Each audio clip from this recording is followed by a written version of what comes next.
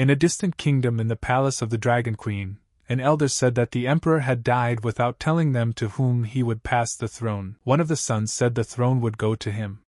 His father loved him most when he was alive, but the second son decided he would not stand by and said the throne would be his.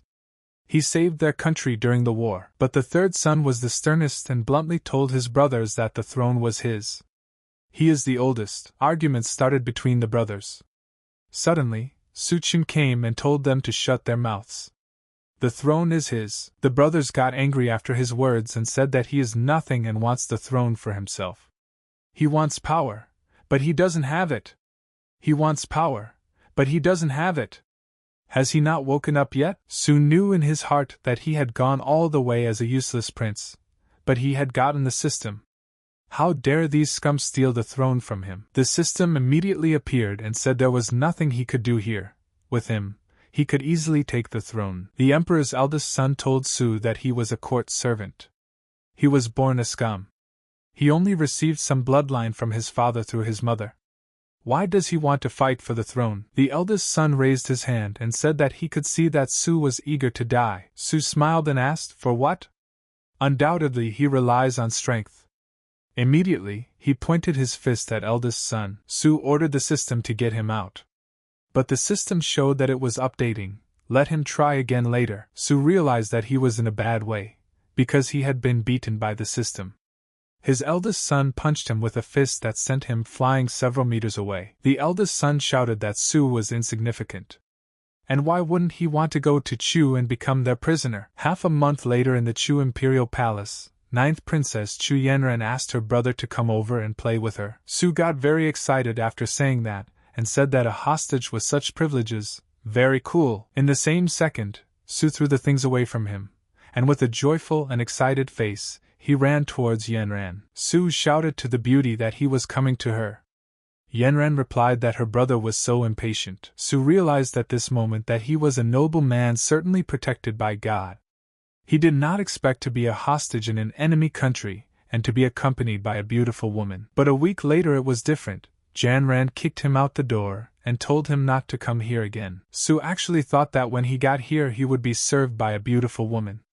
But this 9 princess just isn't human. People said that this Suchin was picked up by a 9 princess who has fox blood ties, who collects yang and nourishes yin, and after 8 layers of the elemental realm to 3 layers of the elemental realm for 2 months. And now he wouldn't be able to defeat them. And they also heard that this little brat still wants to fight for the throne of the dragon country. I wonder where he gets his courage from. Su has come a long way and coming home saying that the stupid system has made him so pathetic. He must get revenge. Suddenly, the system appeared and said that the system update is finished. Now everything will start up. Su got excited and asked, did the system finally update? The system tells the guy he did a good job. And it congratulates him on completing the initial survival mission. And for doing such a good job, the guy will get 2 skill points. Su got upset and said that he spent so much effort and only got 2 skill points. Let the stupid system get out of his sight immediately. He doesn't have to worry about his shitty skill points. The system said skill points are omnipotent. He can't increase his skill level at will. And 1 skill point could be exchanged for 10,000 gold coins. Su asked in surprise, 10,000 coins? Su thought that 2 skill points doesn't mean he can exchange 20,000 gold coins. If he exchanges 20,000 gold coins for a bunch of great pills. When the time came, 9 the princess would kneel down and beg him for mercy. He imagined Janran calling him my lord and telling him he was adorable, and she loved it so much. The system told the guy that it congratulated him for launching a beginner's benefit, worth 1 skill point, for entering the lucky lottery. Su asked, is this a good thing? Su took a closer look at the wheel and saw that the chance was very small and got angry and said to the system, is it kidding me? Su starts yelling that 1 skill point can be exchanged for 10,000 gold coins. And the system offers him a roulette game with a low chance of winning? He wants him dead. The system asked Su if he was sure he didn't want to do it. The guy replied that even if he Suchin would starve to death or jump from the city gate. There's no way. He's not spending a skill point to try his luck at the damn lottery. And then the system popped up and said it congratulated the guy. A real warning went off, the big lottery on the forgiveness table was replaced by a mandatory execution, and the skill point cost goes from 1 skill point to 2 skill points. The system rejoiced, and said that now it's rule time, and he has no choice. Su got really angry and started swearing at the system, and grabbing him by the neck said he was going to kill him now. The system was screaming that how dare the guy hit him. Either he'd have a fish or the net would break. And suddenly a yellow light appeared and the system said congratulations to the host. He had won the initial prize with a small percentage chance, and he won his 1 million skill points. But Su didn't care. He was beating up the system for wanting to cheat him. But suddenly it showed that he had 1 million skill points. Su asked with surprise in his eyes, "What?" The system itself had not expected it either and asked, what was even possible? Su couldn't help himself and started yelling that he had 1 million skill points. He is the luckiest man alive. He had a small chance of winning. The system was asking how could this happen? How can he be given assignments after this? Su said that with so many skill points, he didn't have to worry about assignments now. He seemed to have remembered something that needed to be finished. The system sees the look in the guy's eyes and asks him what he wants, and he warns him that the system is in front of him. Su replied that the system had been around his neck for a very long time. Now it was his turn to enjoy his ruin, but the system immediately refused such an offer. Su did not accept it, and began to beat him up. After such a battle, system said he felt like dirt, but Su said he felt good. He's finally vested. The guy told the system not to worry, since he's with him, he'll be responsible for him until the end. The system got very frustrated and cried, saying that Su knows how unhappy he is with having such a master. Su said no need to cry like a girl. Let him spend 1 million skill points. The system started watching the guy's actions and wondered. Su asked him how things were going. Su looked at his stats and asked the system, did he stab him in the eye? The system said no, and he thinks the guy better watch his life. I mean, he won't even lead for 6 months. Su asked in surprise, did he have 6 months left? And it turned out that he had been squeezed out by that fox. The system said he had a way to get his time back, if he gave him all his points back. Su waved his hand at him and told him to let the system go away. Let it not even think about his glasses. The system got very angry and asked, would he really be the most failed system in history? Su said that now there was a more important thing, improving skills one by one, and shouted for the system to improve skills to the last level. The system immediately chimed in and said that it congratulated the master for breaking through to the 4th layer of the Yuan realm. Su started laughing hard and said that all the skills were at the last level, and now we need to put them to the test. Su immediately used his strength and broke his house. When he went outside, he started shouting that this was the strength of the 10th level of the Yuan realm, and now no one would be able to say he was trash. The system at this point became very frightened and covered its eyes with its hands. Suddenly a girl with great strength appeared in front of him, and said Su is trash. He destroyed the barn and now he wants to rebel. Su immediately recognized that it was Chu Yenran's personal guard, Lin Wutong, and replied to the girl that she was just in time. Su told Lin that last time she almost killed him several times. It was time to settle the score. Lin asked Su, how dare he talk to her like that? Does he wish to die today? And attacking the guy, she was saying that anyway for the 9th princess he was now useless, and she would help her. Su asked in a surprised voice, help him? Su said to Lin, she deserves it too. She is trash at the 3rd Yuan layer. Does she really want to fight the 9th Yuan layer? And does she think she will die a quick death? Lin replied to let the guy die for her. Su let the dragon out of his body, and said that only she would die here. Slashing at Lin with her fist, she immediately felt her arm begin to break from such a strong blow. Lin was badly wounded and asked the guy, how did the trash like him become so strong? Su asked, does she wish to know? Well then he won't tell her. And then with that question, that's what she would die with. Su used his fire fist and aimed at Lin's head. The girl shouted at this moment that don't. Su beat her up and said that was all Lin Wutong could do, and starting today, he's going to take action. Suddenly the system popped up and showed him a new task. Su was surprised to read it and asked, is he supposed to propose to this fox? Su grabbed the system and asked, is he trying to kill him? This Chu Yenran took his life with only half a year left, and he wants him to propose to her? And let him not talk about the fact that they only give 5 points for this task. The system responded to make him calm down. It's his job as the system. He can't control it, and yet he suggests he take this assignment. Sue asked why. The system replied to let him think for himself. He was so unhappy because of this Chu Yanran, and now that he has begun to act, he can subdue her. She will serve him such pleasure. Doesn't he want to experience it? Sue replied that what the system said made sense. Sue thought and remembered that she took a lot of energy from him. He wants her back. The system said it was right. Then have the guy hurry up and accept this assignment. Sue replied that it was indeed, and even if he has 1,000,000 skill points, he's still at the mercy of the system.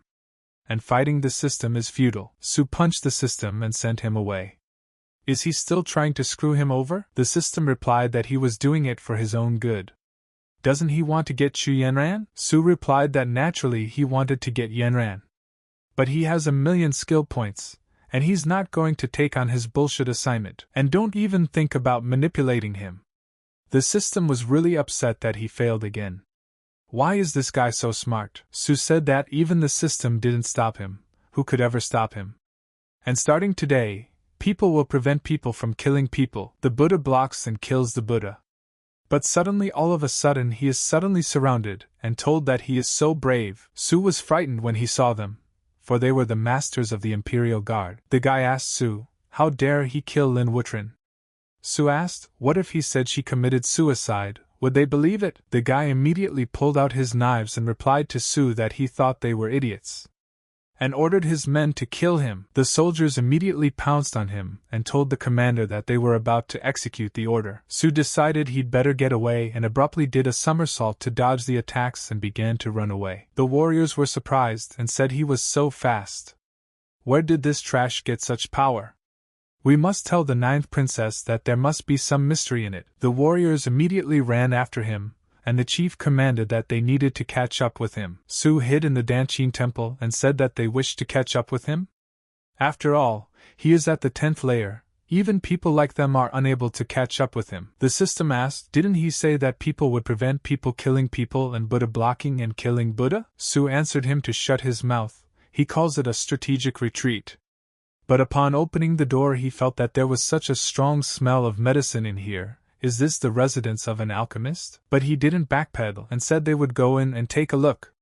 But going in deeper he was surprised and said there were so many healing herbs, and it's very surprising. He's only 6 months away from dying. If he can come up with a cure, he'll make up for his life. Sue asked the system, medicine is considered a life skill, right? How could he get that skill? The system asked him that now he was asking him for help.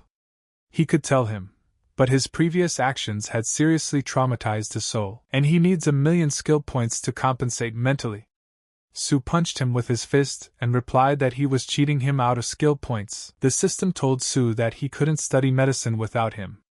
The guy replied that there must be a pharmacist in this room. Sue walked on and asked if there was a pharmacist here. Why isn't there even a ghost? But all of a sudden someone suddenly appeared behind him and asked Sue, who is he talking about here? The boy fell down in fear and shouted, ghost. Sue looked carefully and said that this old man was a person, a living person. It turned out to be a human being, which shocked him, but his appearance is no different from that of a ghost. The old man replied to the younger man that he was so brave for daring to talk to the old man like that. The old man asked the guy, does he know who is standing in front of him? The old man is the #1 alchemist in Chu country. His name is Huang Zhan. Sue heard his name asked with a surprised voice, Huang Zhan? Huang asked him, is he puzzled by the old man's name? Sue replied that he had never heard of it. Huang asked in surprise, what? Is he mocking him or something? Sue replied that he really didn't know him. Moreover, if he was really an alchemist alone in the Chu country, why was he locked up here? Huang asked, who from the land of Chu could lock up the old man? The old man locked himself up because he failed to perfect medicine, mistakenly turning the pill of life into a pill of despair. This mistake led to the death of the first emperor. Because of his guilt, he locked himself in here. Sue said to Huang that, however, he is clearly running away from reality. This is wrong. Lu Xian once said that true warriors dare to face the harsh life, dare to face the dripping blood. Juan replied that he did not think the younger one would dare to teach the old man a lesson. And does the boy not wish to study medicine? And let him worship him as a teacher, Su interjected. Worship him as a teacher? He thought immediately, he has 1,000,000 skill points. If one learns the basics of medicine, one can directly improve it with skill points. There is no need for a teacher. Huang said that he didn't have long. As long as the guy was an apprentice, he would teach him the life-refining skill. Lan would make him the #1 alchemist in the Chu country. Su apologized to the elder and said, could he please lend him a book on beginning to perfect medicine purification? Let him try it out first, and then decide whether to worship him as a teacher. He doesn't really want to learn from someone. Huna answered him with a question. He doesn't think he can learn medicine on his own, does he? Su asked. What if he is an incomparable genius? Huang immediately took out a book and said that medicine technique is profound and incomprehensible. Without a teacher, it is impossible to understand it. And here is the book, let him accept it. Su read the title and asked in surprise, the overbearing president had fallen in love with him? What kind of book is this? Juan was also very surprised and apologized to him, saying that here was the book. Su picked up the book and in his mind, he knew that he would show Huang the power of 1,000,000 skill points. The system immediately popped up and said that it congratulated Su on learning the life skill medicine. He also became a rookie alchemist. Su asked, is that it? He asked the system, didn't he say he couldn't study medicine without it? Turns out his mouth is still nasty. The system said this guy is too lucky. When he falls asleep, they'll even give him a pillow. And don't let him talk to him, he wants to be quiet. Su said to let the system go and think about the fat tiger, and he needs peace. Stop talking to him, he's going to improve. Raise the medicine skill to the last level. After opening the book, the system began to congratulate him on getting an advanced beginner level. And then came the master level. Juan looked at him and saw that he was turning pages. He probably couldn't understand. By now he should understand the depth of medicine. Su has seen his new accomplishments, that he has become a great master. And that's great. Juan asked the boy how things were going. Now he understands the difficulty of studying medicine, doesn't he? Su said to the older man that he had studied it. Juan replied that it didn't matter if he didn't understand anything. Although it is a book of introduction to medicine, but the content is complicated, he only learned a little after 5 years of study. And then Juan was greatly surprised and asked him what he had said. Had he really studied everything? Su replied that it was too easy. There is no complexity at all. Juan told the guy that he didn't want to follow the old man as a teacher, just let him say it. He turned the pages and said he studied it. It's disrespectful to medicine. Su said that he had really studied it. And if the elder doesn't believe it, maybe they'll have a competition? Juan was surprised and asked, jousting with him? Is he joking? And it looks like the guy not only despises medicine, but also dares to tease the old man. Does he want to die? Su shot down his hand and replied that the elderly have little time left to live. If he doesn't believe it, how about trying to refine the pill of life with him? Juan got angry and said that the guy was deliberately provoking the old man. Su took out a handkerchief and started wiping his face from the old man's drool and said there was no need to blame him. Juan waved his hand and said that since the guy was so confident, the old man would show what he could do. In the same second, a large golden bowl, the height of a whole house, appeared in front of him. Juan said he locked himself up here for 78 years just to study the pill of life. And how dare the guy provoke the old man with the pill of life? Today the old man will show him his place in the world. After saying so loudly, the main doors suddenly opened and cold air rushed in. Su was surprised and asked, what the hell is this? And then Yenran and her men came in and said that Su Qin is a real trash. He's good at hiding. Su was greatly surprised and realized immediately that things were not good for him. Yenran had come too quickly. The warrior told the 9th princess that his subordinate would help her defeat Su, and immediately jumped on him yelling that he would finish him off. Su was ready to fight them too and shouted back for him to come over and do it. But Huang told the boy to leave it to the old man. Huang immediately used his huge palm of magic, and with a single blow, stuck the warrior into the ground. Everyone was surprised by this, and Su also saw that this old man was so strong. Yenran asked, who is this immortal, and how dare he kill this princess's men? and ordered his warriors to finish off this old immortal. But the warriors were very frightened, and one of them was telling the princess not to do it. Yanran was surprised and asked him what he said. The warrior replied to Yanran that this was Master Huangzhan, the best alchemist of the Chu country. Also, he is the master of the heavenly realm. Yanran was greatly surprised and asked, Heaven realm? Su also just found out that this old man happens to be in the heavenly realm. But will he agree to be his teacher if Su asks him properly, though it's too late? Yanran approached Huan and told him she was the 9th princess. This servant killed his guard after escaping. She wants to take him back to deal with it. Huan wouldn't listen to the end of it and told them to leave. And he who steps forward will die. Yanran became very angry after saying that, and in her head she knew that this old man couldn't afford it. And Su must come out himself. Yanran immediately told Su that if he didn't want to get hurt badly, let him come to her. And maybe he would keep his body. Su was surprised and realized that he had strong support from the heaven realm. And how dare Yanran threaten him? Su replied that she's a little girl, and if she doesn't do this to him, she can't be calm. And he doesn't want to hear her screaming. Let her get out of here and decide for herself. Yanran was very angry and told the boy how dare he insult her. She would finish him off with 1,000 swords. Su believed in himself and replied for her to come over. As long as she walks over, he'll be standing there. And no need to frown, he's not her daddy. Yanran, hearing such strong insults against her, said she was so angry, and ordered her soldiers to kill him. Su immediately felt that the provocation had succeeded, and it was up to the old man to take it from there. Huan quickly approached the girl and slapped her, saying she was too noisy. Yanran didn't expect this turn of events, and even before she could dodge she only felt a strong blow. Yanran asked the old man, how dare he hit her? She immediately ordered the warrior to go and asked the emperor to come to kill this old immortal man. Also, this trash Suchin should also die. Su thought, why didn't this old man kill her? Now more fire must be kindled. Su turned to Yanran and Hu and asked, don't they want to kill him? Let them come to him, he really wants to die. And then Huan told the guy that he was very clever. He will use the pill of life to provoke the old man. If he can't match the old man, he doesn't need anyone else to do it.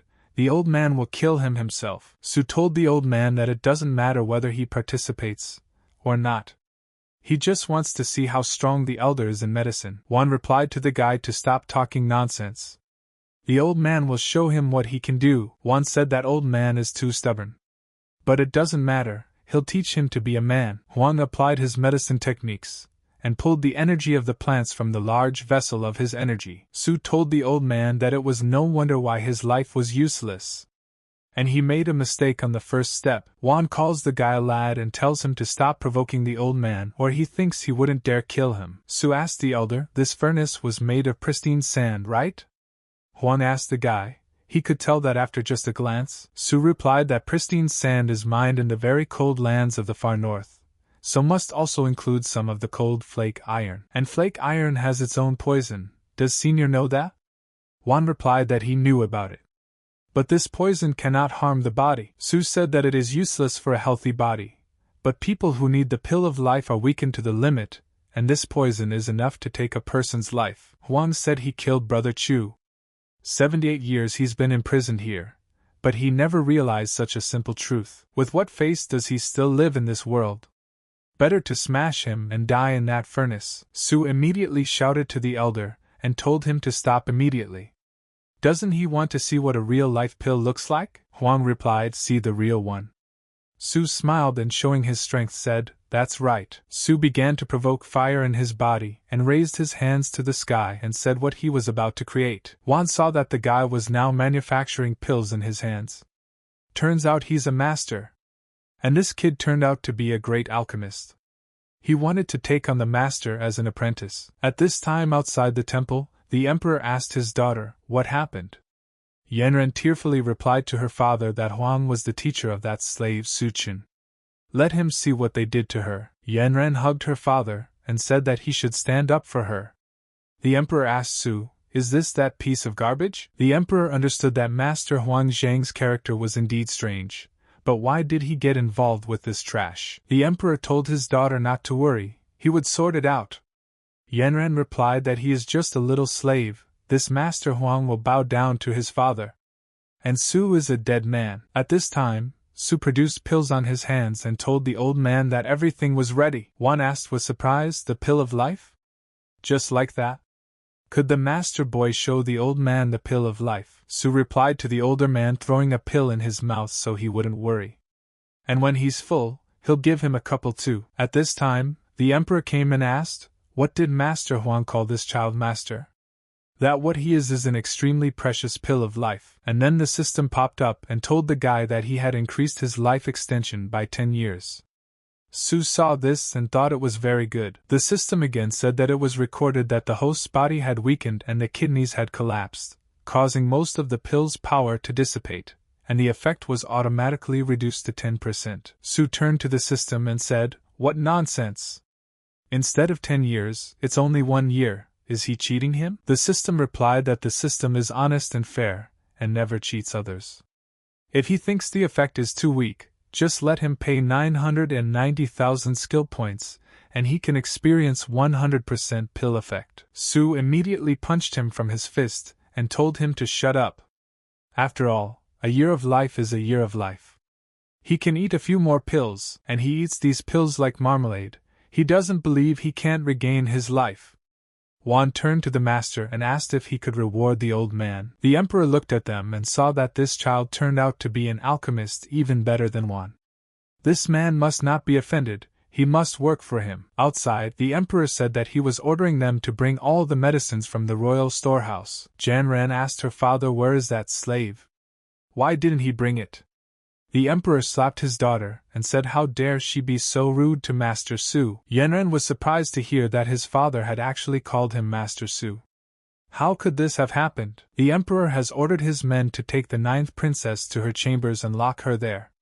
Without his approval, no one is to go near the princess's chambers. The servants immediately heeded the emperor's order, and taking the princess by the armpits began to carry her away. Janran screamed at her father, and asked why he was helping this cheap slave? And he must have been tricked. With each pill she gobbled down, its duration increased, but eventually she said it no longer had any effect. Su shouted to the system and said she is a creep. The effect of the life pill less than a year, now it's useless, she was playing with him. The system said he had offered to help him before, but he didn't listen. Now he regrets it? But now it's too late until 990,000 skill points will give. Su got really angry again and pounced on the system with his fists, and said that he was about to show her. The system backed itself into a corner, and asked the guy if he could stop hitting it. She's a system, too, after all, Su replied to the system to make her forget. 10 years would pass before he knew it. He had to think of other ways to restore his life. The emperor came to the temple and told his servants to bring the medicines soon. He told Master Su that they were rare medicines offered by different countries and let him take them. Su saw that this Chu Tianming sees the wind as a direction. He used to ignore him before, but now he sees that he has become an excellent alchemist. He decided to act. However, gifts must be paid for. Su told the emperor that since he was so kind, he couldn't refuse. He won't take these things for nothing, he will give them this pill of life. The emperor catches it and says it's a pill of exorbitant price that can extend 10 years of life. He's just giving it to him. The emperor thanked Master Su for such a precious gift.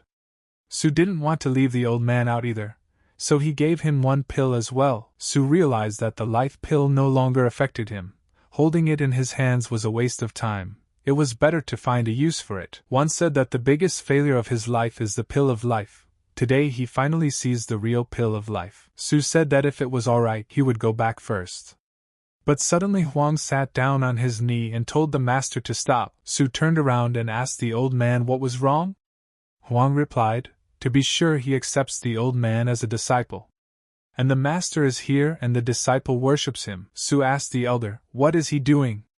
Huang replied that the disciple had eyes but he couldn't see everything.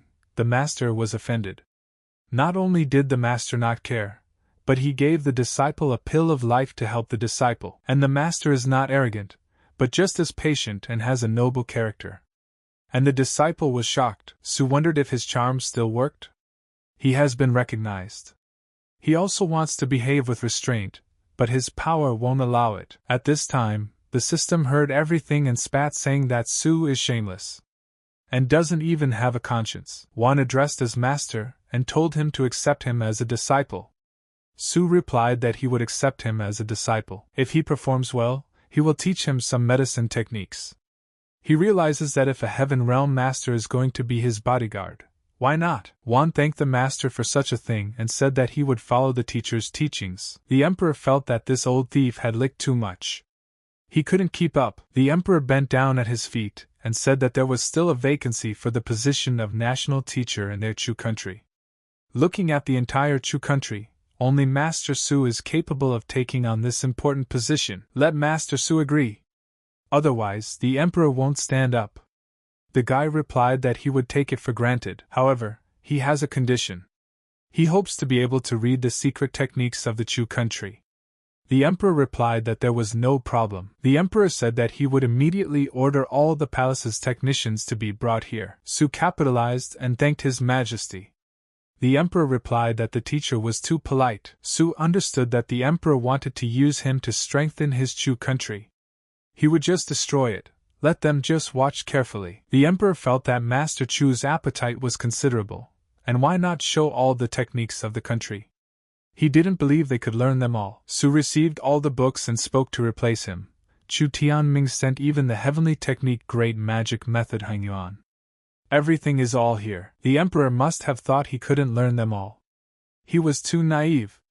And it's too easy for him. The system immediately came out and said that it congratulated Master for obtaining the Hangyuan Great Magic Method. Su said that he had to learn everything. The system notified him that by spending 3,000 skill points, the Great Huyuan Magic Method had risen to level 100 and was successfully transferred to Hongyuan Wanqingju. Su read all the books in a row and said they have continued development too. That's not even a bad thing.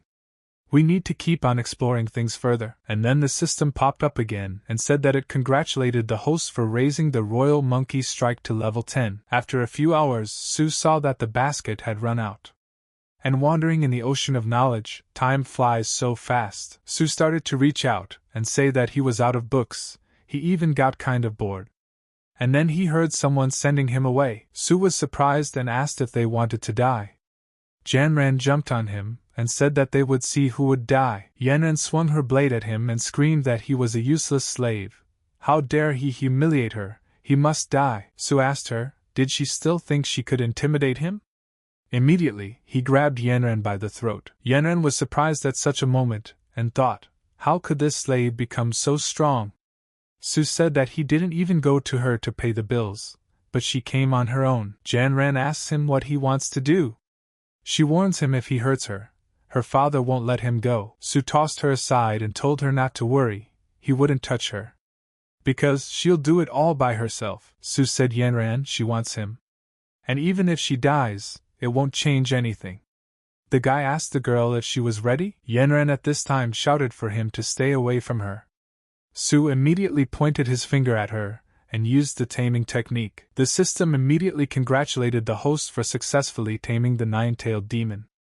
Janran immediately began to feel different and even relaxed. Su said that taming was really useful. He didn't expect that Humeizi would be the most powerful clan among the fox demons. Su looked at Yanran's stats and said that he was sorry that this loyalty didn't last forever.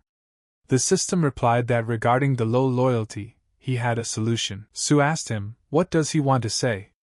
Or does he want to say that if he gives the system his 990,000 skill points, it will help him tame it? The system was surprised and asked the guy how he knew. Su punched him from his fist and replied that he knew him and would kill him now. Janran came to her senses at this time and asked the guy what he had done to her. Su replied that he had tamed her. She was now his pet. Janran said it's impossible. Its bloodline level is much higher than ordinary demons. Even if its realm is low, it needs a taming technique level of at least a great master to be able to tame her. Su replied to the girl that he had left a spiritual seal in her body. She could check it out. Janran checked it out and shouted to the guy that he had indeed tamed her. But how is that possible? Su replied that he was able to become a master of medicine in an instant. Naturally, he could become a master of taming animals. Janran said that now that her secret is out, people won't let her go. let him rather kill her. Su replied that although she had almost killed him before, she was Su Chen's first woman. He will not kill her. He will keep her secret, so let her be an obedient pet. Janran asked the guy that he wouldn't kill her and even help her keep the secret. And then Su saw that it was possible to increase loyalty with a couple of sentences. Su immediately told the girl that he wouldn't treat her differently just because she was a demon. The best thing in life was spending the night with her, and his love for her is real. There's no guilt in it, but he's drunk as a dog. And he wants to give her lots of lipsticks so she'll give them back to him a little every day. And then the system popped up and said that loyalty continued to grow. Su said he was really a genius. The system asked the guy, "Is this even normal?" Yenren told Su that actually, he was her first man too. Thanks to him, her disease might be cured already this year. Su said then in that case, green is not his protective color. Yenren replied that she was the one who used to get a lot of yang energy from him. She was willing to give it back to him. Su was surprised and asked how could she be brought back? Janran replied that by what he was going to do earlier. Su said that's fine with me. However, he was very tired today. Yenren immediately jumped on him and said that he didn't need to move, she would massage him herself. The next day, System said that he congratulates Master for breaking through the Yuan realm. The reward is 20 he. Su got up early in the morning and said that by spending the night with Chu Yenran, he was able to break through the Yuan. The yang energy had indeed returned to him. Su patted Janran's butt and said that this night this gentleman had done a great job. Yanran asked him to let her sleep for a while. She had no strength at all. Su shouted that this gentleman was magnificent. The dignity of a man had finally returned to him. Su asked the system if it now understood why he didn't do his assignment. Does it see the result? Does he really need to propose to her? The system replied that doing it without the intent of marriage is disgusting. Su said that everything should be utilitarian. Have the system send him some assignments with technical content for the future. And his assignments are too easy, there is no point in doing them. The system asked the guy, he dares to question the complexity of the system's assignments? The system will not tolerate that. Su asked him, what's next? The system replied that he was going to give out a difficult assignment. Would he dare to accept it? Su replied that's fine, let him order it. It's not that he has doubts, it's just that the system is not accomplishing the system's primary purpose. The system responded that it was working with a huge amount of data. And since the owner insists, he will show him now. And then the system ordered the guy to go to the palace of the fox concubine and steal the treasure. The reward is 500 he. Su asked with surprise, 500 is he? That's not bad at all. And it's something you can sweat a little for. The system asked him if the guy was sure how powerful she was. Make him hurry up and take the assignment. Su stops him and says he doesn't say he'll take him on. The system thinks he's stupid? This is the resting place of Chu Tianming's favorite concubine. She is guarded by masters. Does the system want him to go to certain death? Systema got very angry and replied that the master had said so. Su said he didn't say anything. He only said to plant assignments, but he didn't say he would accept them. The system told the guy that he tricked him, and 500 he is. That's the monthly rate, but he won't accept it. Su said fine. That gentleman didn't have much fun last night. Suddenly a servant came in and told the national teacher that a concubine had arrived. Su asked in surprise, a concubine? She arrived as soon as she was mentioned. She is most likely here because of Chu Yenran. Su got dressed and told the system to come with him. He would meet this concubine. The system was offended and said that Su was not human. And when she met the concubine, she said she wanted to see Master Su.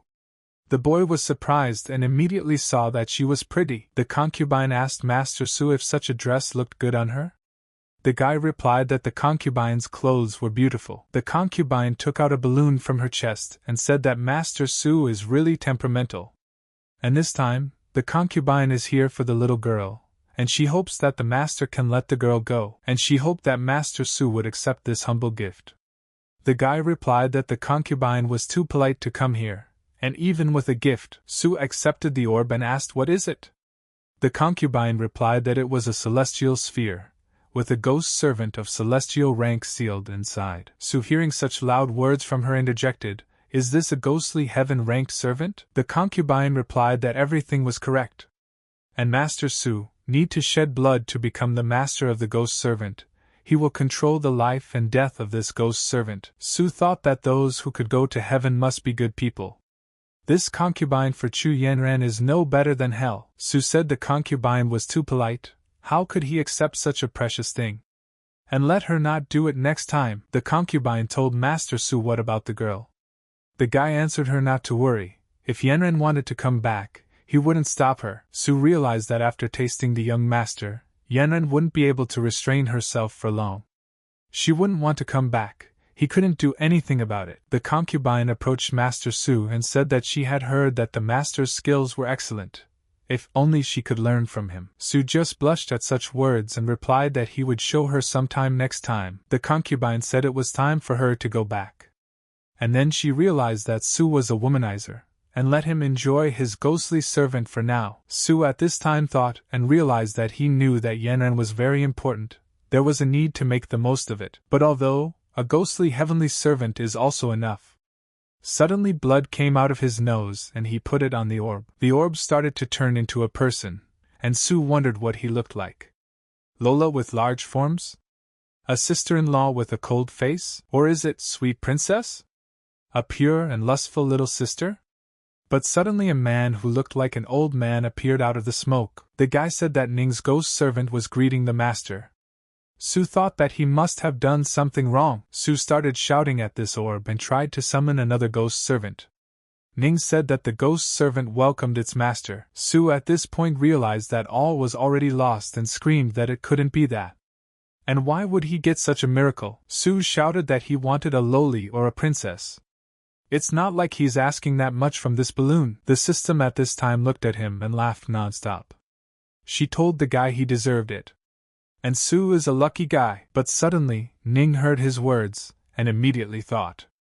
Suddenly, a large cloud surrounded him. Ning transformed into a beauty and told her master that she was asking that he forgive her. She was just kidding. And that's her original appearance. Seeing her in her real form, Su started drooling on her. And Sistema didn't expect this turn of events either. Su started to say that she wasn't a flower. But she wasn't bad.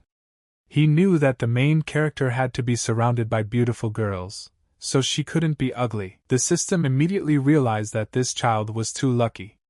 Su asked the girl, her name is Ning Xiaoran, and what did she do when she was alive? How did she become a ghost servant?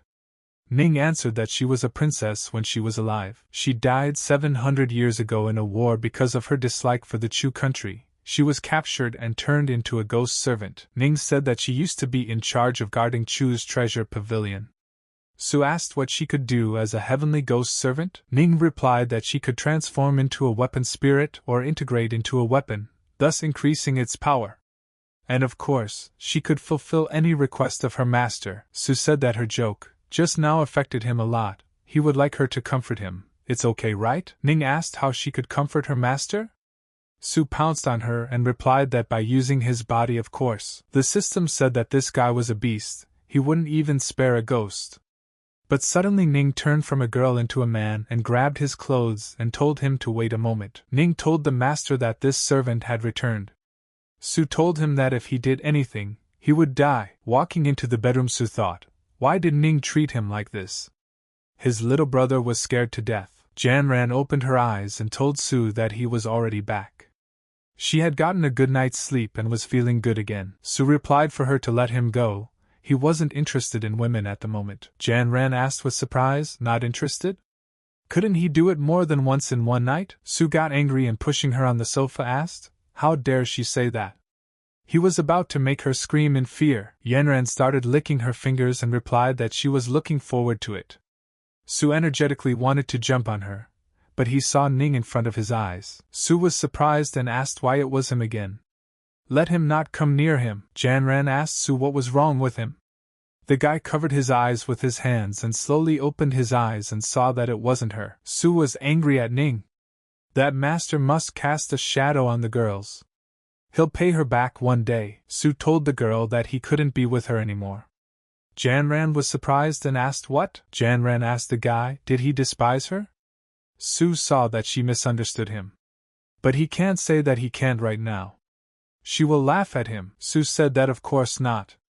He just thinks that he needs to work hard to improve his cultivation as soon as possible. And that's the only way he'll be able to protect her. The system said that the nine-tailed fox's loyalty had increased by 10 points. Sue realized that it was only possible to say love words with his mouth open. Janran stood up and said that then the slave would not interfere with her master's practice. It was time for the slave to go. Sue realized that he couldn't do that even if he wanted to. One can only wait for that flowery shadow to disappear. Sue thought about everything and said that since he was free right now, he would just practice a little. Sue took out his pills and told the system to just watch him break through to the Earth realm in one breath. The system started popping up with each breakthrough and at the end congratulated him on breaking through the 10th layer of the realm of the deep. Sue said that even with all of these, he wouldn't be able to break through to the Earth realm. These pills are not strong enough. Sue asked the system if there was a way to break through from the deep realm to the Earth realm. The system replied no comment. Sue asked, this was all because he didn't accept her assignment? So what's it like to be a servant? The system replied that he's a servant himself. And his whole family are assholes. The system said that this system is a real man of steel. Sue replied that he knew she was a man. And he didn't expect help from him. He would do everything himself. Sue said that these pills are not enough, he will make another batch with stronger effects. He doesn't believe they won't be able to help. Sue said to ask Huang where the better materials for making pills were. Huang immediately appeared and asked, did the master look for it? Sue replied that the old man was too fast, he hadn't even had time to call out to him yet. Suddenly he realized that he had only mentioned his name, and he had heard him. He didn't hear the sounds last night, did he? Huang replied that the master is not only a master in medicine, but also in bed. The teachings admire that. Sue laughed and said well said. Let him follow the master, and he would teach him some techniques to regain his former power. Sue said that they would talk business. Does he know where they can get amethyst shinhuan grass, 7-colored ling coral, pushin awi fruit, and 1,000-year-old sasiuria? Huang replied that all these medicinal materials are of the highest quality. Extremely valuable and rare. Only in one place can you find them all at the same time. Sue asked where it was located. Huang replied that it was in the country of Shinong. The Healing Valley. Upon arriving, Huang told the master that there was a healing valley in front of them. Sue replied that they had finally arrived. He didn't expect this place to be so far away. Sue understood that having been bored on the road, he decided to improve some life skills of drawing, Rasba and divine techniques to master level. One said that the master must be wondering why the Healing Valley is called a valley, even though it is located in the mountains. Sue had told him to tell him. And in fact, he didn't question the name at all, for he hadn't thought of such profound things. One said that too many people came here for medicinal herbs. The owner of the valley was concerned about this and moved it to the mountains, and this is equivalent to a threshold. Only profound realm masters with the ability of flight would be able to enter this valley. Sue said that it was exactly what he expected. Huang replied that as expected of a master, just looking at it, and can already understand a lot, the student admires the teacher. Sue told the old man to take him up there. He realized that this old man's flattery was getting stronger and stronger. He was showing promise. Huang grabbed the old man and immediately started climbing the mountain. But in a moment, Sue told the master to wait a moment. At this time in the Medicine King's palace, Qin Lin-O and Qin Lin-Yuro were asking Xiangpeng why he was climbing without a line. Go Xiangpeng asked them, what did they just say? Just that he relies on his father. The first general of Qin country is about to die. Their Lin family will soon disappear. And it was his Go Xiang family that was developing. O was extremely angry after his words, and was even prepared to finish him off. And suddenly Lin-O, the son of the Qin family's god of war who holds 100,000 soldiers, was intimidated by the son of the country's prime minister Go. And it was Lin Su who had been seriously injured in the war against the Chu country in the past. Nothing would work out.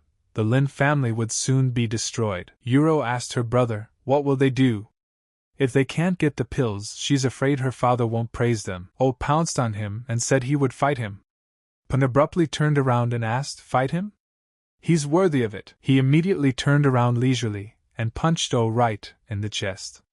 The guy didn't even expect that. Yuro saw her brother defeated and was scared badly for him and began to worry. Peng said for all to see the masters of the valley, spare yourselves. Let them come back and watch their father die, and let the other guys get out of here. Today, the healing valley, purify medicine only for his Xiang family. But suddenly someone came and said, what a high tone he hears. And unknowing people think that this valley was discovered by his Xiang family. Peng turned around and replied, what kind of person does he see? Isn't this the Prince Suchin of the Go country? He was sent to the Chu country as a slave, so why is he still alive? People began to say that this trash was sent to Chu country after the power struggle. That's him.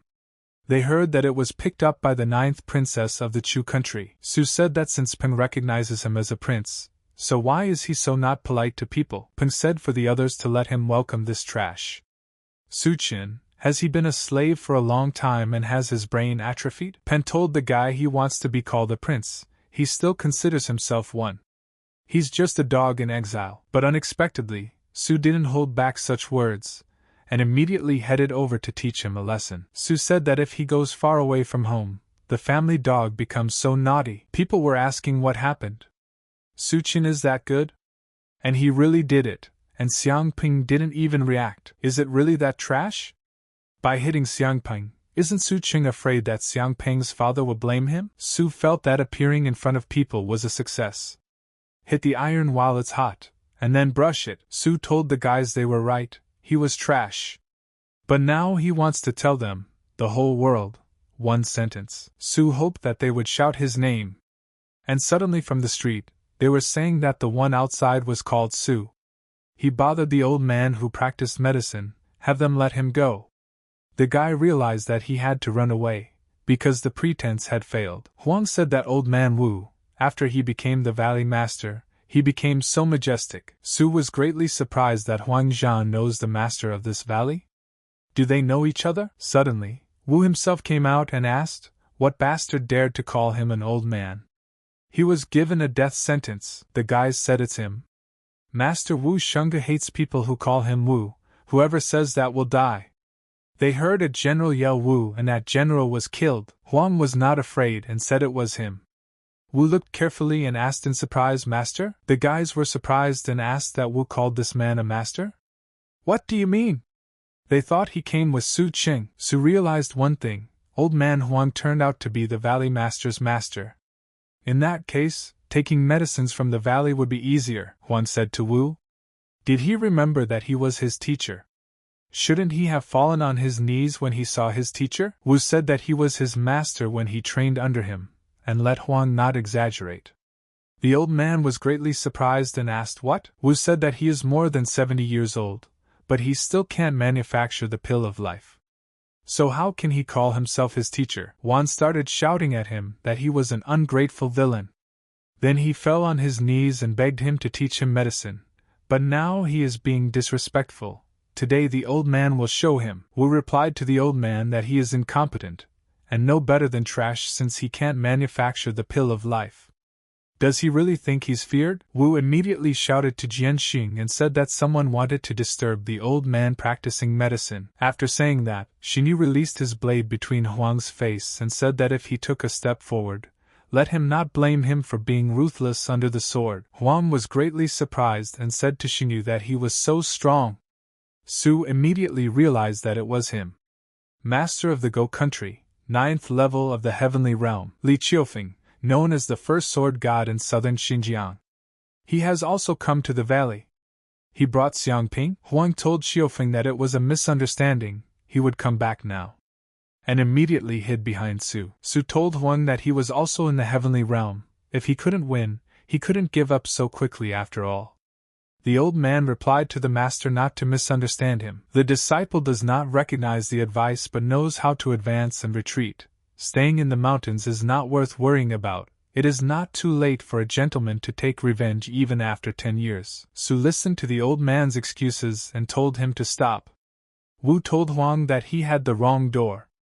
With Li Qiufeng, does he think he can move his hair? Letting him come here means he needs medicine, but he won't give it to him. Wan started yelling that he was a villain. He's furious. Su told Wan to calm down. They're going to be teachers. Juan asked the master what he was doing. Tell him to hurry back, he could be killed there. People started saying that Su was coming. He didn't even dare to go backstage, he's going to die. And it seems like he's still the same trash. His mind is simple and he hasn't changed a bit. Wu asked the boy, is he trying to show off? He thinks he is still the prince of the country of Go. Let him hurry up. Su approached Li Jianxin and asked if he needed the pill that was inside. The guy replied that he had met a prince, Master Wu Shuang, produces a soul condensation pill for him. Let him not worry about it. Li told Wu not to worry, he won't bother him because this pill, the soul condensation pill, has been perfected. After 10 breaths, the pill will explode. People began to ask if they heard Su's words correctly. Master Wu's refining effect was useless? Wu got angry and asked the impertinent boy, what is he talking about? Let him return his insulting speeches, otherwise he wouldn't look at the fact that he and Li Jian knew each other, he would dare to kill him. Li noticed that this Su really hadn't made any progress. He dared to question the Valley Master's refining technique. He is too immature. No wonder why he failed. Su started counting from 10 to 0. Wu got really angry and told him to say that the guy wasn't even going to start repenting. And if he wants to die, he will fulfill his request. Su got to 0 and said that there was about to be an explosion.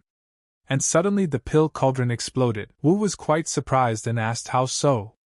Li also said that it had actually exploded. People said it blew up too. Su talked about it.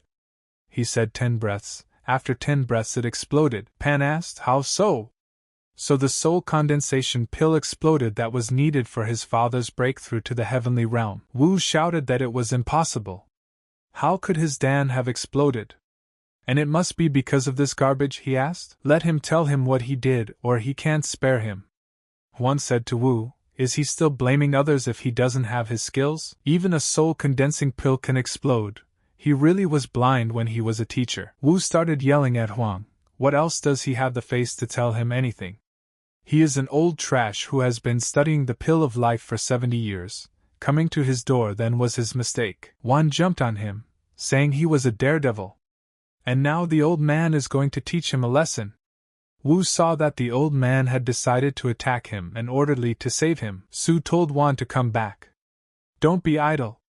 Huang immediately came over and replied that the disciple was harsh. Wu asked, Huang is listening to this child. I think he said master? Or did he mishear? Su said that it was just a soul-thickening pill. Is it really worth fighting for? Really hopeless, Wu said to the boy. Who is hopeless there? Say it again. And suddenly Li put the chapter away and turned to the prince and asked, does he have anything to say? Li was surprised that Su was able to predict the time of the pill's explosion. Did he really have knowledge regarding the soul condensation pill? Su replied that he would let them see everything with their own eyes. And he began to demonstrate his abilities. Guys have been asking what he's doing with the scum of the pill. And they don't believe he can understand medicine. Wu asked the boy what he wanted them to see. Is it possible that he still can't use waste to improve medicine? What does he think? Su immediately said that fire was about to appear. Fire immediately started to come out from his hand. Wu looked at him and said, is he really a great master? Medicine with his bare hands. He really is a great master. People also said it was impossible when Su became a great master. Doesn't 30 years in Hudong and 30 years in Heishi make people become poor? Wan saw a group of rednecks who had never seen the world. He had seen it a few days ago. People started shouting for everyone to watch. The color of the rest of the pill changed. It began to condense once again. It formed a new soul condensation pill. Su produced everything and holding out his hand said, this is a true soul thickening pill. Wu walked up to the guy and said, scum recycling medicine, it's unbelievable. A great master, a true master of medicine. Li asked, how long does it last? From a loser to a great master of medicine. He's a monster. They all immediately sat down on their knees in front of him and began to say that they saluted the master. Su rejoiced that he had finally succeeded in becoming a saint. Things were different now. He should be more relaxed in the future and not lose the title of Grand Master. But suddenly someone turned to Su. The boy was surprised and asked, what is it? What's wrong? The girl hugged his legs and told him to let Lord Su save his father. If he could save her father, her entire identity would be his. Su was surprised and asked what she said. Really? Huang turned to the master and told him to pay attention to the case. Su said he just wanted to ask her, does she really want to save her father that badly? The girl replied that as long as she could save her father, Lin Yuro was willing to give everything she had. Su said that he agreed and then let him give him her father's pill of life. Yuro bowed and replied that she was grateful to Lord Su. Su told Miss Lin that there was no need to make such a big gift. The girl's sincere heart touched him. He couldn't even have the idea of using the body of a half-Kaijian girl in his mind. Yuroi smiled and said that she knew Master Su was elegant and grandiose, with extraordinary tolerance, and he was definitely not a person who craved for beauty. She really wanted to use her body to get the pill. It would be a great humiliation. It wouldn't happen again in the future. Su replied that he was glad that she could think in this direction. He would perfect the pill of life for her. Su realized in his heart that he wanted to be humiliated. Girl, why can't she hear the hints in his words? Huan had told the master that restraint was the first priority for him right now. Su realized that this time to pretend, he had lost his sister. He can't lose anything else because of the cost of medicine. Su turned to Wu and told him to prepare the medicines for the pill of life. They are needed now. One of the men got angry and told Su that he was a daredevil. How dare he talk to the valley master like that? He thinks the guy wants to die, right? Wu threw a balloon at him and told him to get out of here. Otherwise, he would finish him off right away. Wu told the master not to worry about him. He would send them the right medicine right away. The guy asked the valley master why would they give him their medicines. Wu asked why. Simple, he's a real master, and not to mention that they don't need such a large amount of medicinal materials. The whole valley needs to respect that. Wu told the guy why doesn't he go get his medicine. The guy replied that he was on his way. Wu turned to Su and told the master to wait a moment, and the materials would be delivered. Su immediately felt that this skill of sucking up was worthy of being Huang Sheng's disciple. Li approached Su and said that he was rude and blind. He asked to be punished, but please let him clear this soul condensation pill. Su replied that it's not possible for Li to do that. But it depends on what price he is willing to pay for it. Peng said that his Xian family can give out gold.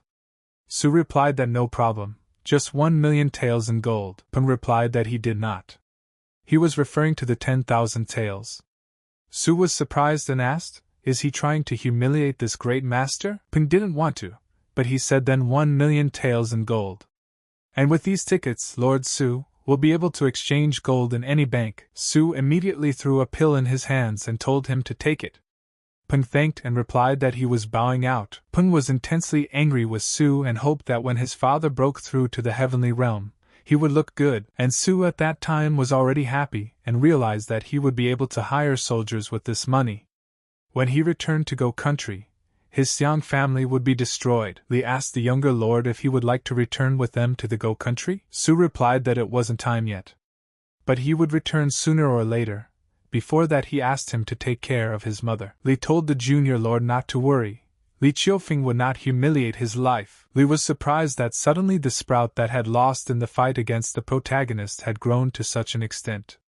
The country of Go is about to change. Su started working on the next pill and smiling said it was manufactured. Wu replied that the medicine pill with his bare hands, no matter how much he looks at it, he feels renewed and happy. Huan said that no matter how many times he looked at it more than Wu. Su told Miss Lin that this pill of life she wanted, and let her take it and cure her father. Lin was greatly surprised that he actually gave it to her without delay, without any additional conditions. Su said for her to take it.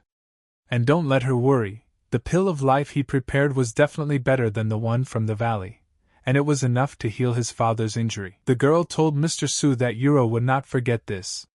When she returns and heals her father, she will definitely go to Chu country to visit and thank him. Su replied to her to come back soon and not let her father should wait. Yuro bowed and said goodbye to him. Yuro told her brother that it was time for them to go.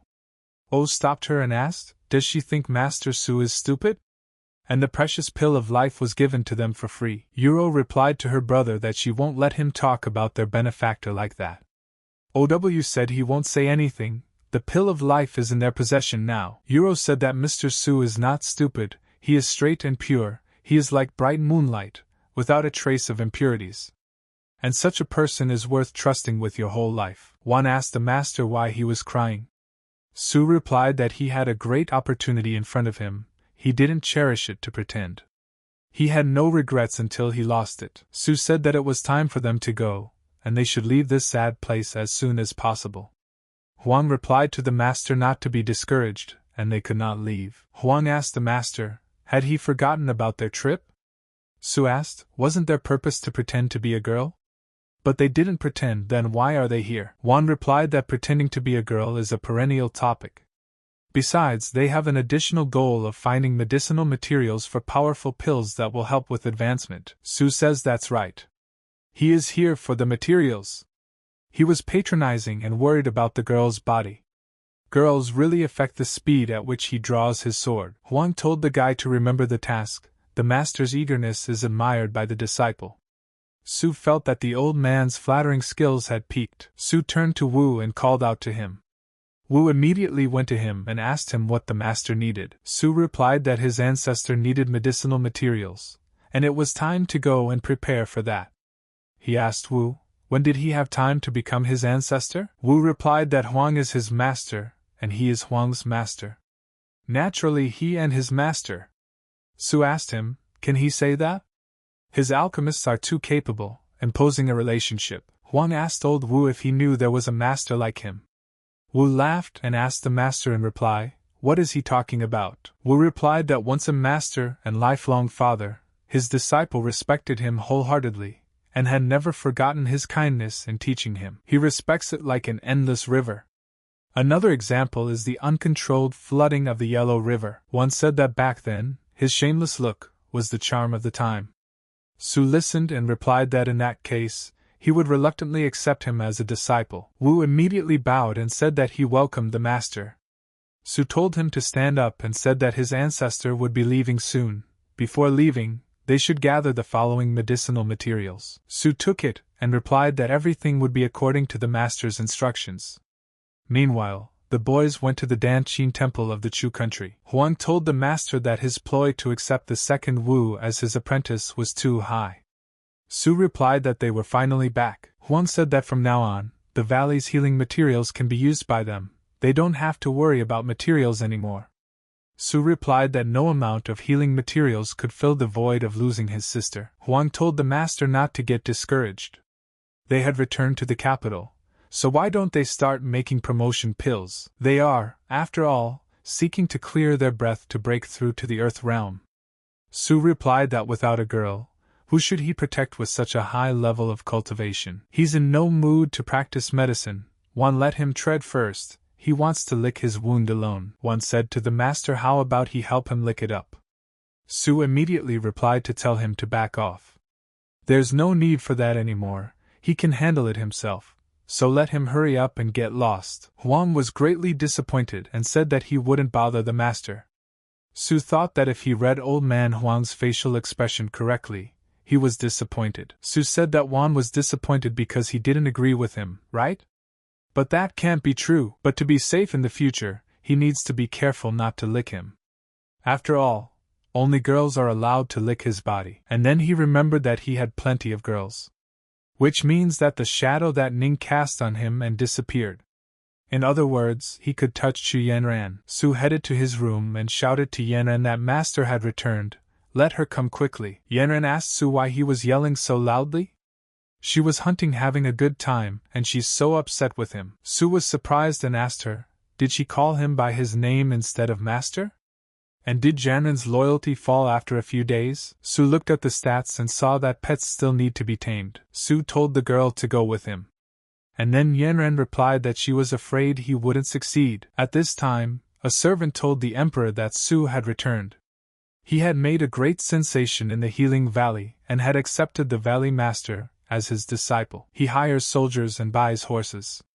The emperor said he knew Su didn't want him to control him, and sooner or later he will return to the Go country to seize the throne. The servant replied that if His Majesty knows, why let him be the national teacher? After all, Su has gone from trash to master of medicine. There must be a big secret in him. The emperor said that if he could master this secret, His country of Chu would be able to cover all of southern Xinjiang. The servant told His Majesty that he was indeed far-sighted. The emperor told him to watch his every move for him. If the secret is to be revealed, then he will become even more powerful.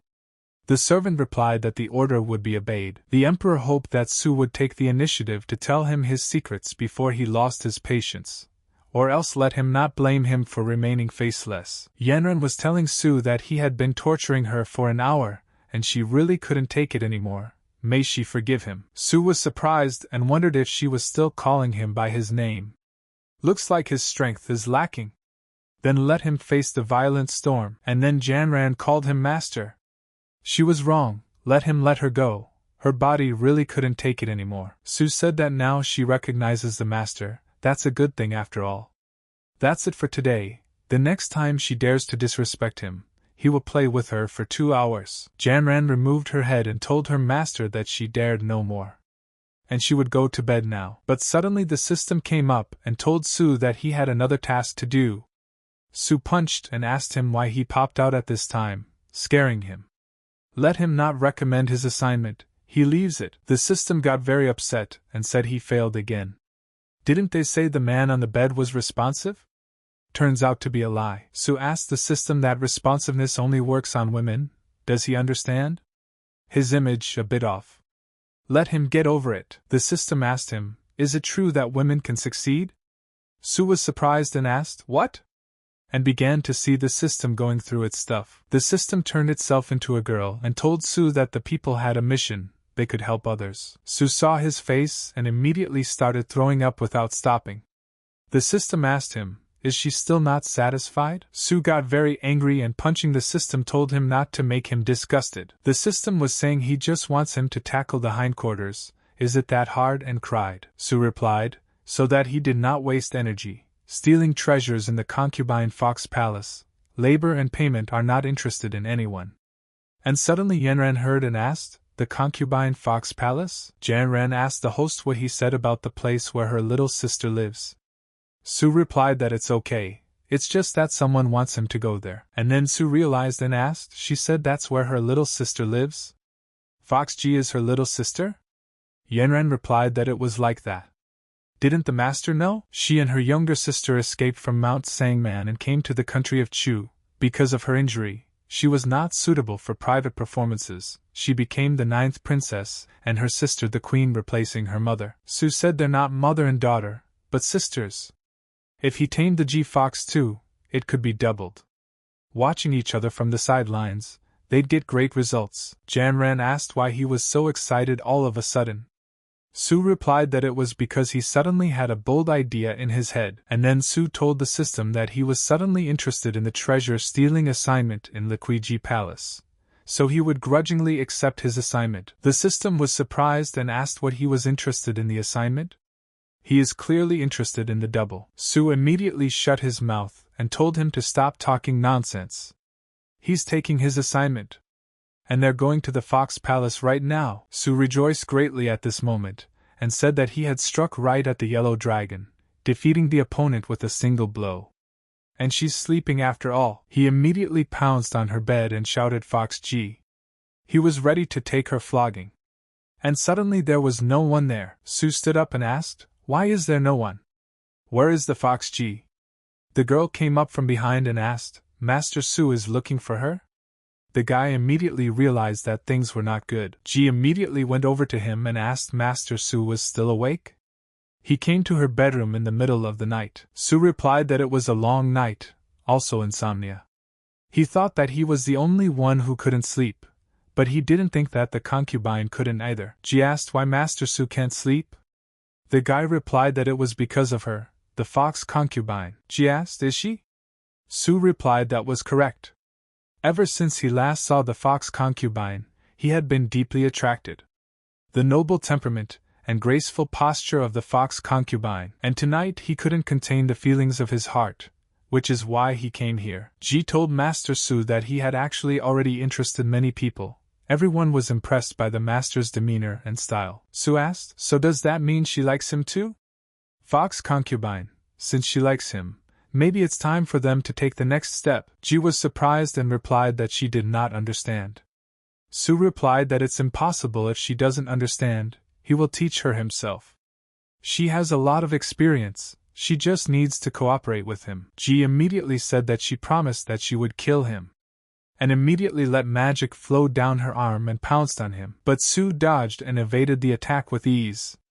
Ji was surprised and didn't realize how he escaped. Ji realized that this was very uncool. But Su pounced back at her, and said that his skills would be better. Su didn't kill her, and with a motion of his fingers gets right to her head, and types it. The system immediately jumped out and congratulated him. Su thought, didn't she say it was her sister? Why does Yenran have 9 tails and this vixen only has 3 tails? Ji woke up and asked the guy what he did to her. Why can't she put up any resistance to him? Su replied that it was because she, as well as her older sister, had become his pets. Ji was surprised to hear that her sister had also fallen into his clutches like her, and asked, does he know their secret? Su replied that by becoming his pets, no matter whether it's heart or body, they won't be able to hide their secrets from him. But they have nothing to worry about, he will keep their secret. Ji asked him why he wanted to help them. Su replied that since he needed them to cooperate with him. Ji asked in surprise, cooperate with them? Does he mean the very cooperation? Su immediately threw her on the bed and said he was going to her. But Ji said she didn't want that. Su felt something and said it's right here. He wants to see what it is. The system asked him if he was indifferent to the beauty, and proceeded to his task. Su says he doesn't understand anything. He wants to finish his shitty assignment as quickly as possible, then will spend his night enjoying himself. The system said that's how it is. He was already glad he was better, too bad. Ji asked him why he didn't pounce on her. Ji immediately went up and asked him what he was doing. Su replied to the girl to wait, and he would be free soon. And he found the treasure he was looking for. Su picked up the box and said what he found. Ji asked him what he found. The guy hit from his elbow and said to open the box. The system said that by opening the treasure box, a sword made of fish intestines was obtained. Su realized the sword and shouted that he had found it. The system also rejoiced greatly that the master had completed his task. Ji asked, why was such a magnificent thing hidden in her bedroom? Here she didn't know if the master knew. Really awesome. Su told the system to tell it what it is, and how to use it. The system replied that since he had completed the task, he would tell it. This sword from the intestines of a fish system product not only cuts hair, but iron like dirt. It also allows you to fly. If it's strong enough, it's capable of climbing 1,000 miles high. Su asked the system, is the sword so smart? Well then, he's going to try it now, and let his power flow through it, and asked the system, why isn't it moving? The system responded to him to point out that he was talking about sufficient strength, and he couldn't. Su got angry and asked, how dare she say that he couldn't? He would now go back and break through the earth realm, and now they would see if he could do it. She asked the master what he was going to do. She is still waiting for him. Su replied, so she won't wait any longer. He's going to train. No one dares to say he can't. Ji blushed heavily and sought to improve herself. The master wouldn't touch her. She used to think that master was a greedy and lustful person who didn't seek to improve. She seemed to have misunderstood him. At this time in the Dancing Temple, Su said that it took him the entire night to process all the medicines that the Healing Valley had given him. After he swallows all those pills, he doesn't believe that he can't break through to the earth realm. The system said he wasn't used to it. Did he? Said something bad about him? Su told him to shut up. To him, as a man, his words were a huge humiliation. He can't accept it, and no one can say he can't. Nobody. And then he started shoving all the drugs into his system. Su started to evolve and said he could do it.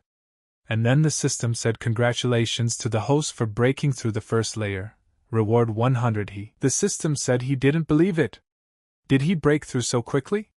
Too scary to be annoyed. Su calmed down and said that he had broken through to the earth realm. It's not that difficult. We'll have to see how the attributes have changed. Su looked at his characterization and was surprised to ask that he had 22 years of life left. Doesn't an ordinary master live for 150 years? Why does he only have this? The system said he used to get hurt all the time. Sure, he got better, but it doesn't make sense to have longevity. Su told him to forget 22 years is plenty old enough, just let him think of ways to maximize it later. There's a more important thing now, prove he can do it. The system told the guy he was too strong. Su let his energy into the knife and told him to move. The knife immediately began to parry in the air. Su got very excited and said, "That's different."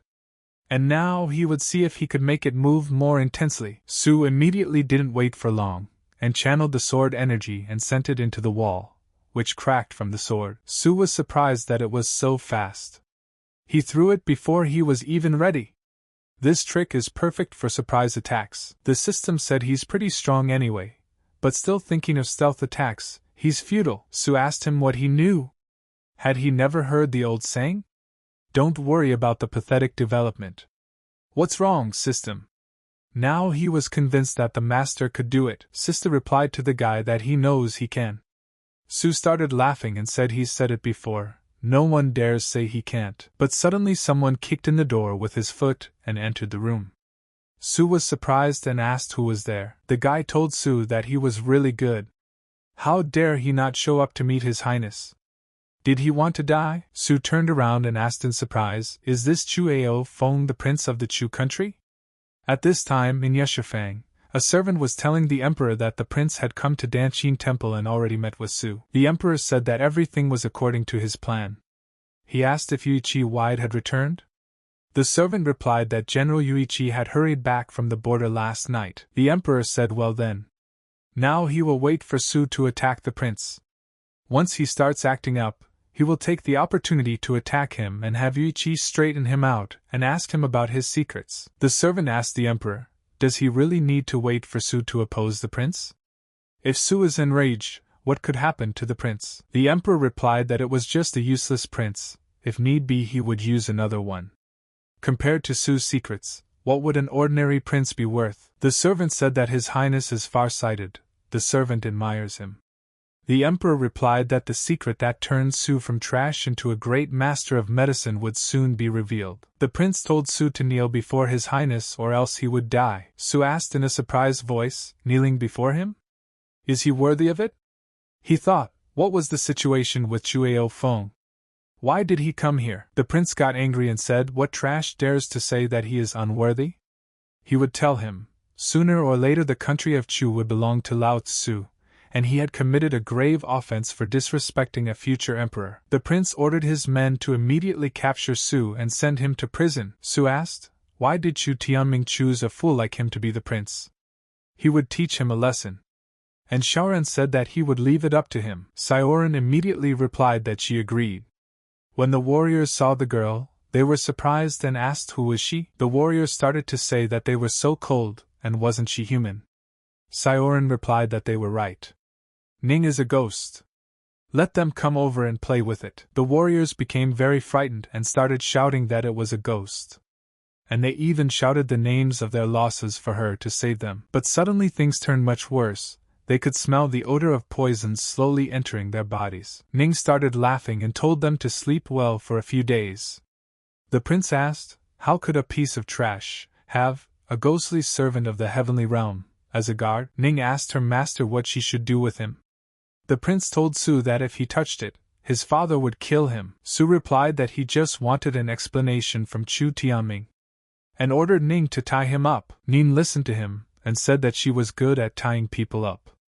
The prince started to run away, but suddenly he was completely bound and asked for help. Ning finished with the order and said that was it. Su was greatly surprised and asked that she had such skills. Ning replied that she has deep knowledge in rope tying. Su said that he also has deep knowledge. They could have a deeper discussion. But suddenly someone burst into the room looking for a guy named Su. The guy was surprised and asked who else had come to them. The guy asked, how dares Su do something against the prince? The prince said it was General Yuichi. And Su will be dead. Su thought that this guy was the great general of the Chu country, 8th layer of the heaven realm, Yuichi Wide. Yuichi told Su that the old man thought of him as a master, but spit on him now.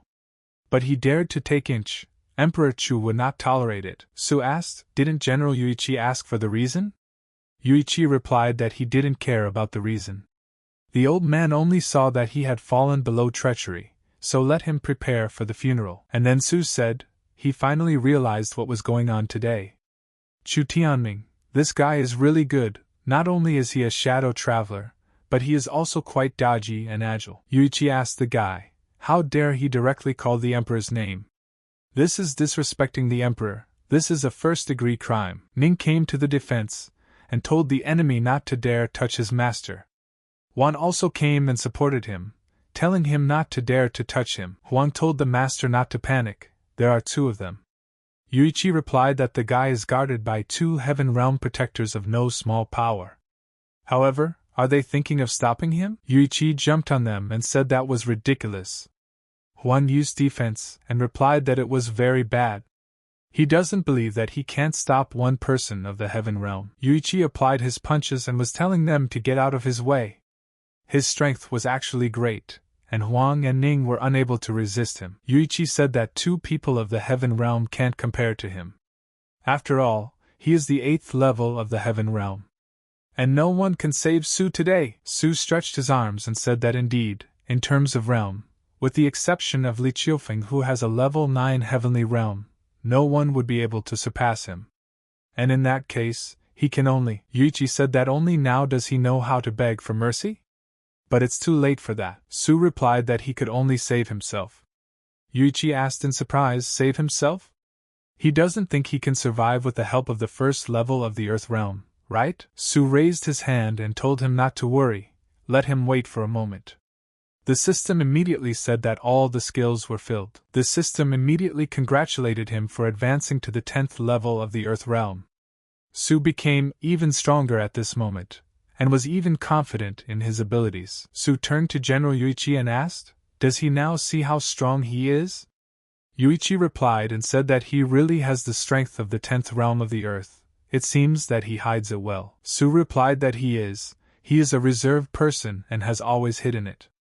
The guy realized that he would survive. He could rely on this trick to catch him off guard. Yuichi told the guy that if he was able to reach the 10th level of the earth realm at such a young age, he really did have some talents. But there's only one outcome for the heavenly realm, and that's victory.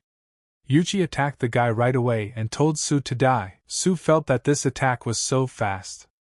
He wouldn't be able to dodge it. He would have to fight. Su stood in front of him and said that he would take his blow.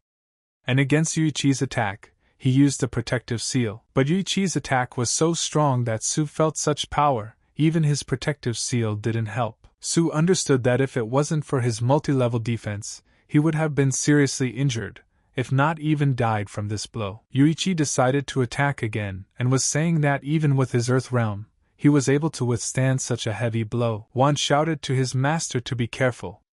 But Ning was telling her master to get out of there. Su asked, killing him? He's not good enough yet. And with a motion of his finger, he told the enemy that the sword was already behind him. Yuichi didn't understand at first, but then turned around to see the sword. Su immediately told him to die. Yuichi said he couldn't die here, and decided he had to dodge, but the sword caught his arm and hurt him badly. Yuichi said that Su suddenly damaged an artery in his arm, and it almost killed him. Su replied, what a pity. This is worthy of a level 8 heaven realm man, to be in the air and be able to dodge. Yuichi got really angry and said he was a nasty boy, he hurt his arm, and now, he's going to turn him into ashes. Su was surprised and asked him, did he think only this sword was prepared for him? Yuichi asked, what? Su apologized with a smile and said that he had really only prepared a single sword. After saying goodbye, he informed him that that was it for today, they would meet again in the near future. Yuichi got angry and said that he had been badly fooled. And with a thump on the ground, he asked for him to come back. But suddenly, a large amount of water gathered around them that Su needed to swim to move. Yuichi shouted at him that he wouldn't let him go. Swimming to the other side, Su said it was too dangerous. Luckily he escaped quickly or it would have ended badly. And the 8th level of the celestial realm was really hard to deal with. But the system replied to him that it was wrong. And he asked, isn't this the palace of the magic fox? And they didn't run away. He's still in the palace. Su said that the most dangerous place is the safest place. Chu Tianming and General Yuichi must be looking for him in the city right now. They absolutely can't imagine that he hasn't left the palace. The system asked, Is this the legendary darkness under the lights? Su replied that is correct, let him learn from his master. He is an expert when it comes to escaping. The system told the guy that he got away, getting rid of his sense of superiority. Su replied that since Taming had allowed himself to make a move against him, he would do something about his concubine. Opening the doors, Su turned to Fox and told him to come out to serve his master. Ching asked him, didn't he run away? She was worried about him. Su asked, was she really worried about him?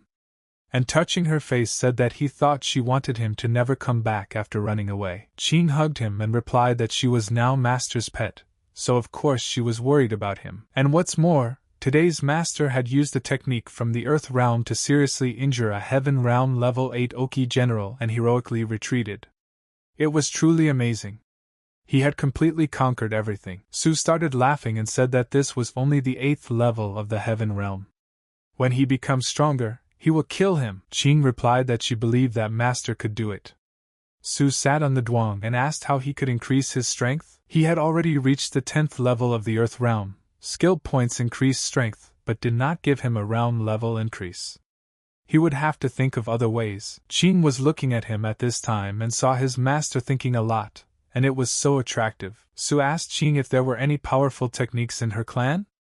Ching replied that there were 2 main schools in their clan, the School of Illusion and the School of Physical Arts. Her sister specialized in illusion and she specialized in physical arts. The main technique of the physical arts school is called 100 Battle Tactics, which is a heaven-level technique. Su asked with surprise, a heaven-level technique? And let him say, how powerful is the 100 battle technique? Ching replied that the 100 martial technique is the highest martial technique of the Fox clan. Once perfected, the body's combat potential would be pushed to the limit. Not only will your speed be greatly improved, but every part of your body can become extremely hard and destructive. But Su stopped her and asked what she had just said. Every part of the body would become extremely hard? In every place? Ching asked the master what was the matter. Su replied that it was nothing, he just thought of a funny use. Let him quickly teach him the 100 battle technique. Ching agreed and replied that the secret of the technique and told everything in detail. Su said that he understands. He has 1,000,000 skill points. When he learns it, he will become the strongest in an instant. Su asked the girl if it was hard or not. Ching replied to the master that it was really hard and let her not move anymore. She was in pain. Su replied that even the hair on his legs is so stiff, this technique is really the best.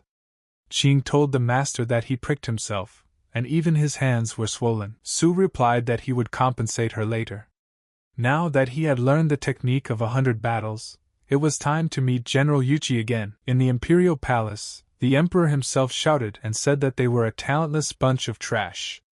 They still haven't found Su Ching. The prince replied to his father that this little Su must have been afraid of General Yuchi. It might even be that he had already fled the kingdom. The emperor told his son to shut his stinking mouth. If Su runs away, how can he learn his secret from him?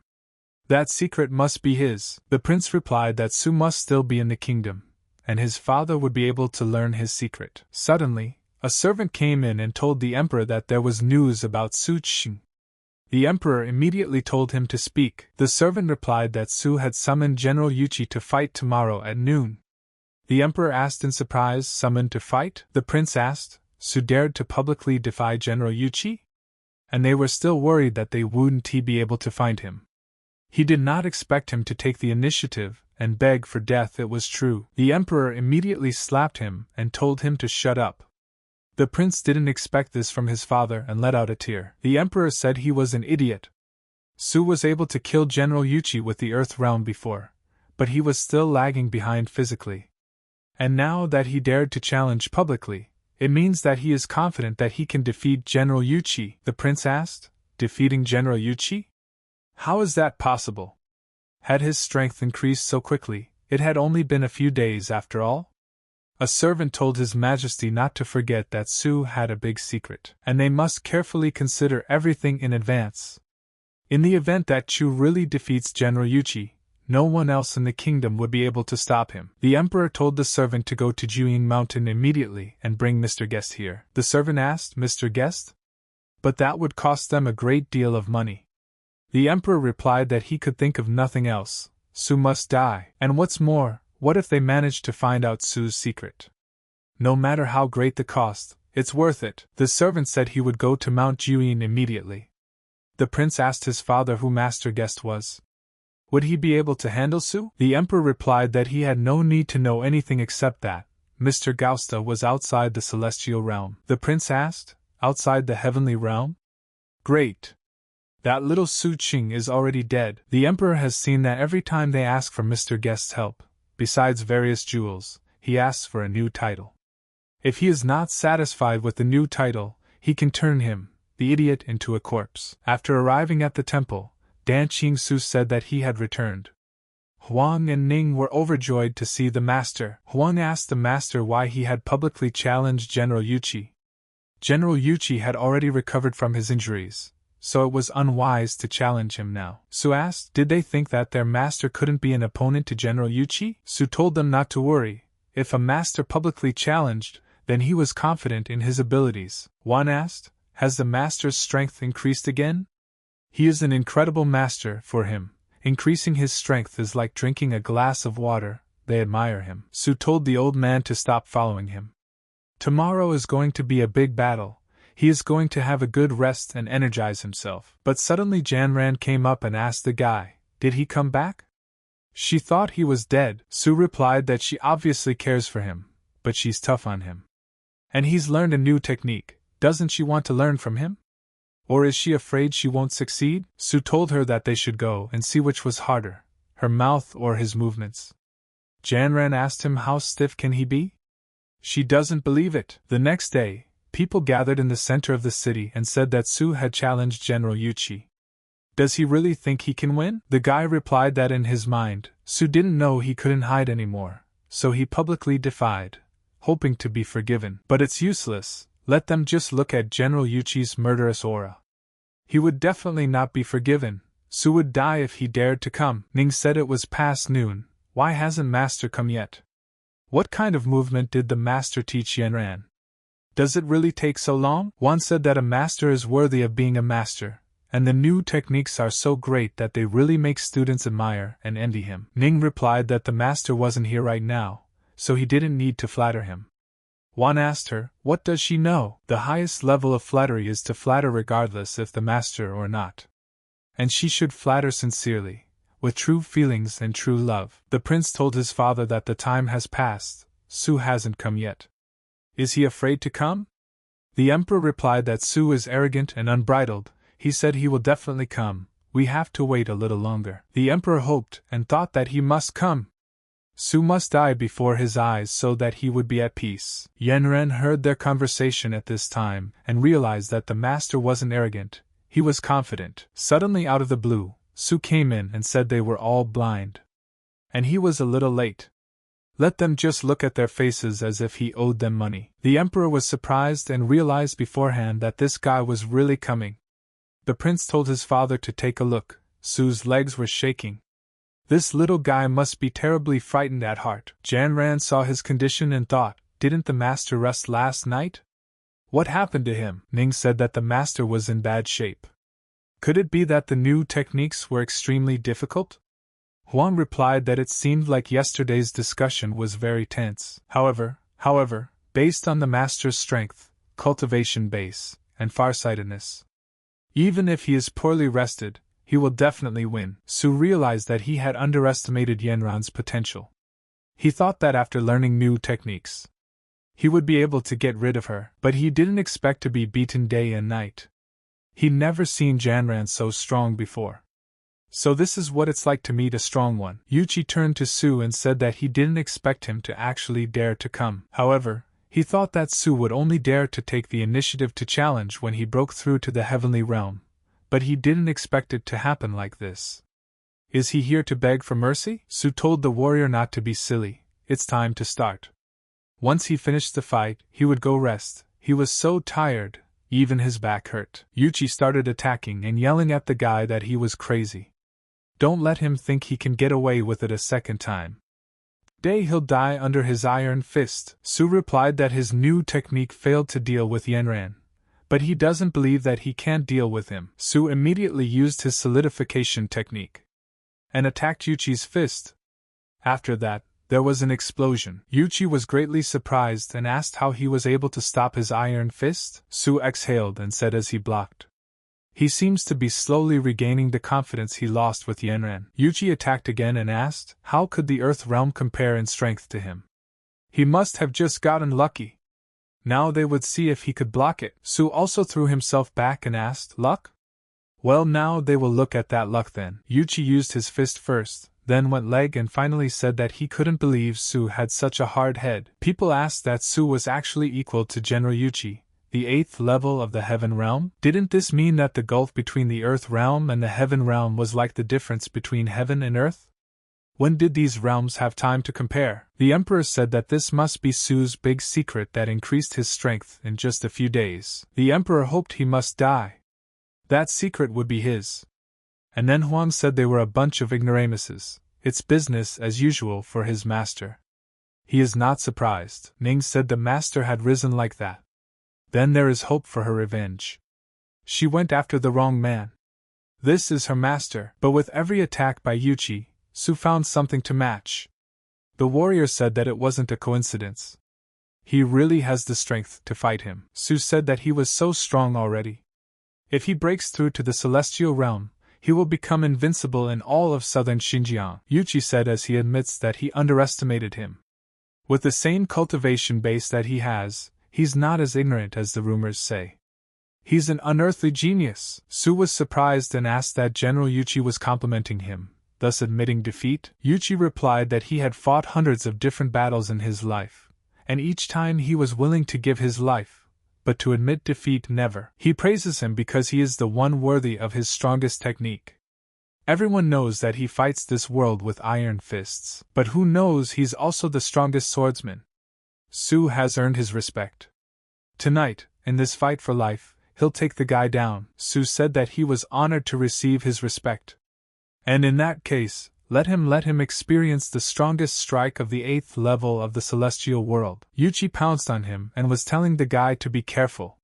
His strongest punch was coming, but Su pointed his knife straight at him and ordered him to attack.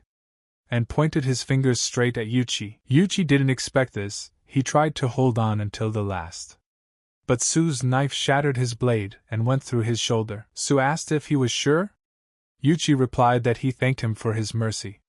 He could be wrong, but if he had moved the flying sword a couple of centimeters, the blade would have gone through his heart, right? Su replied that he had a sharp eye. Yuchi confessed and said that he had lost. People started shouting that Su had won. With the initial level of the earthly world, he decisively defeated the 8th level of the heavenly world. But one of the people present asked everyone, they keep calling Su Qing by his name, are they fed up with living? It's their noble master Su after all. Yanran was impressed by him, and saw that their master was so strong. With his help, she and her sister would have a chance to reclaim Kongman Mountain. The prince was telling his father that this kid Su won. What should they do? Maybe he's preparing to strike right at them. The emperor got angry and told him to shut his mouth.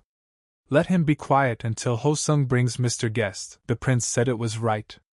They still have Mr. Guest. He exists outside the celestial stage. When he's here, Su will be dead. The emperor thought, what if Su took advantage of the situation? He would oust that jerk and cool this Su's ardor. Even at the cost of his life, it doesn't matter. Anyway, Mr. Guest only cares about the corpse. Su turned to General Yuchi and said that there was no need to be disappointed. He would be able to strike in a second and a half just because of the strength of his weapons, and under other conditions, he's no match for them. Yuchi replied that defeat was defeat, and there was nothing to say. He hadn't killed him, so what would he do with him? Su immediately threw the bottle into his hands and told him to take it. Yuchi was surprised and asked, what is this extra healing elixir? What is he trying to say with this? Su replied that the reason why he didn't kill him was because he is a pillar of the kingdom. Even if he wants to die, he needs to do it on the battlefield so that death is considered honorable. It would be a pity to die in such a duel because of a stupid emperor. Yuchi replied to the boy that he had not only saved his life, but also understood him. Yuchi told Master Su that he was convinced of his defeat. In the future, if asked, he wouldn't hesitate to do anything. Su told General Yuchi that he spoke too highly of him. Let him recover from his wounds as soon as possible, the kingdom will need him. Yuchi replied that he was going back to the border, and it was time for him to say goodbye to Grand Master Su. Su was overjoyed that he had succeeded. He had conquered another heavenly realm and could fight with it, so he would definitely be able to find a good use for it in the future. People surrounded him and said that they had realized long ago that Master Su was not a pond. As expected, he had turned into a dragon as soon as he met the storm. Su rejoiced and realized that these guys knew how to make the most of the situation. And then the emperor came out and said that it was a great blessing for the people of Chu to have Su as the master of their country. Su replied that the emperor was happy, but he was a little sad. Inexplicably, he was provoked at home for no reason, forcing him to wander around outside for days. Su realized that this Chu Tianming old fox really knows how to pretend. He thinks that he doesn't know that this is all arranged by him. And then the emperor replied that he would give Master Su an explanation. Soldiers, let him take the crown prince and put him in the heavenly prison. The prince was surprised at this and asked his father what he wished. Aren't they waiting for Mr. Ghost? But the emperor punched him and told him to shut up. The emperor ordered the soldiers to seize him and take him away immediately. And he saw that his son had almost told everyone about Mr. Ghost. Li thought at this moment, what did this Chu Aofeng just say? Mr. Ghost? Is this the plan they had set up? Ning thought at this moment, did she hear correctly, Mr. Ghost? The emperor told Su that he had sent the crown prince to the heavenly prison. What does he propose to do to him? He took the liberty of insulting him, so he can kill him if he wants. Su replied that they had better rest while he was tired from fighting. Su realized that this Chu Tianming was ruthless enough to stall for time. He was using his son to insult him. He alone was quite enough. The emperor became very angry after saying such words and told Master Su to take care of himself. Huang followed the master and asked him to wait for him. Ning thought, if it really is that guy, what should she do? The emperor thought that Su was not worried. He would give him a good rest. Then Mr. Ghost will arrive and can rest forever. Huang asked the master, did he just forget about it like that? Just because the prince took matters into his own hands. All of this was obviously arranged by Chu Tianming. Su asked, forget it? Of course not, no. But now is not the time. The day he breaks through the heaven realm, the Chu kingdom will be destroyed. At that time, he will change the Chu kingdom. Not even that. The entire southern border of the sky will change. Huang said that the master was too modest. How can a mere southern border accommodate him? Master is a man who wants to dominate the entire continent. Su ordered him that he should now go back to refining the pills. He wants to break through to the celestial realm as soon as possible. This fellow Chu Tianming must have organized a plan to eliminate him. Huang immediately ran over and said that he would go and prepare the herbs. Ning realized that if the master broke through to the heavenly realm, would he be able to handle this person? At this time in the Danqing temple, Su had been practicing all the time, and without hesitation or frustration, he used all the medicines. But suddenly, he started spitting blood and thought that he was still stuck. The heavenly realm really wasn't that easy to break through, and this strong effect of cultivating pills is useless to him. We need to intensify their effect. He asked Wanjun if there was an elixir that was best for breaking through to the realms of the heavens, and it was a pill of 3 colors. Just the other ingredients of the 3-flower ginseng pill are easy to collect, but the main ingredient, tricolor ginseng, is an extremely rare medicinal herb. It is very difficult to find in the southern border. Chu Tianming could go against him at any moment. He must, as soon as possible, break through to the heaven realm. But the tricolor ginseng is not easy to find. What should they do about it? And then Wan came in and told the master that there was someone outside who wanted to see him. Su asked another gift giver, right? The usual rules. Let him leave their offering, but don't look at the person. Huang told the master that he thought Su should meet this person because Lin Yulu's girlfriend came. Su was immediately surprised and asked about Miss Lin, who couldn't get what she wanted. Let him quickly let her in. Huang replied to the master to watch his temper. His figure in front of Miss Lin is the personality of a man with an extraordinary temperament. Su said that he almost forgot, and ordered Huang to let Miss Lin come in. Huang replied that a decent master has good acting skills, And he would tell Ms. Lin to come in. Juan led her in and told her that Ms. Lin was here. Lin was glad that she saw him again. He was still as proud and valiant as ever. Su said that he understood and ordered Huang that he should go downstairs. The old man replied to the master that this model, let him continue with it. Lin said that she welcomed Mr. Su. He replied to Ms. Lin that there was no need to be formal. As the saying goes, Su realized that things like pretending to be an important person were too easy for him. But seeing Ms. Lin's breasts, he immediately fixed his eye on her. And then Su said to Miss Lin that he was really sorry. Seeing her again, he realized that her character was even better than last time, so it surprised him for a moment. He apologizes. Su realized immediately that they were even more than last time. Who could stand it? Lin immediately thanked him for the compliment. She saw that Mr. Su really was different from other men. He didn't hide it, but said it straightforwardly. This is another proof that he is a man with an open heart after all. Su asked, has General Lin's wound healed? He realized that he could not look lower. He must control his eyes. Lin replied that thanks to the Lord's life-sustaining pills, her father's injuries had healed and he would be able to recover in just a few days. Su said that it was nothing special. Lin replied that it was a small thing to Mr. Su, but to her Lin family it was a real gift, and so she came especially to pay her respects. And may he accept the gift. Su started to refuse and said that he was helping out of respect for General Ling Xiu. He would never take a gift from her. And he saw tricolor ginseng in the box. Lin said that he was worthy of a patriarch-level pill refiner. He recognized it at first sight. It had been inherited in the Lin family, but no one had been able to refine it, so she was offering it to him to find a good use for it. Su wondered why he didn't ask first what kind of gift it was. What should he do? If he accepted it, wouldn't he lose his reputation? Lin said that she realizes that it's not enough to thank him for saving the Lin family, but she also knows that a man as noble and pure as him doesn't think about gifts. But it's a small token of appreciation from her Lin family. If he doesn't accept it, her father will blame her. Su said that in that case, he couldn't make things difficult for her, so he would make an exception and accept the gift. Lin thanked him for making an exception for her. Lin thought that Mr. Su said that he made an exception for her. Does that mean she is a special person in his heart? Su saw what a good girl she was. In a difficult time, she took a big step for him. Lin told Su that she couldn't stay here for long. She might have to come back soon. Before he said goodbye, did he wish to say anything to her? Su said for her to tell General Lin that he will visit him another day. He understood that she was leaving so soon, but he couldn't seem to ask her to stay according to her personality. Lin said that she understood everything and would definitely convey everything to her father. In that case, she would leave him immediately. Lin was surprised at the fact that he didn't even let her stay. And Su thought that he didn't want to make the same mistake and miss her again. And then Su turned to her and said that he knew she didn't have much time, but could she stay for one day? Lin rejoiced and replied that if for one day, it was doable. And he left her. Su said that Ms. Lin said she would stay for one day. She's really leaving in 24 hours. Why can't she stay a few more days?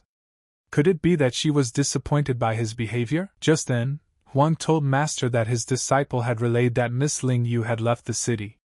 Su jumped out and asked, didn't she say anything when she left? Huang replied that as expected of him, the Master had guessed everything.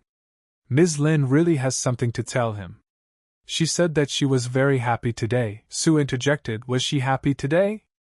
Did she really mean that he had made her comfortable? And then Su started laughing and said he told Huang, how could any woman be disappointed in him? Huang repeated that it was all the work of a master. It only took one day to feed Ms. Lin. He admires him so much, and yes, Miss Lin also said she expects him to reach the peak of the southern border. Su replied that this gentle girl even has such high expectations for him, then there is no way he can let her down. Su asked, has the 3-flower pill been prepared yet? Huang replied to the master that it is so wonderful.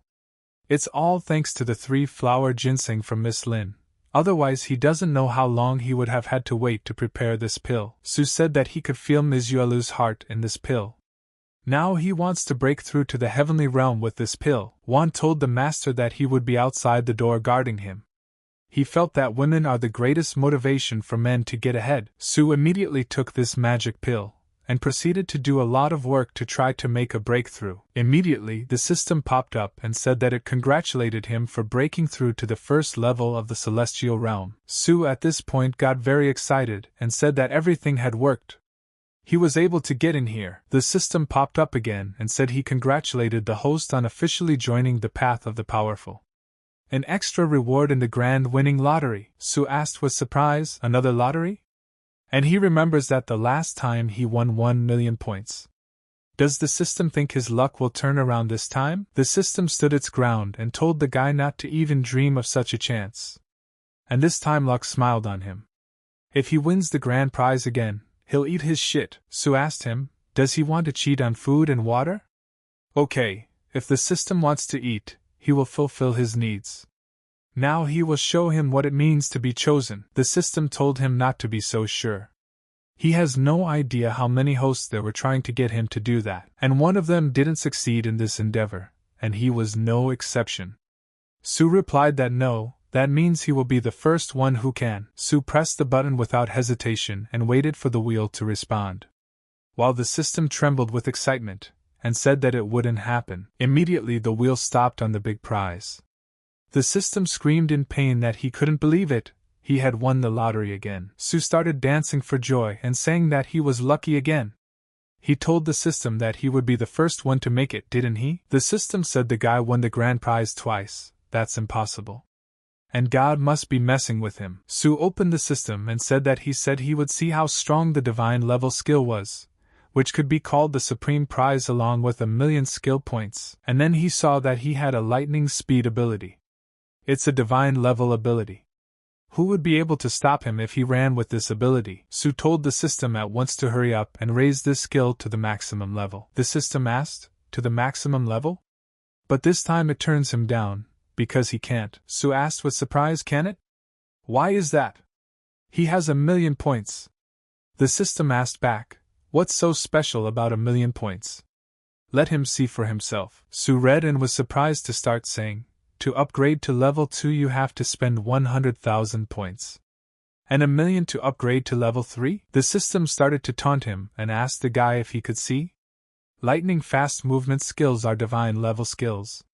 It takes 1 million skill points to upgrade to max level. Don't let him fool himself. Su said it was very expensive, and ordered the system to promote him to level 2 to begin with. The system replied that it is possible to upgrade to level 2, but impossible to upgrade to level 3. The system said it congratulates the host. Su spent 100,000 points to pump lightning move to level 2. The system asked the guy, is he confident in his abilities?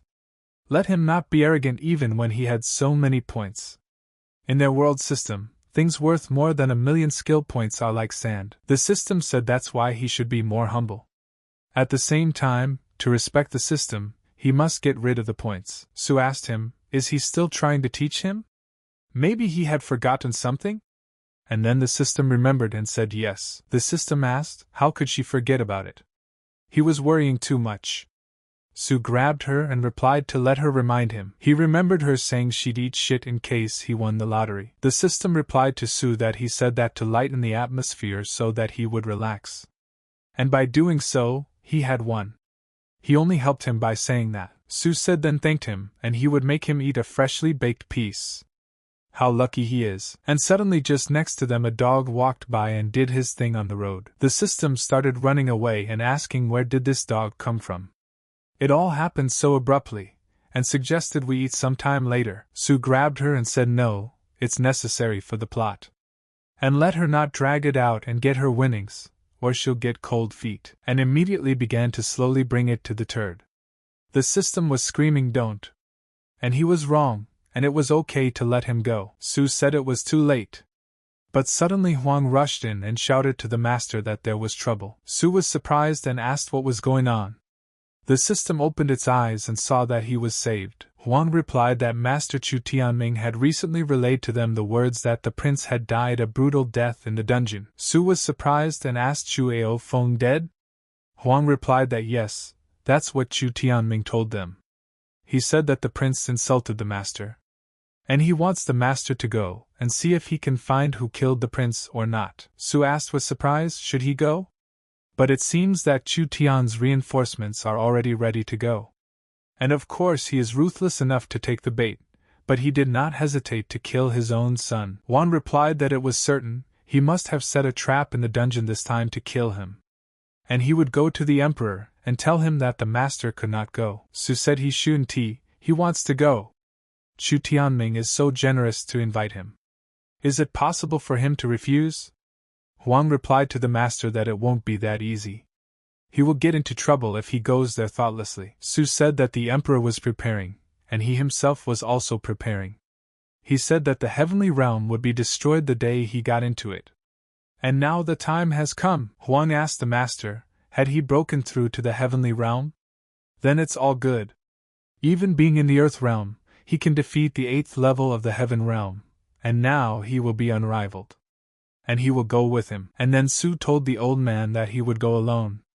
Huang was surprised and asked the master what he thought, that he thought he would only be in the way. Su replied that no, he just didn't want to be hurt. And may his triumph await him. Huang told the master that he was worried about him, he cared for him so much.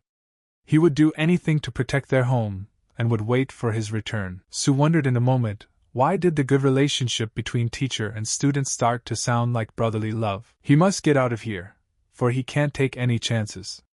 Otherwise he'll be faster. But suddenly he found the prince's body, and thought that maybe the cause of death was this ring in his forehead. But where is this energy coming from? And then the emperor told him that his son was not very strong, but he could not die like that. And the master is fluent in medicine, and he now asks the master to find out the cause of his poor son's death, and allow him to avenge it later. Su replied to his majesty not to worry. He will do his best. And have him guide him to the right place. The boy saw that the emperor was acting, but at least he could shed a tear, so disrespectful of him. The emperor replied that his son is inside the dungeon. Let the master go ahead as a sign of respect. Su didn't refuse and agreed. In the moment, he thought that the emperor's son was dead but still in the dungeon. Every fool knows that it is a trap. Su started to walk and suddenly turned around and asked, won't they go with him? The emperor replied that he would not go because it was a coffin, his coffin, and then the emperor told Su that he knew the guy was good at running away. But right now he has nowhere to run to. The emperor said his guests were waiting for him inside, let him enjoy. Su asked, there is no way to either earth or heaven? He can get out of here without a teleporter. But he wants to see what guests are waiting for him there, and why he is so sure of them. Su started walking and on the way, he asked why there were no prisoners in the dungeon. Is he afraid of something? And Chu Tianming can't be conscientious. He thinks he doesn't care about the lives of the prisoners. After all, he even killed his son. In the moment, he saw the body and thought that the cause of death was that ring in his forehead. But where is this energy coming from? Su released his energy, and thought that maybe Ning Yanzliga is a ghost. She knows everything. Su asked Ning. Chu Ang's corpse was shrouded in an intense ghostly aura. Does she know what it could be related to? Ning asked with surprise. Yiyu's ghost? It could be, and immediately she answered the master to run away from here. It's very dangerous here. Su asked her what was wrong. Why is she so scared? Ning replied that she would explain everything to him later. It was time to run away. But suddenly he heard a strange sound start behind them. It was the prince, but he was possessed by a ghost. Ning saw the ghost and shouted to the master to be careful. When he turned around, he saw the prince attacking him. Ning was greatly frightened and shouted in fear to her master to run away. But turning around she saw Su knocking the ghost down. Su said that one death wasn't enough. He jumped up and took it once more. He is so restless. Ning told the master that it was good that he was in one piece. She was really scared. Su replied that he didn't know what he was afraid of there. But he could tell that she had nothing to be afraid of when he was around. Ning thanked the master, and said that she wasn't hiding anything from him, but Chu Aofeng was shrouded in a ghost. Suddenly a ghost appeared and said it was her. The boys did not expect this and covered their faces. Ning got really scared and said that the ghost is really here. Su replied that it looks like he is the special guest. And how does Ning know him? And then the ghost showed his appearance, and said that after 7 centuries they had met again. Ning. Su was surprised and asked, what? 7 centuries? Ning answered the master that he was the one who turned her into a ghost 700 years ago. Su said that was it. He realized, it turns out that he was the one who turned Chu Aofeng into a zombie, right? Ghost replied that he initially wanted to get this body for himself to be reborn in. But he was too weak physically, so his ceiling was to be a zombie. Su asked with surprise, to be reborn in a body? Is this his secret to longevity? The ghost answered exactly that. Throughout this time, he had been searching for someone who could be the right vessel for him. The ghost said that Su would defeat Chu Ao with a single blow. This meant that he was physically well developed. If he could obtain his body, he would be able to live for another 100 years.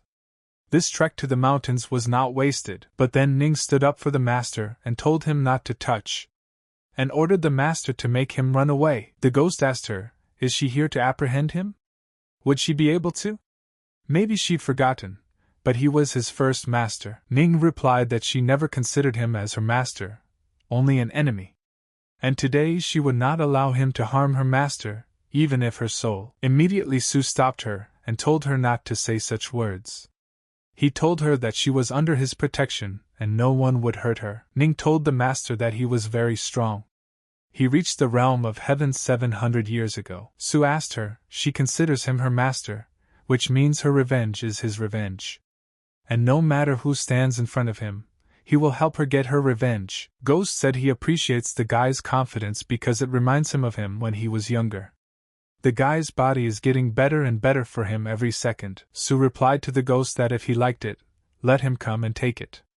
There's no time to waste. The ghost said he didn't need to go near them because there was someone who would do it for him, and directed his energy at Nin's head. Su was surprised and asked what? Ning at this time screamed in pain and asked the master, what's going on? She can't control herself. Su got angry and asked what he had done to her? The ghost replied that the spell was still working. He said he was her first master. Sure, he can't completely control her, but he can get her to do things for him. Su took up his sword and told the ghost to stop now. The ghost answered him not to worry, seeing his blood, she would stop. After all, he was her new master now. The ghost immediately gave her orders to attack. Ning screamed at the master to hit her. She doesn't want to hurt him. But Su didn't even move away and stood still. Ning attacked him and let the master's blood flow, and immediately cried. The ghost told the guy if he could see, he didn't fool him. She stopped when she saw his blood. Ning asked the master why he didn't fight back. Su replied that it was because he couldn't do that to her, and then Su picked her up and told her not to blame herself. And that's their first negative contact. He even liked it. Su told her to go back to the shower amulet and rest. He would take it from here. In parting, Ning told the master to promise that nothing would happen to him. Su replied that he was giving her his word. The ghost started clapping and saying after saying that, what a heartbreaking scene of a master and servant. She's so ruthless. Let her see what kind of injury he received at her hands. He'll make her clean up his body. Su replied not to worry, he won't waste a bit of effort as he is about to meet his death. After all, 700 years Ning has hated him all this time. He wants to end this hatred with his death. The ghost asked in surprise, is he going to die? He can't even imagine how many people wanted to kill him all this time, and as he sees it he's still alive. Does the boy know why? Because they all died before they reached him. And waving his hand addressed the zombie army that their way out. At the same second, zombies suddenly appeared and directly surrounded Su from different directions. Su said he thought he had all the prisoners. It turns out he turned them all into zombies. The ghost said that in order to refine these heaven realm zombies, he spent most of his life. But it's not so terrible. Soon he will renew his body with his own, and ordered the zombies to grab his body and bring it to him. Su said surprisingly, they were all heaven realm zombies, and turned to the system saying that since he had climbed to this level, let him improve it to the maximum level of the heaven realm. The system took him only a second and went straight to urgent improvement. Su said that they are all sentenced to death. Even if they die, they must be reborn and become human, and let them not become what he sees them as now. And today he will surpass them. Su started to destroy them all and Ghost asked him, what was he still hiding his potential? He has a perfect 10th level heaven realm body. Ghost said that guy's body would be his. Once he gets his body, he will become much stronger. Su replied that the lightning move would be a surprise to them, but it was still early. He would wait for a better moment. A 1-2 punch. After destroying all of them, he said he had killed them all. Ghost replied that was impressive. He had defeated all those zombies without a scratch. That's not bad. Sue said that they were all being transferred. It was his turn too, old man. The ghost replied that he didn't have the perfect vessel yet. How could he want to be reborn mortal shackles? But suddenly, the energy of these zombies joined together, and tied Sue from different directions. Sue asked, "What is all this?" "He can't get out." The ghost replied for him to keep his power. It's an ability from the institution. He can only use 1/10 of all that power. But that's more than enough to capture him. A little boy of the 10th level of the Heaven Realm. Sue asked in surprise, "Institution?" The ghost replied that he thought it was the realm's pinnacle of cultivation. And for a true cultivator, the celestial realm is still mortal. Only outside the Heaven Realm is it considered to have truly entered the path of cultivation. And the starting point of that path is the establishment. Sue said that it turns out that there is still such a vast world above the heavenly realm. The ghost replied that if he wished to go there, then let him give him his body, and he would show him the world of true cultivation. Sue told Ghost-san that there was no need for that. He can handle this task on his own, and straight away he disappeared before the ghost's eyes. Ghost was surprised and didn't realize what had happened. But Sue used the teleport, and plunged his blade into his chest. Sue told Ghost that it seems he is still subject to death, and is afraid of his blade. He has nothing to worry about. The ghost asked the guy how he got out of that ability. Sue pulled out his blade and answered him to keep his head down. Let him just know that the time has come for him to atone for all his sins for the past 7 centuries. Sue said that this was revenge for the pain he had caused Ning for 7 centuries. And this was revenge for the other people he had hurt. Sue cut him open and said that this blow he will get for wanting to take his body. His body is only available for girls, not him, and a final blow with his sword would send him to his rest. The ghost asked him that he wanted to kill him while on the pitiful heavenly level, but suddenly, Ghost released his hand and grabbed the guy by the throat. Sue felt that his arms and legs were broken, but he could still fight back. The ghost told Sue that he had exceeded his expectations. He could even bring him to a state where he used the establishment stage. He is the Lord of the Ghosts, calling him the strongest in the heavenly kingdom. Sue replied so he wouldn't deceive himself. He's ashamed of himself for doing so. And with a motion of his finger, he directed energy to the sword. The ghost said he still had the guts to talk to him like that. Trying to buy time? His teleportation ability is impressive, but is there a cooldown on it? Too bad he can't wait for it. And then Sue replied, "She has a cooldown, but this one doesn't," and immediately thrust his sword into his head, told him to die immediately, and end his life. The ghost was surprised and said that he knew how to use the magic power of the sword. Who he was. Sue freed himself and asked who is he? He's someone he won't get. He pulled out his blade and replied that he was not an easy opponent. If it wasn't for the magic power of the sword and teleportation, things would have been very bad. But he was one step ahead, Sue asked, and what was so cool about being half in an institution? Just a little more and he would get to that level. Sue said Mr. Ghost is dead. She is free to go. Ning immediately appeared and revealed herself. Ning asked the master if he was okay. Sue asked in response, how could he not be fine? He had avenged himself on her. Ning asked with surprise that helped her get revenge. Does that mean Mr. Ghost is dead? Sue replied that he always keeps his word that he gave to the girl. He told her that he would help her. Ning cried hard and said that after 7 centuries he was finally dead. Her revenge had been accomplished. Ning immediately hugged the master and thanked him for his help. Sue replied that she was his maid, so he should have helped her. Sue said it's okay, let her cry if she wants to. His shoulders will serve as her support. Ning replied that she wouldn't cry anymore. She should be happy. After all, the master had helped her get revenge. He is very grateful to him. Let him ask her for whatever she wants. Sue asked that he could do anything? Ning replied that if he wanted something and she had it, she would do whatever she could. Sue said it's cool. Then he would take her with him. Ning had already realized what the master wanted and became embarrassed. But Sue stepped aside and asked her if she could help him collect the loot. Ning was surprised at once. Sue told her to hurry up. He's still worried that he won't be able to finish the search alone. And they might have something useful even though they are prisoners. And suggested, tie them up. He'll take that old bastard. Ning immediately said that he would listen to the master. And then she realized that the master didn't understand what she meant. Su started laughing and said he must definitely have something covered. And looking in his pockets asked he grabbed something? Something solid? And quite large? He immediately pulled it out and asked with surprise, a metal plate? Why does he need this plate?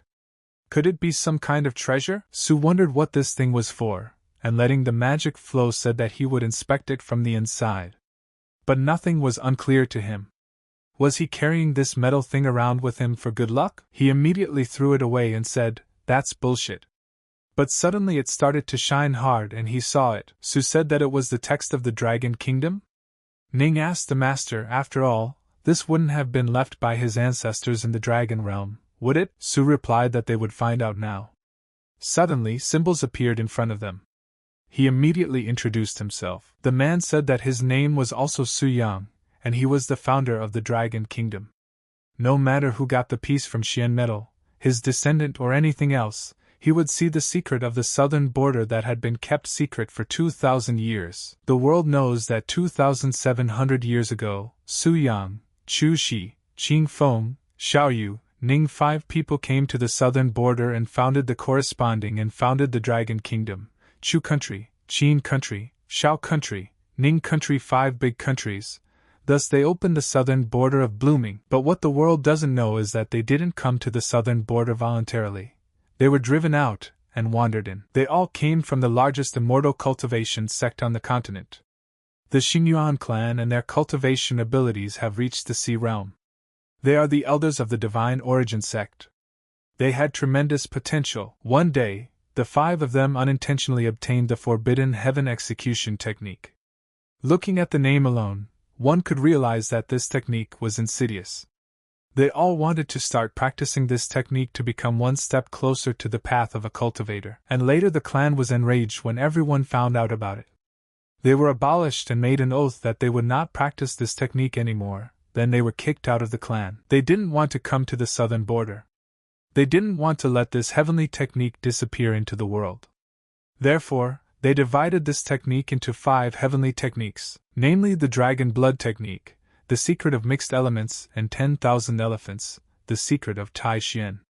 Now all of these are the 5 secret techniques of the royal family. Once one learns these techniques, the execution of the heavens will be able to regain the divine day. He's going to die soon.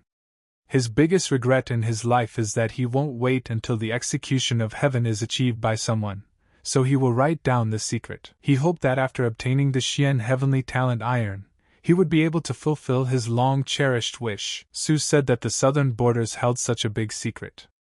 He was sure that the Yangong Dragon Kingdom and the Chu mythology kingdoms might be preliminary.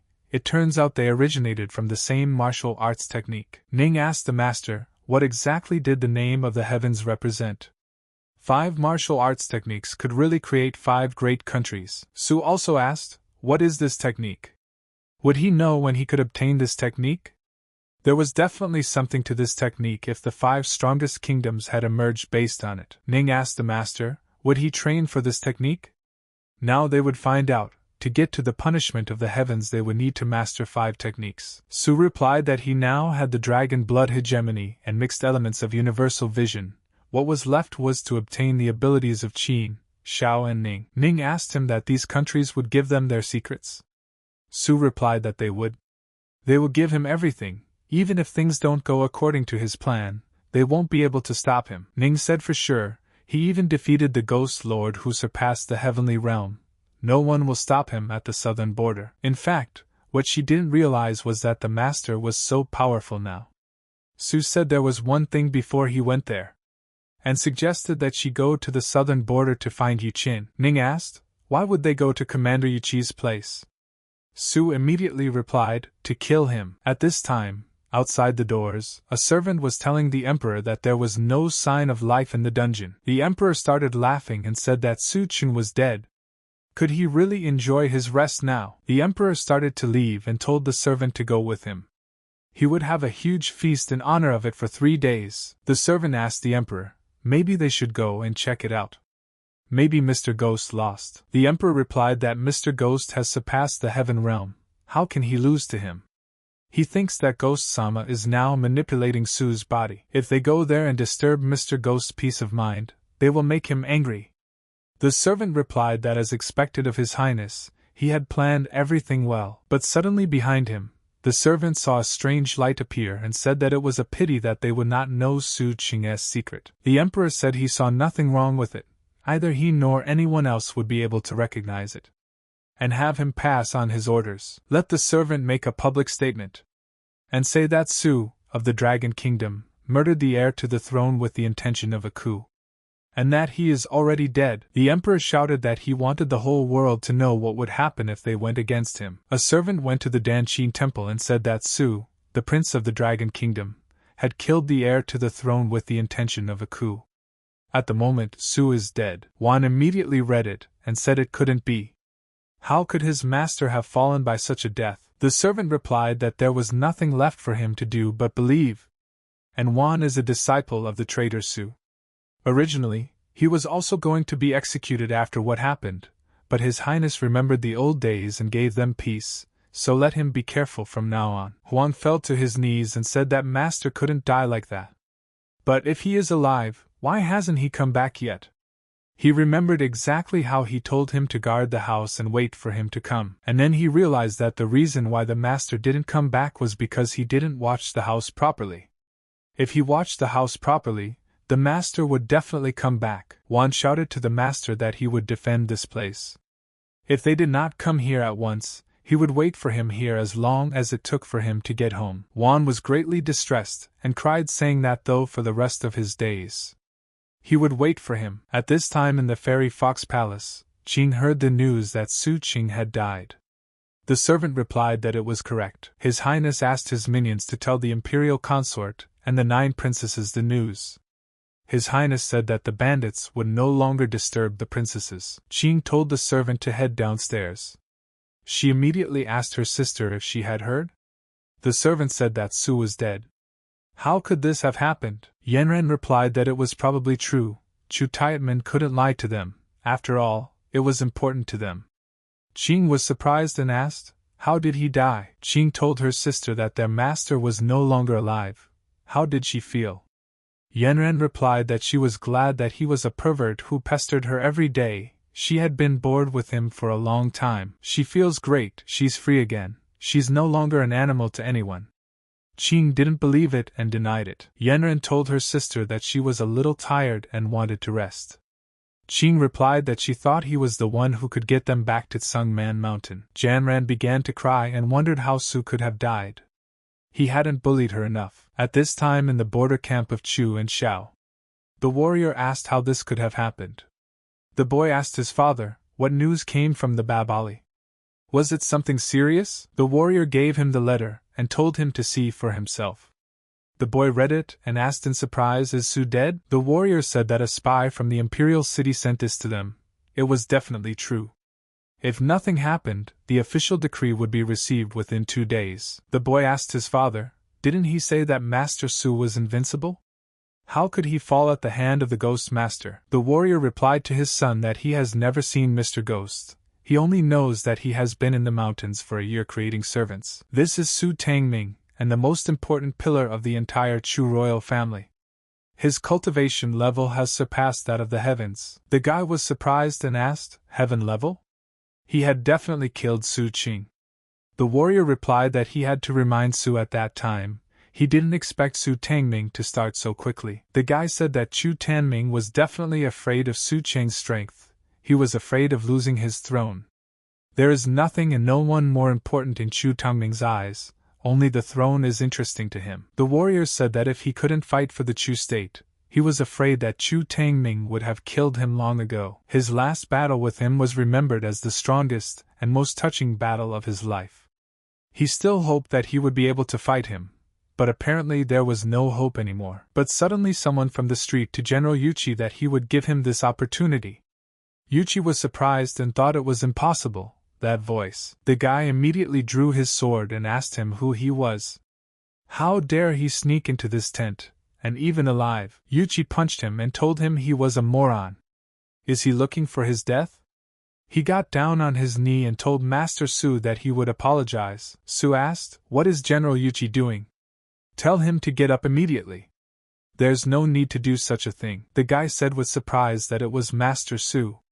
"Wasn't he killed by Mr. Ghost?" Yuchi got angry and told his son that he is a jerk. Who is he? How is he talking to Master Su? Su told General Yuchi to calm down, he will explain everything to them now. And how the master sees that he's here and alive. And does he know what it means? The guy asked him. So Master Su defeated the ghost? Is he right? Su replied that he was right. The guy said with surprise that Master Su had defeated someone who surpassed the level of the heavens. Yuchi asked, "Is his strength at such a high level?" Yuchi thought about it, because he wanted to have a discussion with him. Would he call it a discussion? It would be a mockery of himself. Su replied that Mr. Ghost died in his arms and now Taming's trump is dead. That's why he came here to discuss something with General Yuchi. Yuchi asked with surprise what happened. Su replied that a rematch was needed. The general asked in surprise, a rematch? After all, with Master Su's strength, it would be easy to kill Chu Tianming. Why does he need to discuss this with him yet? Su replied that he had more than just him to kill. Yuchi asked that the master wanted to ascend to Chu's throne. Su asked, what does he care about him? Destroying Chu is only the first step. He wants to take over the entire southern Xinjiang. Su asked the general if he wanted to help him. Yuchi asked in surprise, whole southern Xinjiang? Ning at this time was greatly pleased and proud of her master. And this would only be the beginning for her master. He would take over the world, the guy said, as expected from Master Su. He already has his eye on southern Xinjiang. The boy asked his father what he thought. Let him hurry up. Wasn't he expecting something more? Master Su knows him better than anyone, don't even let him doubt it. Yuchi turned to Su and said he wanted to ask one last question, he hoped it would be clear to him. The boy replied that he was listening. Yuchi asked the master what would he get if he followed him? Su replied that uniting 1,000,000 soldiers and taking over the whole world. And isn't that enough for a general? Yuchi immediately kneeled down, and replied that his 200,000 army listens to their lord's orders.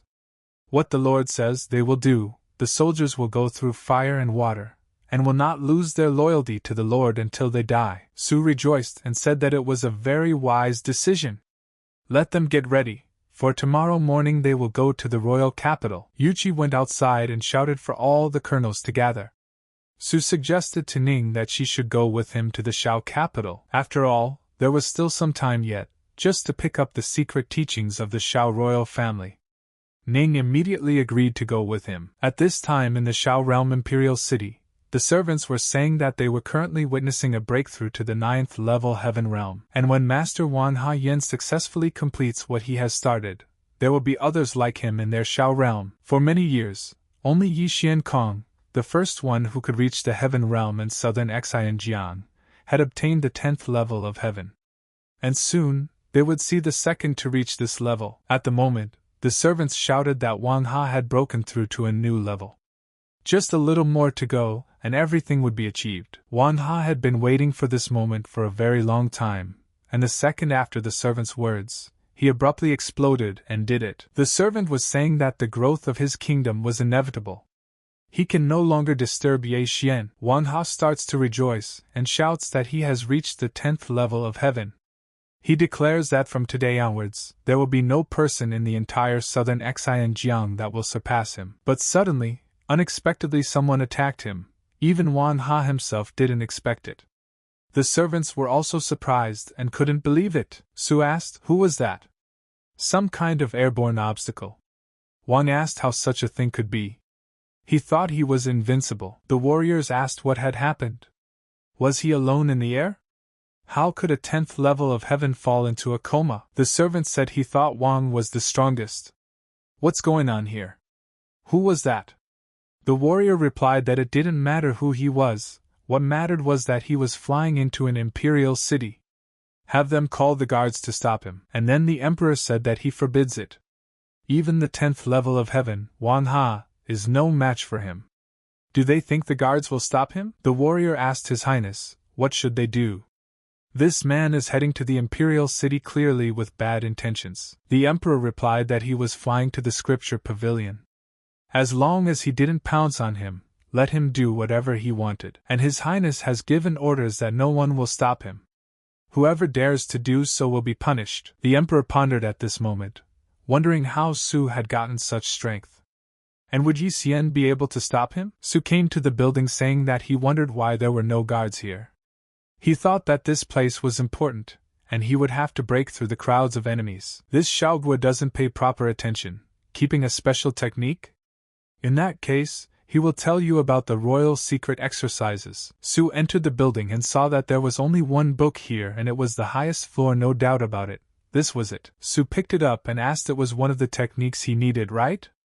And now they would see if he could master it or not. Immediately, the system said that she congratulated Su for learning Yu Shuju's celestial ability. Su rejoiced and ordered the system to improve to the maximum. The system replied that 3,000 ability points had been spent to upgrade the Emperor Water technique to level 100, and it was successfully promoted to the 8 phrases of the Jinhai art. Su shouted with joy that it worked. There were still 2 more techniques to learn. The guy told Ning that it worked. Have her come back. And now they would go back to destroying Chu. The servants watched him and told Su to fly away. And His Highness gave a great order for them to stay out of his way, so the Xiaogua was saved from him. The emperor asked, did anyone see what he looked like? Does anyone recognize him? The servant replied that if the old minister was not mistaken, he looked like the young prince of the Long Kingdom, Su Chun. The guy asked, Su Chun? That man who couldn't catch his concubine? The servant replied that apparently the guy's eyesight was no longer as good as it was. The guy said he thought Su Chun was a scumbag. How could he possess such power? The emperor asked the servant if he was sure it was Su Qing. The servant replied to His Highness that the veteran was apparently right. If the news of the Chu kingdom was to be believed, Su was now a state magic realm, not some top-level pharmacist. Moreover, it was rumored that he had surpassed the heaven realm level and Wei Qi had lost to him. The warrior asked that Su is so strong that he even defeated Wade? The servant replied that Wade is at the 8th level of heaven. If Su defeated him, then he is at least at the 9th level of heaven. The emperor said that the outcast of the Lan kingdom actually still possessed such strength back then, and he became the leader of the Chu kingdom. And that's not good. If Su is the leader of the Chu kingdom, then he came here to scout the situation and attack his kingdom. The servants began to panic, and said that if Su attacked them, no one would stop him. Their kingdom was in danger. The emperor said it's urgent, and he needs to contact Ye Xiankong. In the Chu imperial palace, the emperor himself shouted for everyone to rest. You don't have to work today. The servant told His Majesty that they had already been drinking for 3 days. They couldn't take it anymore. For the sake of the people of the Chu kingdom, the emperor needs to take care of his appearance. The emperor got angry and asked the servant what he was teaching him to do. The servant replied that he didn't even have a thought. He was just worried about his appearance as a dragon. The emperor said he's at his best in the spring and fall. What's wrong with him drinking a little wine? Did they get rid of Su? Isn't he once for Chu? The servant replied that he was very glad, and of course happy. The emperor said that even if he was unhappy, let him drink and he would be merrier. Suddenly the emperor asked, where is Huang Shan? And why hadn't they brought him here yet? The servant replied to His Majesty that it would be here soon. The warriors brought Wan at once, and dragged him along the ground like a murdered body that had long since been slain. The emperor asked, how come? Did he ask them to invite him? How dare they? The servant replied to His Majesty that he flatly refused to leave his palace. The minion really had no choice, so he summoned 2 heaven-ranked masters. Huang turned to Chu and told him not to play nice. No need to be a hypocrite. If he wanted him dead, let him just kill him. The emperor replied that he must have misunderstood. He respects old age and all that, but even in his eyes he is useless. Could he kill him? After all, he had lived in the Chu kingdom for so many years.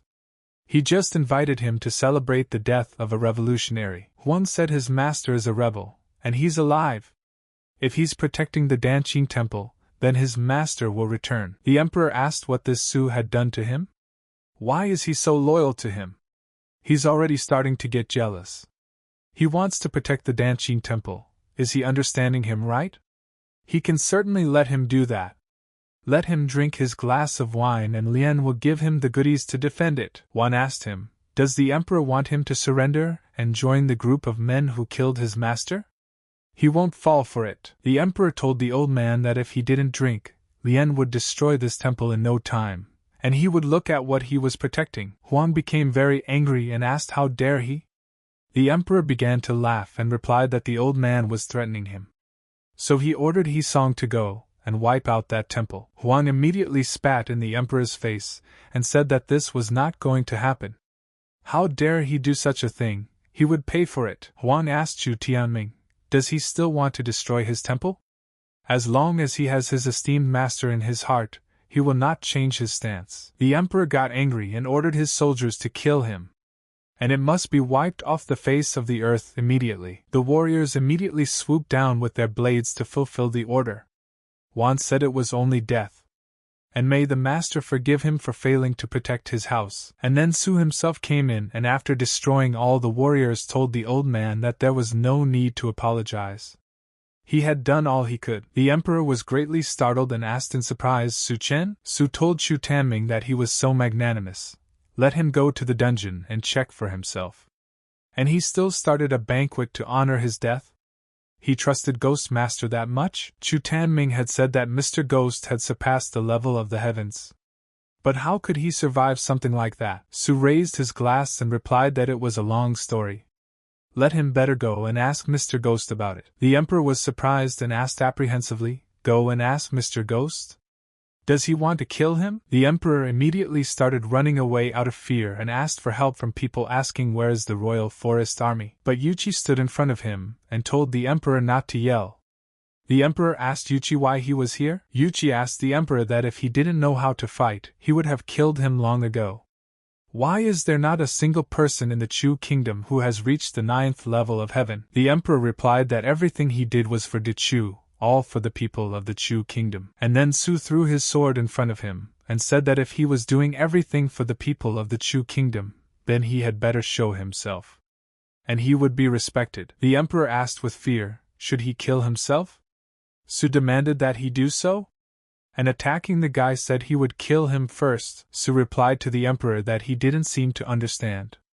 Yuchi immediately engaged and knocked out the enemy with a single blow to the head. Yuchi told the guy that he was the conqueror of the whole of southern Xian.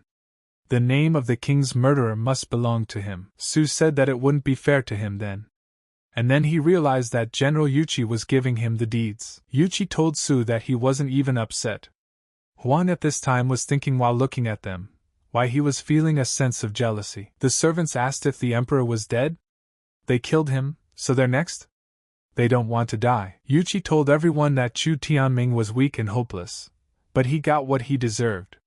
Those who surrender will be alive, and those who resist will go after Chu Tianming. The servants began to ask, can they surrender? If it is possible they all surrender. They will stay alive, for their mistresses are waiting. Starting to bow in front of Su, they said that they were happy to meet the emperor. The guy told them not to call him emperor. He didn't need the throne of the Chu realm. Su told General Yuchi that it would be necessary to stabilize the Chu kingdom as quickly as possible and continue their capture further. Yuchi replied that everything would be done in the best way possible. Su said that even the sky felt different after that. Huang approached the master and replied that to be honest, his teachings wanted to shoot Chu, but it was Yuchi who did it. His ward is named after the king's assassin, it's not right. Su said that yes, he understands. The old man thinks this shouldn't have happened. He always understood him better than anyone else. Su asked Huang if he would like to stay home as a teacher.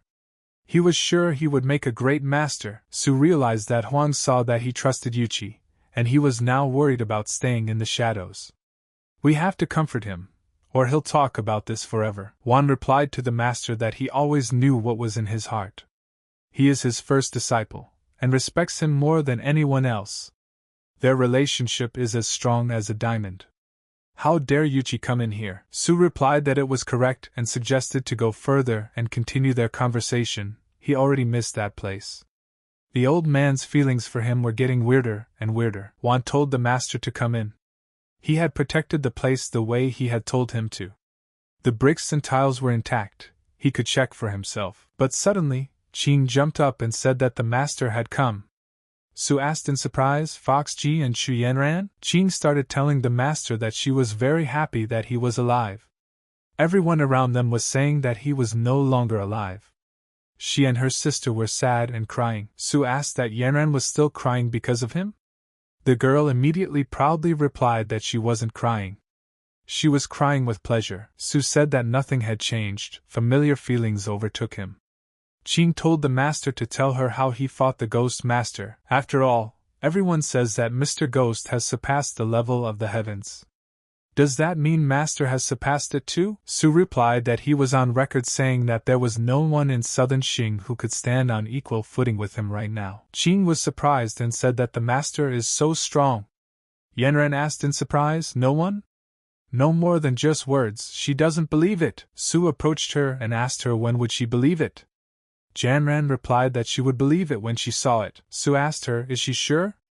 He's already at a completely different level of strength. He's afraid she can't do it alone. Yanran replied that she could go with her sister. Would Qing go with her? The girl said that if she wants it so badly, she will go. Su said for them to go and asked what was going to happen this time. Yanran confidently replied that she and her sister would check it out. Su told Huang not to let anyone inside. He had reached the peak of the heavenly level. If any outsiders saw how strong he was, he might not be able to withstand such a thing. Huang replied that he wouldn't miss anyone. Su said that it looks like today's battle will be long and difficult. Ning was thinking at this moment why the master was competing with them, and not her. Was it because she was a ghost? In the land of the dragon, the emperor asked that Su had killed Chu Tianming? How is that possible? Didn't Su die at the hands of Ghost Master? The servant replied to His Highness that Chu Qin killed the Ghost Lord. Also Chu Qin subjugated Yuqi and gathered an army with 200,000 men. The emperor asked in surprise he had killed Mr. Ghost? Li Jianxing had said that Mr. Ghost surpassed the level of the heavens. How did Su defeat him, right? Li replied that this is correct. If Chu defeated him, it meant that Su was now the strongest here in the south. When he first met him at Yakishi Valley, he immediately saw great potential in him. But he never thought he would become like this. The emperor said that only a year ago, Su was a brat who couldn't inherit the throne. Now he's unrivaled in the south. And if Li were to duel with him, does he think he'd have a chance of winning? Di replied to His Majesty that he didn't stand a chance even against Ghost Master, let alone Su. The emperor fell on his knees and said it was the end. No one in his country can defeat him. What should he do when he comes for him? Shan, the Prime Minister of the Dragon Kingdom, told His Majesty not to panic. He feels that Su won't come here. He never had any ambition. Perhaps he will stay in the Chu Kingdom. The Emperor pushed Shan and said he was a jerk. He threw him off the throne and sent him to the Chu realm. He's definitely coming here, and his son is an idiot. He promised him the medicinal valley. He's definitely still counting on more. Shan replied that he apologized. He was willing to suffer the punishment for his son. The emperor said he tells him once again, if Chu wants to steal his position and throne, he will kill his foolish son before he abdicates the throne. Shin starts yelling that it's his fault. It's all because of him. Li told His Majesty that he thought the emperor had better take care of the safety of his throne and pray that Su remembers the Brotherhood and doesn't kill him. With all due respect, it's only Su who decides everything right now. The emperor asked him what he wanted to say by that. Didn't he have any other way to stop him? Li replied that no, it was not so. The emperor immediately became sad after saying that and began to fear for further consequences. In the Qin kingdom, the head said that Su had gathered a large army, and he was going to take over the entire south. His country, Qin, will also fall under his hot hand. How can they stand up to him? The servant replied that he was afraid there was nothing they could do. He was unstoppable. The head said he had a proposal to recall General Lin, move the troops south and thus protect their border. The head asked him what he would say about it.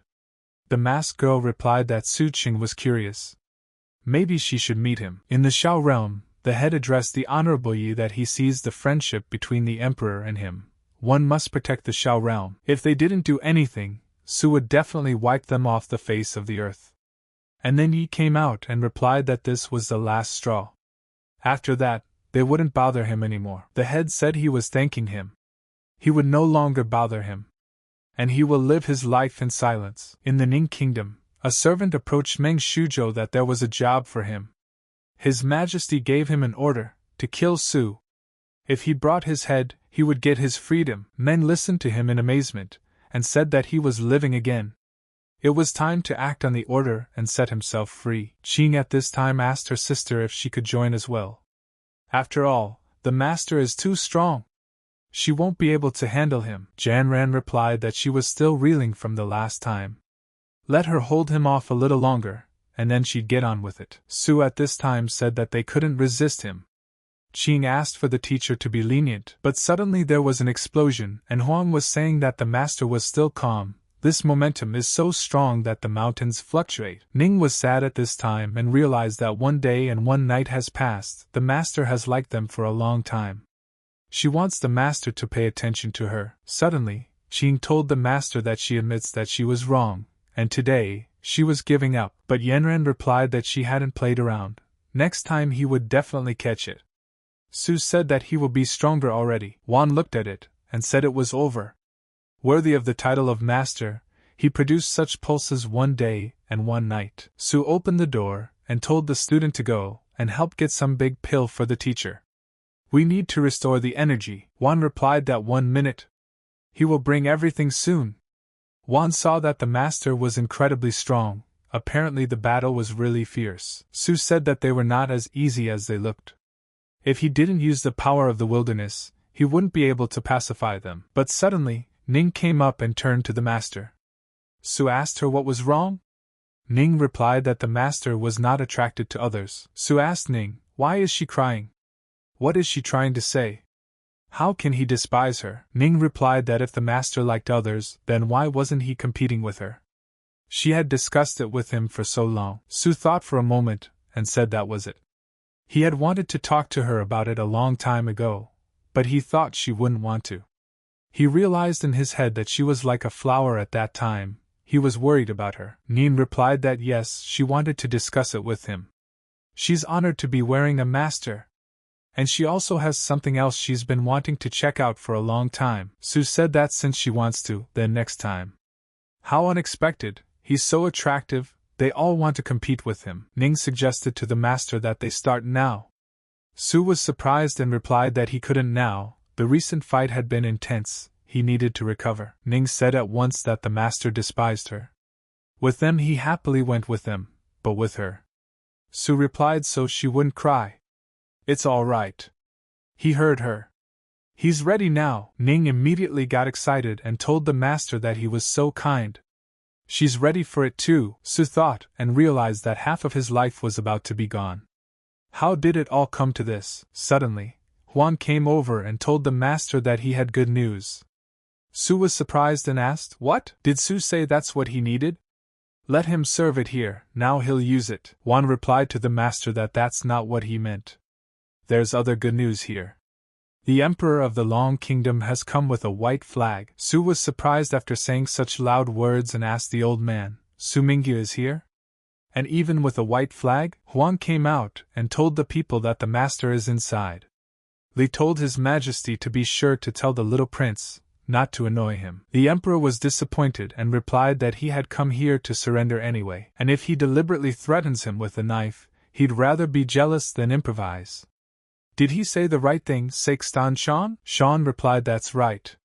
They should be confident, they should never kneel. Su was sitting on his throne at this time and mockingly told them that here they came. The Emperor became very angry and couldn't help himself. Li told His Majesty that he must endure it. Let him be patient. The Emperor immediately ran to Su's feet and said that he was wrong, he shouldn't have acted towards him the way he did. He had already regretted it many times. Shan also told the Lord with tearful eyes that Wei Qing had made a big mistake. May they forgive him. Li at this time looked at them with astonishment, and thought, is it good to say that it is modest or overbearing? Su told his brother that he was truly sorry for banishing him from the Dragon Kingdom. His acting skills are strikingly so believable, no wonder he's the king. The Emperor replied that he was sorry. That's putting it mildly. He hates himself for such an act. Immediately, the Emperor began to beat himself up. Su realized at once that he was not just a good actor, he was a talented actor. The emperor told Su that when he banished him, he agonized for days and nights, missing him. The emperor told Su that when he banished him, he was tormented for days and nights, missing him. Fortunately, the emperor is worthy of his title, he is talented and has achieved a lot abroad. He is very happy for him. The presence of the Dragon Realm Emperor is a blessing to this realm, the Su family, and for thousands of people, and the future needs an emperor to rule the world. And he wants him, his brother, to be the emperor. Come to the Dabao when you have time. Su immediately felt that this guy was a good boy. If he still came up with some words on the fly, then he deserved his reverence. Su asked his brother, what is he saying that for? There shouldn't be such a thing between their brothers. The guy asked, Emperor, is that a brother? Su replied that if a brother asks something, those who are really brothers take it seriously. And he must be tired, having traveled such a long way, isn't he right? Maybe he could ask someone to help him rest. The boy replied that the emperor was so polite. And in his heart he was glad that he had succeeded. Su immediately waved his finger and told the girls to come out. The boy was shocked by what he saw and was frightened. The guy asked the emperor, who are these people? Su asked him, he doesn't want to say anything else, right? Su said that all of this is keeping him in suspense, also his proposal is making him a little uncomfortable. The boy said no. The emperor didn't understand what it means to be a brother. Two is not enough, said Su, he wants to fight for. Su clapped his hands together and said, it feels so good to be a brother. However, it is extremely difficult for him to compose two such top-notch products. The boy asked with despair, no more? How hurt he felt. And suggested he do it together. Su said for them to take care of his brother already.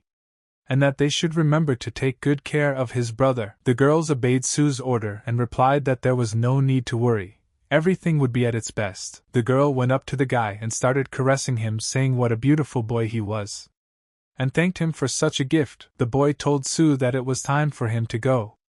The emperor replied that he was looking forward to his triumph. The girls grabbed the guy from both sides and were telling him to come with them. And they can't wait, they have to go. Su said that he hoped his brother would be okay. And he asked Sean how his son was doing. Sean replied that he was sent to the dungeon by Wei Qin. All because he gave him the valley. He's a weak king. He couldn't kill when he wanted to. Su said that he has a little conflict with Xian Piam. Let them release him when they return. Lan's future kingdoms are on him. Sean started crying with happiness, and responded by thanking Su for letting his son out. Su lifted up the old man and asked if he had broken through to the heavenly level. Sean replied that yes, thanks to the soul-sealing pill given by the prince. Wei Qing was able to surpass the sea level and broke through to the heaven level. Su told Sean that he will be loyal to Su's family in the future. Let him watch that he doesn't lose that status. Sean said that Wei Qin and Dog Zi should swear allegiance to the Dragon Kingdom for the rest of their lives. Su accepted his words and told him to leave and rest.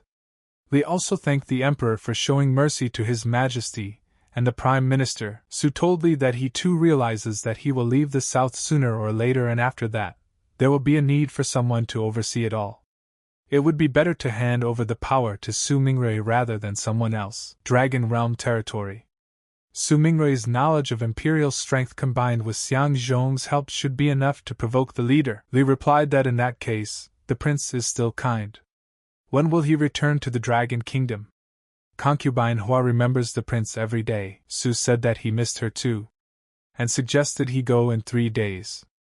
3 days and he would be back to his home. They replied that he would then go back and tell Concubine Hua the good news. Huang asked the master why he should return to the Dragon Kingdom after 3 days. He could go there any minute. Su replied that because. But suddenly someone started shouting to the master. Immediately he saw his 3 girls walking towards him. Ning asked the master if he was finished. Could he learn from others? Qing also told the master that they had already recovered. Yanren told Su that she definitely won't lose to him this time. Guy told Wan that now he understood why he said they would leave in 3 days. Huang replied to the master that he was grateful for his hard work. Su said that you can't escape fate. The greater the power, the greater the responsibility. Wan told the master to take care of himself. They would see each other in 3 days. 3 days later they packed for the journey. Su was completely exhausted, and said that these 3 days had been the hardest of his life. They were incredibly hard to confuse, though he outclassed them, but his wounds from the battle were still serious. One asked the master how he felt after eating the tonics. Su started to eat and replied that he had barely recovered. But suddenly the girls came out and asked him if he had recovered yet. Nin asked, "Already? Then let's hurry up and let him get in the carriage." Janran also told him that if he was a man, let him come in. Qing replied to the master too that it was so hard to walk on her own too, let her come in to see them. Su started coughing and replied that he would rather walk. He wants to enjoy the mesmerizing scenery of Xian and Jing. Let them see how beautiful it is here too. Janran told him to stop. She's ashamed. And Su is not a man. Qing told him to stop by their house, they always welcome him. Su got angry and replied that what an unpleasant situation. He can say that he is not a man. When he's back to normal, they'll see who's who. But suddenly someone from behind attacked him, and said that here he was. And said it was time for him to die. Juan immediately got on the defense, and told the master to dodge. Su threw himself back and replied that he could handle it himself. He is disappointed, Su said. What on earth would he have to do this to the person who dared to kill him this way? But the moment the attack collided, Su couldn't resist and was injured. Su said that this guy wasn't easy. Su said that he used Bai Zhanju to be on the same level as him. The guy pounced and said he had to kill Su and be free. Su replied that he was about to get in trouble. Let him come to him. Su said that there was no way he would believe that there was someone stronger than him. So he started to act serious and blocked every punch he threw. Juan watched this battle and shouted to the master to kill him, for he was much stronger than this impostor. Su asked, "What happened to him?" "He's not easy at all. But I have to admit, it hurts to hit him, but he doesn't stroke him either." The guy kept attacking and saying he needed to kill Su Chun and become free. Su replied that he hoped he would be alright. "Is he really stronger than him?" The girls watched and were surprised, asking, "Is this guy stronger than the master?" Su told the guy not to even think about becoming the strongest in this world. Let him watch him get finished off by him now. Su let out his sword and gave him orders to stab this guy in the chest. But suddenly was surprised guy was smarter and stronger, and easily tossed the knife aside. Su said he can't even pierce it with the sea sword? It's very strong. But the guy kept saying that he needed to kill Su Qing and become free forever. But Su in a moment used the teleport, and got behind him saying that it was easy for him. Su grabbed him from behind and asked, even if he was such a bulky guy, there was nothing he could do to him? Su said that unless he's wrong, he only uses physical strength, which means he's a nobody in the air. And headed upstairs. Su told the guy that he asked him from 10,000 meters up and he sees him die. But the guy started waving his arms and saying he needed to kill Su to be free, and asked Su to let him go. Su told him that this technique is called Lock Meng. No human would be able to get out of it. Su started flying even higher and was telling the guy just a little more. And at one point let him go from a few meters away. The guy shouted back at Su that he shouldn't. But Su didn't feel sorry for him, and delivered a crushing blow with his foot. Su said that even if the Iron Man fell from such a height, he wouldn't survive. Huang asked how did he gain such power. Juan was very frightened and immediately realized the whole concert, and told everyone to run away immediately. From such a powerful blow, there was a big explosion. But Su survived and destroyed this guy. Su said that he was now truly free. But the boy was still alive, and could even breathe. But still, he repeated again that he needed to kill Su Qing. Su asked if he was still alive? He's a tough guy.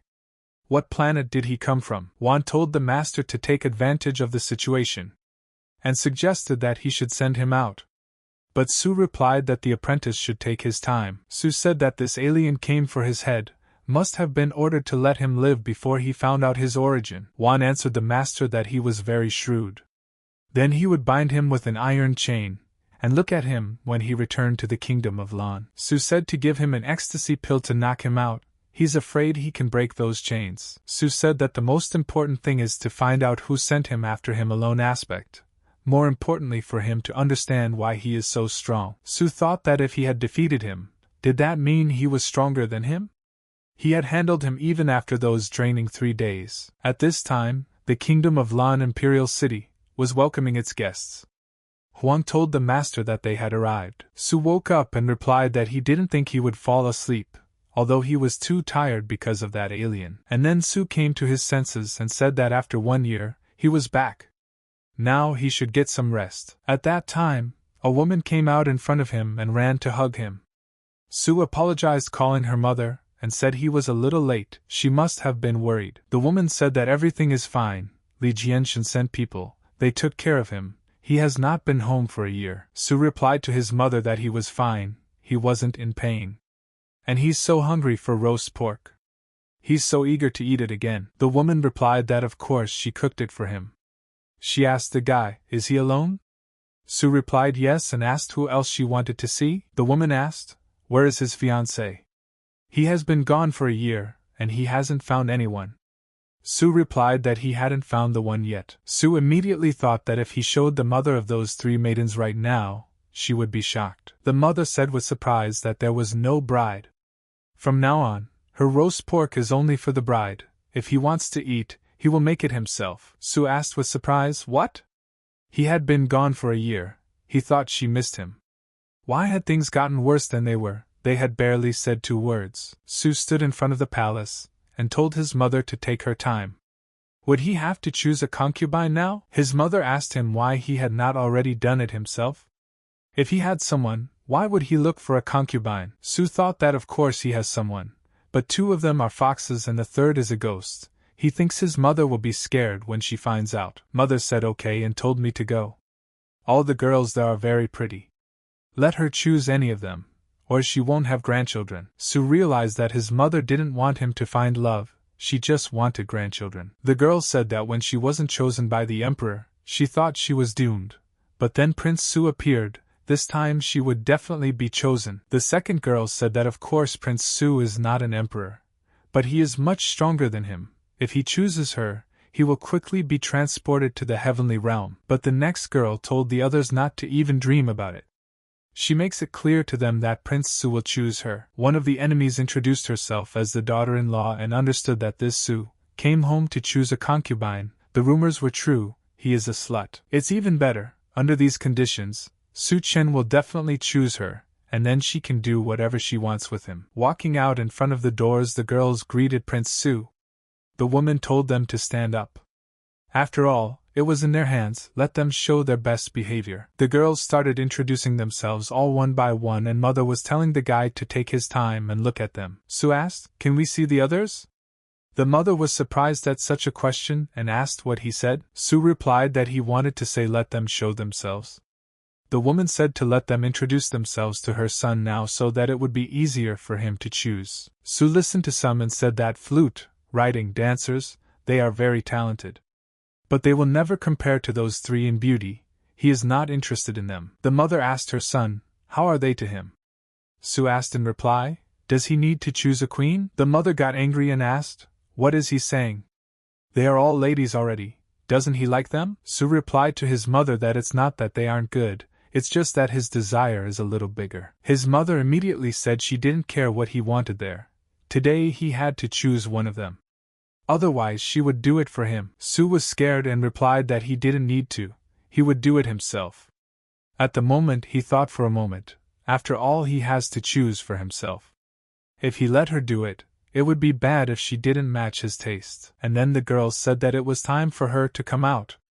Su said, apparently there were no people here that even barely fit him. Suddenly he stopped in surprise and saw the girl. And realized that he had made a big mistake. Why hadn't he noticed her before? Su immediately told his mother what he had chosen. The mother told her son to tell her what he had chosen. Su immediately pointed his finger at the girl with pink hair and said that it was her. The girl was happy because she had expected that. The mother asked in surprise, she? Is he sure for sure? She wears a scarf over her face, he couldn't even see her face. Su told his mother that his son never judges people based on looks alone. His heart decided everything for him. He doesn't care about her looks, he chooses her. The mother replied that she understood, and since he had already chosen her, let him get to work quickly, she couldn't wait to hold her grandchildren. Su immediately took the girl's hand and said that they needed to go. The girl smiled and replied that she obeyed her master. The mother told the other girls not to be upset. Let them go back to their old lives and develop. They would be lucky next time. The mother rejoiced greatly and shouted for joy that she was finally going to have grandchildren. The girls were saying at this moment that their dream had failed again. Why, Su is also blind like the emperor. They are so good that they can't choose themselves, so they must choose the veiled woman. Su told the girl that she was his now, and asked her what her name was. The girl asked the Lord if he would like to see her face. Su replied that of course she wants to, but he already knows she's beautiful under her covers. The girl took off her shawl and said that she hoped Mr. Su would not be frightened. Seeing her real face, Su said he was about to go crazy. She is gorgeous. What a little fairy who is naturally charming. Compared to Chu Yanjian, there is no one worse than Chu Yanjian. The girl at this moment was thinking, where was Su's cultivation level?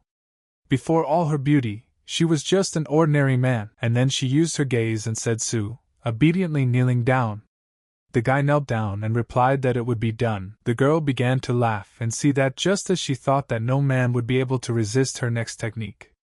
If he knelt down this time, he would be completely at her mercy. Su said he was sorry but he couldn't kneel down. The girl was surprised and asked how, but Su immediately used his strength and stuck her on the floor, holding her by the throat and slowly squeezing her, and said that it looked like he was right, she was no ordinary girl. How could an ordinary person have such good equipment? The girl asked back, how did he not fall under the effects of her charms? He had cultivated the most resistant technique, the dragon blood body. Su replied that it wasn't bad, she knows this kind of technique. The girl said she wouldn't tell, even under threat of death. Let him kill her if he can. Su replied that no, she would tell him everything. And with his enchantment, he sent his energy into her head. The system told him that it had failed to use the ability. It had failed to subdue Xian's snake. Su was surprised and asked, failed? Indeed, she is indeed a demon. The black water Xian snake. Snake asked the guy, does he want to tame her too? She's from Xivian Man Mountain, the daughter of the demon king Xian Shui Jiao. Even if she dies, he won't tame her. Su was surprised to hear that she was Xian Shui Jiao's daughter. If he could tame her, she would help him in his future conquest of the Sangman Mountain. Snake told the guy not to waste his time, let him kill her. Su replied that if he can't tame her, it doesn't mean he will kill her. Gorgeous beauty has other uses. Snake was surprised and asked him what he wanted. Su replied that what a man does with his own, and then Snake started screaming at him to stop, and called him a pervert. And told the guy that if he could kill her, then let him kill her. Humiliation is not what a man should do. Su said it was a man's business or not, she would find out for herself now. Snake got really scared and screamed at him not to do it. Su felt that the soul would be shaken. Now was the most opportune moment. And used his taming. The system immediately said that he had managed to tame the Blackwater Xian snake. And the current degree of loyalty was 30. A high risk for betrayal. Su said that there was more talk than action. Loyalty is small, but that's not important. What's important is that she won't attack him. Snake asked the guy, did he tame her? Su replied that's right, she's his pet from now on. Snake said she was tamed. But it's all useless. Xian Shui Jiao had xianin poison implanted into her body. To keep her alive, she needs to take an antidote once a month. Su said that's how she's being controlled. It's pretty brutal. Snake replied to him that he was only wasting his time. If she doesn't take the antidote, she'll be dead in a day or two. Snake thought and realized that it was her destiny to always be under something's wing until she died. Su said it's just poison. It will help him. Snake was surprised and asked in amazement, what? Snake said that Xian Yin's poison was the strongest in the world. How would he be able to help her? Su replied that he would find an antidote. He had developed the hegemony skill of dragon's blood. After all, it is also the antidote for this poison. Snake asked the guy that he was using her to help her? Wouldn't believe it for the life of her. She'd rather die than accept help. Su said he shouldn't say that, he just wanted to help her. Snake thought he was helping her get rid of the poison. Su asked what she was waiting for? Immediately, he put his finger in her mouth. Snake immediately thanked him. The system said +5 loyalty points Xian Sneak. Su saw that it worked. A little blood could increase loyalty. It was clearly worth it. She really does feel like poison. And she wants more. Su wondered at this moment, Why is the blood being sucked out so quickly? Su told her to be gentle. He can't take any more. But Snake said she wanted more. Su came to his senses and realized that he had passed out from blood loss.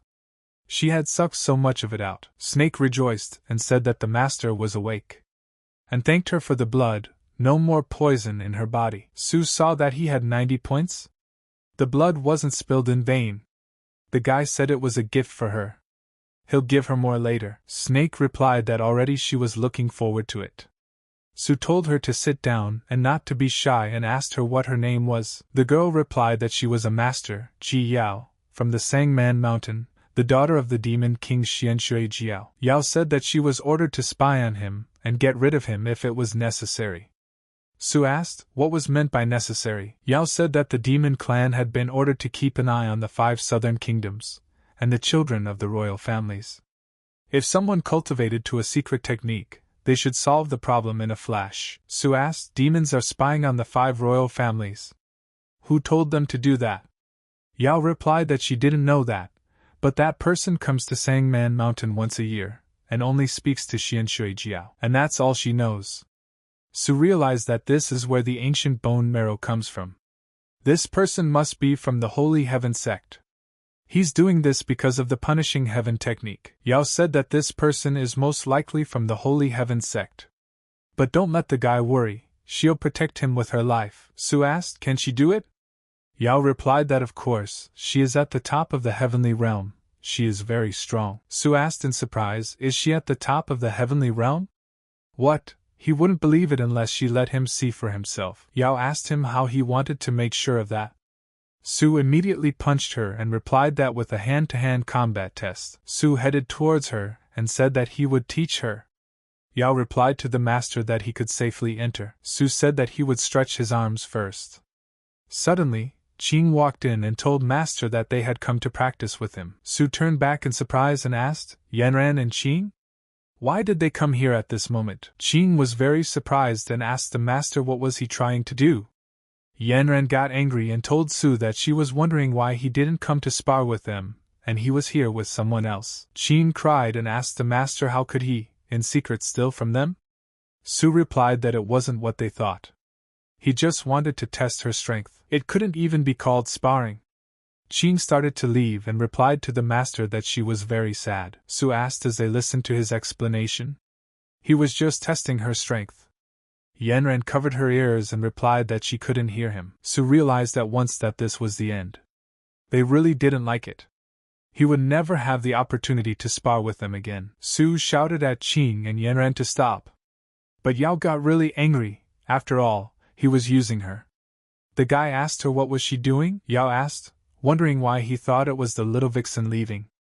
But suddenly the girls turned around and recognized her. Su asked, what's the matter? Do they know each other?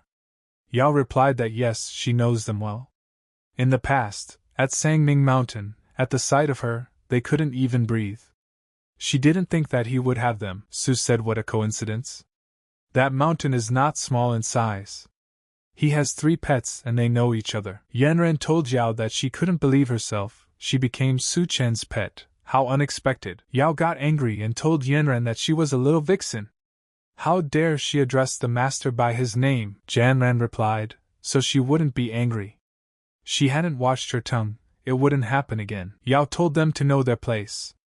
And don't address her as Ms. They're all pets of the same master. The girls immediately agreed with her, and didn't even begin to deny it. Su felt that Yao was more majestic than him. Su told the girls that they shouldn't be so tense, they already know each other, they are like sisters now, so they shouldn't fight either. When he takes over the whole south, he will bring them to the mountains for sparring. Yao told the master that the demons shouldn't know that she became his pet to confuse them. She plans to return to Qin to work as a teacher for some more time to buy something for her master. Su asked with surprise, back to Qin? That's a good idea, since he needs to go there too, and suggested that we go together. Yao asked the master what business he had so. Su replied that he needed to obtain the secret of the Qin martial art. At this time on Qin Mountain, the head asked where Lin Yulua was. The servant answered the master to make sure she was already on her way here. Prince Qinda said that he made several signs of affection towards this woman, she didn't even pay attention to them. His patience had run out, he needed her today. Just then someone yelled out that Ms. Lin had arrived.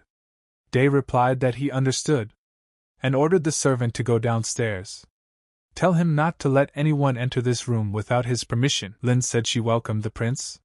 He told her to come here. Day replied that he hadn't seen her in a few days and she was very beautiful, and offered her a drink. Lin said he called her here for a drink, but she can't keep her company. She has a lot of things to do. Day yelled for her to wait, because he had something to talk to her about. Lin told His Majesty not to languish. Day replied that he called her here to talk about Su. She knows him, doesn't she? What does she think of him? He realized that the only thing he could do to delay her was to start talking about a random topic. Lin replied that he is a genius, he is strong but vain, he has flaws but he is a man of high morals, he has dreams. Day got angry and asked the girl, does she like Qin's enemy? Lin replied that he asked what opinion she thought of him, and she told the truth. Day asked her how she thought Su was his equal. Lin smiled and replied that it was like heaven and earth. The boy wondered, how could this ignoramus be Su Cheng's equal? Day started laughing and said that he understood everything. What on earth can this Su do? After all, he was a rebellious minister who was plotting a rebellion. That's right, he is high above it, as if the sky is him. Lin thought, how come this jerk didn't realize that sky is Su and he is earth? Even such a jerk can become the Prince of Qin. Qin is clearly running out of time. Day tells the girl that she's a pleasure to dialogue with. He likes that. Maybe he'll buy her a glass of wine. Lin thanked and replied that she didn't want to.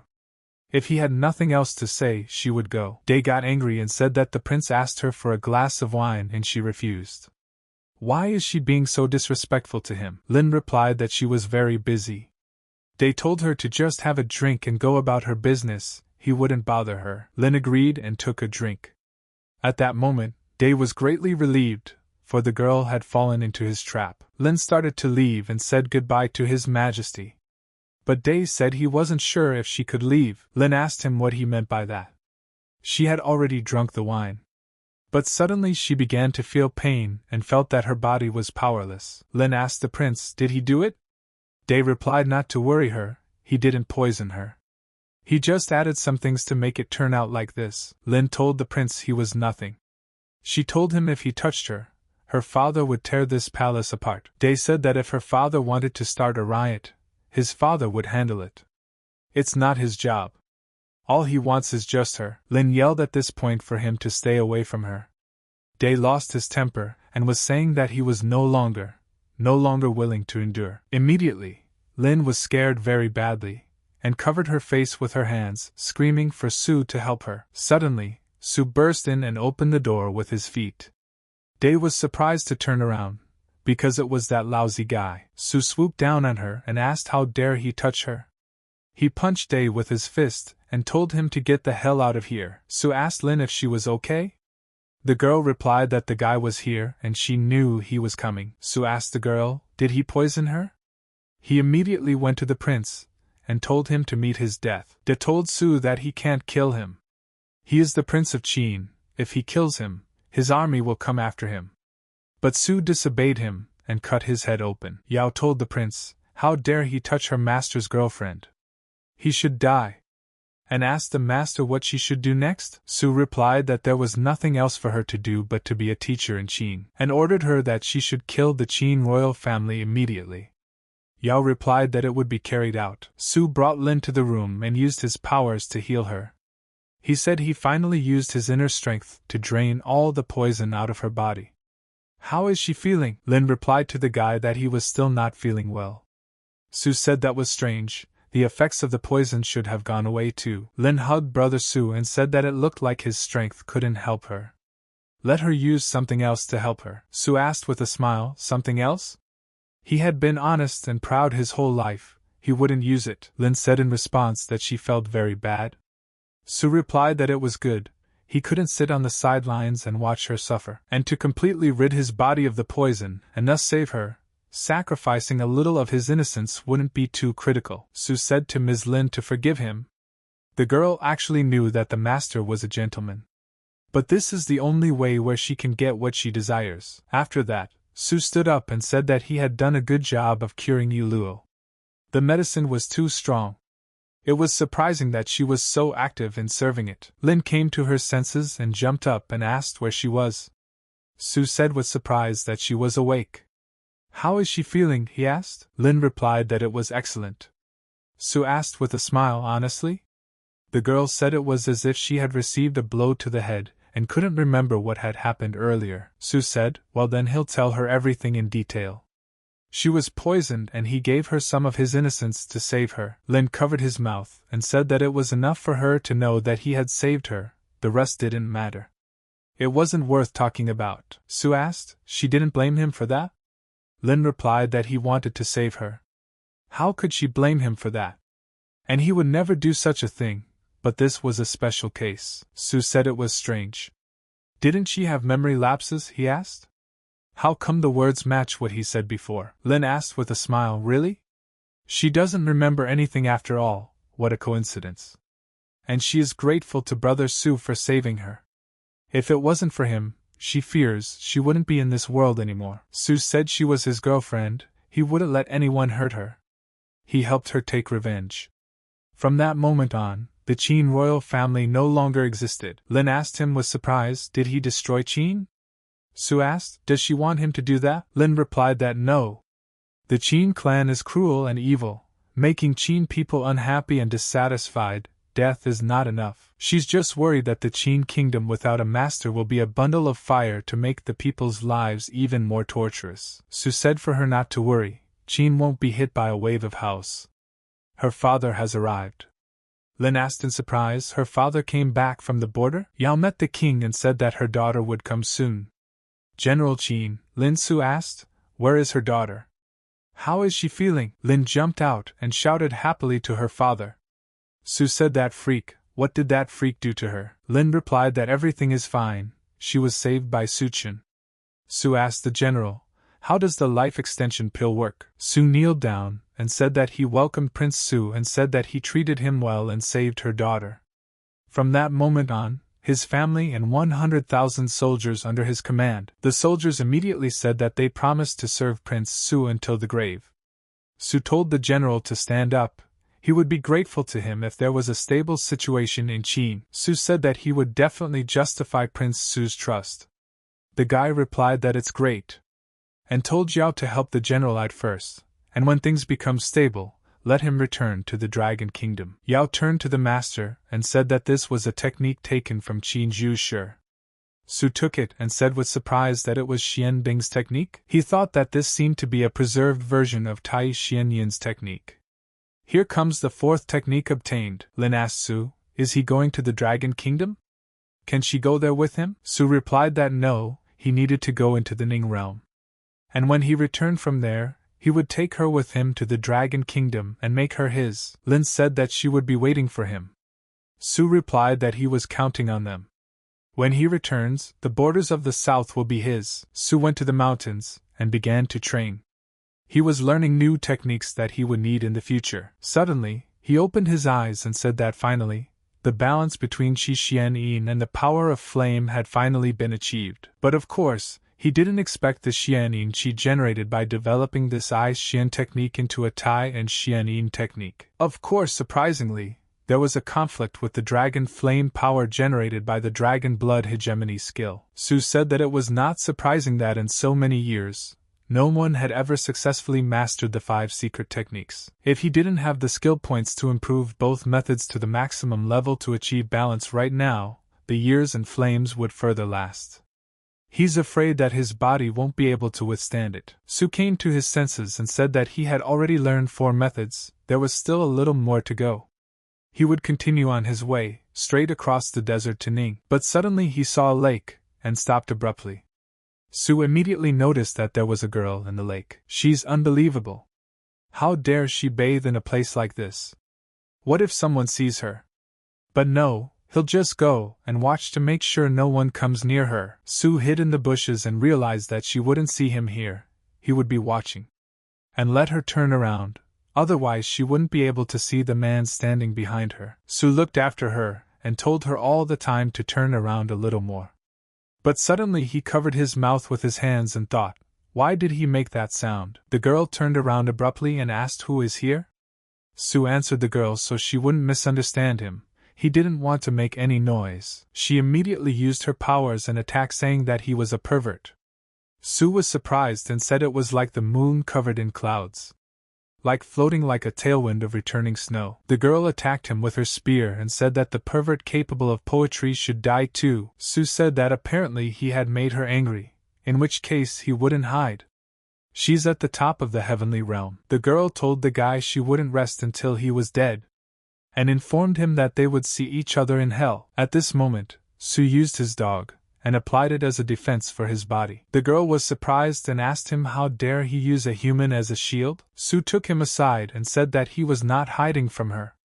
The girl replied that this person didn't get a single scratch from her punch. Such a powerful physical body. Is this Meng Zhuzhou? Sue was surprised and asked, did she know him?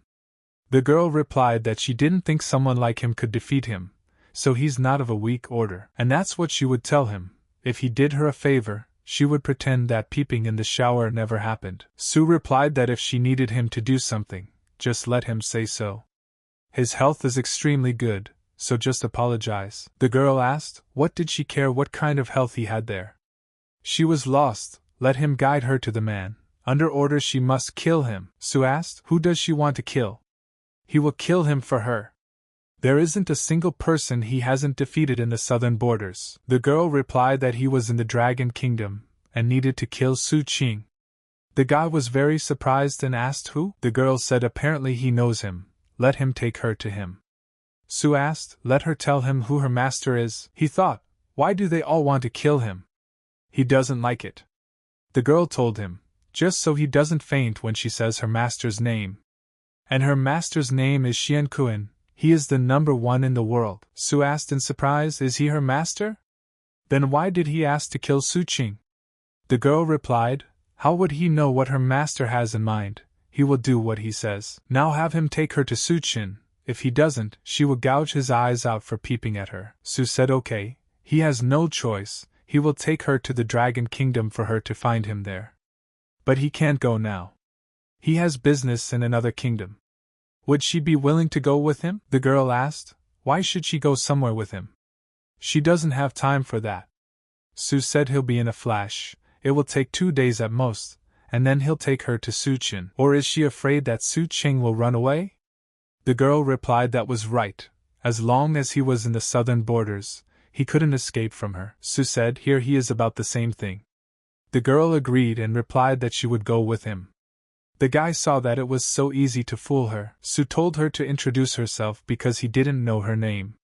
The girl replied that her name was Yi Bei Bei. Master said that when he picked her up she was wrapped up in a boat, so she decided to take that name. But what's the guy's name? The guy replied that his name was Hikara Sue, but could just call him Hikara. Bei asked with surprise, Hikaru? Sue said for her to go to Ning with him.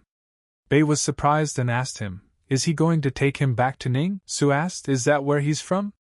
How does she know that? Bei replied that of course she knows.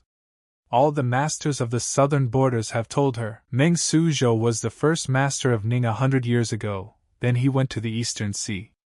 He came back as a madman and became a murderer. He was recently released. Sue asked if she knew why his body was physically well developed. It was so abrupt that he didn't even have time to ask anything. So it was true that Ning had sent him to kill him. Bei replied that she did not know that. Her master believes that he gained that form while traveling to the Eastern Sea. Sue asked with surprise, the East Sea? Are there any secrets there? Bei asked the guy that he wishes to know this secret and get the same powerful body. Sue replied that of course every man wishes for that. Bei asked him why? What's so special about it? Sue replied that it has many advantages. When they have a heart-to-heart talk, she will know everything. But all of a suddenly someone shouted that they had found it. As they turned around, they saw someone attacking them and shouted that the purple bamboo island weapon sensor had fallen into his hands. Sue thinks with surprise, an island of purple bamboo? A sensor for weapons? Could this be the secret to Meng Zhuzhou's physical body being so strong? Bei swooped in to attack back and told the guy that they were his enemies. Sue told her it was dangerous. Bei went over them like a queen, and cut 2 at once. She asked how they did it. Bei asked the guy why he was yelling. Su replied that he just wanted to give her a burst of energy. Su thought that he hadn't had time to react yet, and she had already taken everyone apart. They said they were still wimps, so when she kills Su-chin, he can back her up. Su replied to her that it was like that, and thought that after receiving Ning's secret technique, he was heading to their island. Arriving at Ning Bay, asking the guy that this is a collection of scriptures, right? But what's the guy doing here? Su replied that he just likes to study. He doesn't have any other hobbies other than that. Let her help him, she can protect this building. And no one needs to enter, and when he is done, he will show her where Su-chin is. Bei said she understood everything and let her learn, she won't let anyone in. Su smiled and replied, "What a nice girl." Su climbed into the building and seeing the book said that, as expected, this place stored the secret techniques of the main realms. It seems that this is the last technique, and it's called Heavenly Kung Fu. And immediately, the system popped up and said that it congratulates the host for getting a new technique, Celestial Kung Fu. Su rejoiced and ordered the system to have him pump it to the max. The system came out again and notified him that Heavenly Kung Fu progression to the origins of the heaven turning technique. Full level 1500 levels. Su said that everything is ready. The only thing left to do was to see if what the ancestors said was true, turning the heavens pumped to the max. The system immediately said that the heavens turn was pumped to the maximum. Su rejoiced and said that in that case, he would cultivate it into a technique that had been forgotten for 2000 years, it would be seen by the world again. And use fusion. At that time everything began to connect to one and all. And the energy was so strong that the light was visible at the other end of the world. Bei saw this bright light and thought, what is he studying there? Such a crazy sound. But all of a sudden, she saw that there was thunder in the clear sky. At this time in the Shao realm, the ringleader went outside and saw that the sky was covered with heavenly thunder. He wondered, is this the birth of a solid foundation on the southern border? On Sangman Mountain, the dragon was surprised and asked how could this happen? Had someone managed to do this? He had failed the mission, but one of the heads of the strongest countries also saw it, and said that this martial art method had finally appeared in the world. Bei spoke at this moment. He has no idea what Hikaru did there for him to get the heavenly power of divine punishment, but he asked her to protect him, she must do it. Even if the opponent is stronger than him. But suddenly she saw someone, and to her, it seemed suspicious. Bei said that only through her corpse, it would go all the way to Hikaru. At this time, Su used the scriptures of the sacred collection inside. The system came out and said that it congratulated the master for obtaining the god-level skill, 5 kills of heavenly punishment. The system said that the 5 killing heavens was a heavenly divine art created by saints that could kill humans, demons, gods, and all things after being cultivated. Su raised his fist and said that it worked. He had restored the heavenly punisher. And killing all creatures is truly overpowering. This is a technique that is worthy of him, but since it's a divine level technique, he thinks its improvement will be expensive. Suddenly he saw that he had just under 700,000 points, just enough to upgrade to level 1, and apparently he needs to find more points. 1 million isn't enough. And decided that he would upgrade to level 1. Maybe to get to the fundamental stage 1 would be enough. Su told the system to raise the 5 skills of the punishing sky by 1 level. The system got very excited and did the order. The system immediately said that Master Su-ching had spent 300,000 points, improving the heavenly punishment to level 1. Su said, this is the power, and he could feel it flowing within him. The kingdom of the foundation, let him receive it. The system replied that Su-chen's qualifications were insufficient. His blood power and talent potential had been depleted, and he could not break through to the realm. Su asked with surprise, is he not fit? The system started laughing and replied that she was laughing until she fell. And embrace his talented young man, but the host does not deserve it. Su got really angry and punched him with his fist, telling him to shut up, and said that he didn't know he wasn't qualified. Apparently you have to upgrade your skills to get through there. He remembers that bone marrow can enhance skills. Suddenly he heard a girl outside yelling to someone. He was greatly surprised and thought she was helping him with a thunderstorm. Bei climbed onto the building and with her blade screamed into the sky for him to appear. Thunder immediately started flashing lightning. Bei smiled and said that was better. She went at her with her blade without fear, but in a moment she realized she couldn't stop it. Grabbed her, and told her he was very grateful to her. Bei was surprised and told the guy to be careful, that thunder is very incredibly powerful. Su replied that she shouldn't be afraid, he's right there with her. Su used his powers against the thunder. And Bei was greatly surprised. The guy told the girl that he could to her since that thunder could hurt her. Su took hold of Bei and used the punishment of heaven, and went to fight the thunder. Su believed in his strength, and easily destroyed that thunder. Bei was greatly surprised and couldn't believe in her eyes how he was able to overpower her. Su came down to the ground with her, and said that was it. He asked the girl how she was feeling. Bei replied that there's a small wound on her arm, but it's nothing. All in all, it's fine. Su told the girl that he owed her. Bei asked him to take her to the Dragon Kingdom to Suchin as a token of his gratitude. Su replied that of course he would take her without any doubt. She was protecting him with her body, he owed it to her. Bei got embarrassed and said that no, he's still doing a big thing for her, and she helped him out a little. Su replied that not much, if his health permits, he will try to give her more back. All of a sudden, Emperor Ningguin Ningchuan and his men came up to him, and said that they welcomed Mr. Su. Su covered Bei's mouth and said, "It's a healing pill. Let her heal her wounds first. He has some things to discuss here." Bei asked the guy why he just shoved it in. She wasn't ready yet.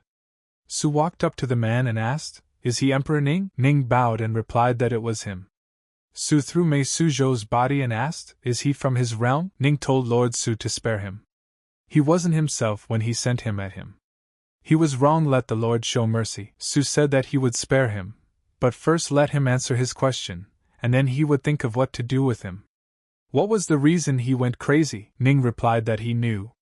Mei Suzhou was a general of the Ning Kingdom, but then he was sent by the past ruler to Purple Bamboo Island in the Eastern Sea to find a cure. After his return, he went crazy and became an assassin. Su asked, "Purple Bamboo Island? Are those people from that island, is he right?" Ning replied that yes, they are, they have the Purple Island patch. Su told the man to tell everything he knew about this island. Ning replied that it was 10,000 kilometers away in the Eastern Sea. He did not know the details, and he had only heard that there is a sect of cultivators there called the Cast Sword Pavilion on Purple Bamboo Island. They are good at weapon improvements, and their master is above the heavenly level. He is unrealistically strong. Su immediately thought about Ning's words about above the level of the heavens, and thought that it seemed to be the same as creating the foundation of Xianshui Jiao. Ning said that it is said that besides the pavilion master, the Foundry Sword Pavilion has 7 experts at the peak of the heaven realm, known as the 7 Sons of the Foundry Sword. Not only are they strong, but each of them is an expert in weapon refinement. Su asked with astonishment, "Master Armorer? Could it be that Meng Xiuzhou's flesh is so powerful and related to weapon refinement?" Ning replied that he doesn't know, all he knows is. Su realized that he had cultivated the Heaven Punisher.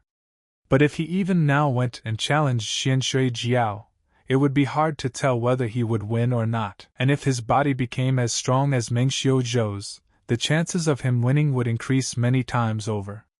"It looks like he needs to go to this island." Su told the little man that for answering honestly, he would pretend that there was no attempt to kill him. Taking civilian and military officials and traveling to the Dragon Kingdom to beg his brother to surrender, Su asked the girl if she had recovered. After all, it was already time for them to embark on their journey to the Eastern Sea. Bei was surprised and asked, why would she go there? Didn't he say he would take her to Suchen? Or was he taking back his words? Su said that if she wants to fight Suchen with her current strength, she will probably die. Therefore, he wants her to become stronger. Bei asked with surprise, "Will die? Suchen is that strong? Is the guy stronger than him?" Su replied no. Suchen is too strong. He's not even worthy of his shadow. Bei was surprised and asked how could this be? After all, Hikaru had defeated the Divine Thunder. If he couldn't, she couldn't. Su took her hand and told them to go. They would get stronger, and then defeat him. Bei didn't refuse and went with him. Bei reflected at this moment that if it wasn't for a kind person like Hikaru, she would have been dead a long time ago. On the way, Su told the girl that they had been flying for a long time and suggested that she stop at this island. Coming down to the island, Bei said she wasn't tired. and suggested flying to the bamboo island to get stronger. Su replied that she has healed the wounds, he's afraid they will open up because they strain a lot. Bei said she's long since gotten over that little injury, and even the most serious injuries will quickly heal themselves under the influence of her powerful method. Su decided to talk about self-regeneration and asked what technique could be so powerful. Bei was surprised and asked what he wanted her to do. Su replied that it was nothing, he was just wondering what technique she practiced. Could she tell? Bei replied that the master told her that she was born with the technique, it was already in her head. She can't just tell others. And furthermore, it's a different technique and he won't be able to cultivate it even if she tells her how. Su said he understood, she's just afraid he can overpower her. That's why she doesn't tell him anything, right? Bei got angry and replied that no, that's nonsense, and it is called the diagram of immortality. And the first level of the technique involves more than 30 meridians and more than 2,000 acupuncture points on the human body. An ordinary person simply cannot master it. Su said he wouldn't repeat it to her until she told him what to do, he was sure she was harm. He realized that sounds really hard, but she is an unusual person, he has a system. Bei replied that she wasn't lying. And now she would tell him, and he would see for himself. Immediately she put her hand on his head. The system immediately told the guy to congratulate the master for comprehending a new technique. Diagram immortality skill type growth. There is no limit as long as the bearer's strength is strong. This skill can grow into a god-level skill. Su was surprised and realized that this technique was a bit interesting. There was no limit to its enhancement. It could be upgraded endlessly. So he decided to upgrade it. The system said acupuncture points, 100,000 skill points per point, were required to improve the immortality chart. Su asked with surprise, does it need 100,000 points? He realized that there were more than 2,000 such points, which meant that he needed 20 million points to get them. But he has less than 4 million points left. An outcast who can't get rid of his sister-in-law. The method looks amazing, he's sure he won't regret it. He'll leave 100,000 skill points for emergencies. I'll pour the rest all into acupuncture points. And then the system popped up and said that he was congratulating the master for raising his life evolution level, doubling his life expectancy to 60 years, and receiving a 10,000 skill point award. Su thought, what is this heaven-defying technique that actually has an inhibitive power for the evolution of life? It doubles his lifespan. But unfortunately, his original lifespan was 30 years, but now it's 60. Bei asked the guy how he knew she wasn't lying. Su replied that it was difficult. But he cultivated this technique. A sword made of fish intestines. Bei was surprised and asked, what? Su immediately ordered the sword to slash his arm and slashed. Bei was surprised and asked him what he was doing. In a moment, his wound began to draw back and heal. Bei was very surprised and couldn't believe it. Bei asked him, did he cultivate this technique in the blink of an eye? Su replied that he was a genius who was born once in a million years. There isn't a single technique that he hasn't learned. Bei asked him, how is this possible? Your teacher said that this immortal and indestructible diagram runs along a very strange meridian. Not every person can successfully cultivate it. Su asked, why does he feel like she's calling him non-human? Isn't she herself like that? Is he not human anymore either? Bei replied that she swam out of the sea. Her master said she had unusual meridians. Perhaps she is not quite human. Su was surprised, for he didn't expect that such a little girl could have such interesting roots. It seemed to bother her a lot. Su told the girl not to worry, she's a real person. There's no need to worry about it. Su said that he believed her parents were very strong, so she was born with unusual meridians. Bei asked with surprise, really? Su replied that of course he had studied the technique, and he was sure he was 100% human, so she was human too. Bei told the guy, she was relieved. She'd always thought she was a demon, always afraid that evil would awaken in her. Su thought about it, and realized that actually, it would be very much to the point. Bei asked him, what did he say? Su replied that it was nothing like that. They were almost rested, they could continue their journey. And immediately they took off. On Bamboo Island, the purple commander was beating the workers and yelling at them to work faster. They wouldn't get dinner tonight, but suddenly one of the servants fell down and could not move. He was without strength, and very old. The commander got angry and started yelling that he was an old stump. Let him not pretend, it's time to get up and work, or he'll kill him. The old man replied that he could not move. The commander started beating him, and saying that he was lazy and talking. Apparently, only by force could he be made to work. But suddenly a boy stood up in defense, and told him not to be his grandfather. He is very tired, let them give him a break, he will rest quickly. The commander said they are lazy slaves, what rest do they get? They were born with one purpose, to work for them. For the rest of their lives. And who authorized his suspension? Get back to work, or he'll kill him too, along with his grandfather. The boy replied that his grandfather was tired. Let him give him an hour or he will die of exhaustion. The commander asked that he wouldn't go, and then if he wants to rest, let him enjoy the rest to the fullest, and decided to beat up this boy too. But the boy was very frightened and closed his eyes and asked him not to do it. But suddenly Sue grabbed his arm at the last moment, and prevented him from beating the boy. The commander was surprised, and asked what? Sue said that the old man and the child wanted to rest, and he wanted to beat them to death. The commander asked him who he was? How dare he invade the purple bamboo island? And sensed that the guy had a terrifying aura. Sue replied that if the purple bamboo island is such a purgatory on earth, then he would become a god. The commander asked the guy, is he an enemy of the purple bamboo island? And started yelling and asking for help. But Sue didn't play with him for long, and slapped his hand on his head. He said they'd start with him. They said that Hikaru managed to jump up to her, and killed him. But she was the one who had to do it, and unfortunately people can't come back from the world of the dead, or she'd kill him again. Sue lifted up the old man, and asked how he was feeling. The old man replied that he was fine and thanked the boy for saving them. The boy got excited too and thanked the guy for saving them, and said that he was so strong, he killed him with one blow. Sue replied that it was nothing, and asked them how they belonged to this island. The old man replied that they didn't, they were all taken by the Foundry Sword sect. Sue asked, how many people are there in captivity here? The old man replied that the maximum number was more than 2,000 people, some died of exhaustion and some were killed. At the moment, there were less than 1,000 left here. Sue was surprised and said more than half are dead. This sect deserves to die, but the old man was afraid for his life and told him to run. After all, the supreme immortals from the Foundry Sword sect would be arriving soon. He had saved them and killed one of them, they wouldn't just let him go. Sue asked, are they worthy of being called immortals? They're just a bunch of bastards who aren't even worthy of being called humans. Let them come as they are and save him from having to fight them one by one. Suddenly someone came and asked, who had the audacity to break into his Foundry Sword sect? Sue turned around and said that it looked like they had already arrived. And it couldn't be. The 7 sons of the Foundry Sword are here. The old man told the boy to obey and run away before it was too late. Sue replied to his grandfather not to worry, everything is under control. Sue told Bei that he was leaving them to her. The girl got excited and replied that it was finally time to have some fun.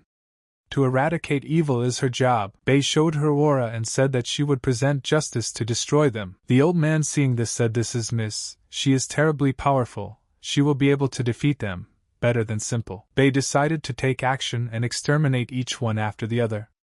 In the moment one of the sons was lost and crushed. As he fell, he asked how this was possible. Bei said they were a bunch of scum.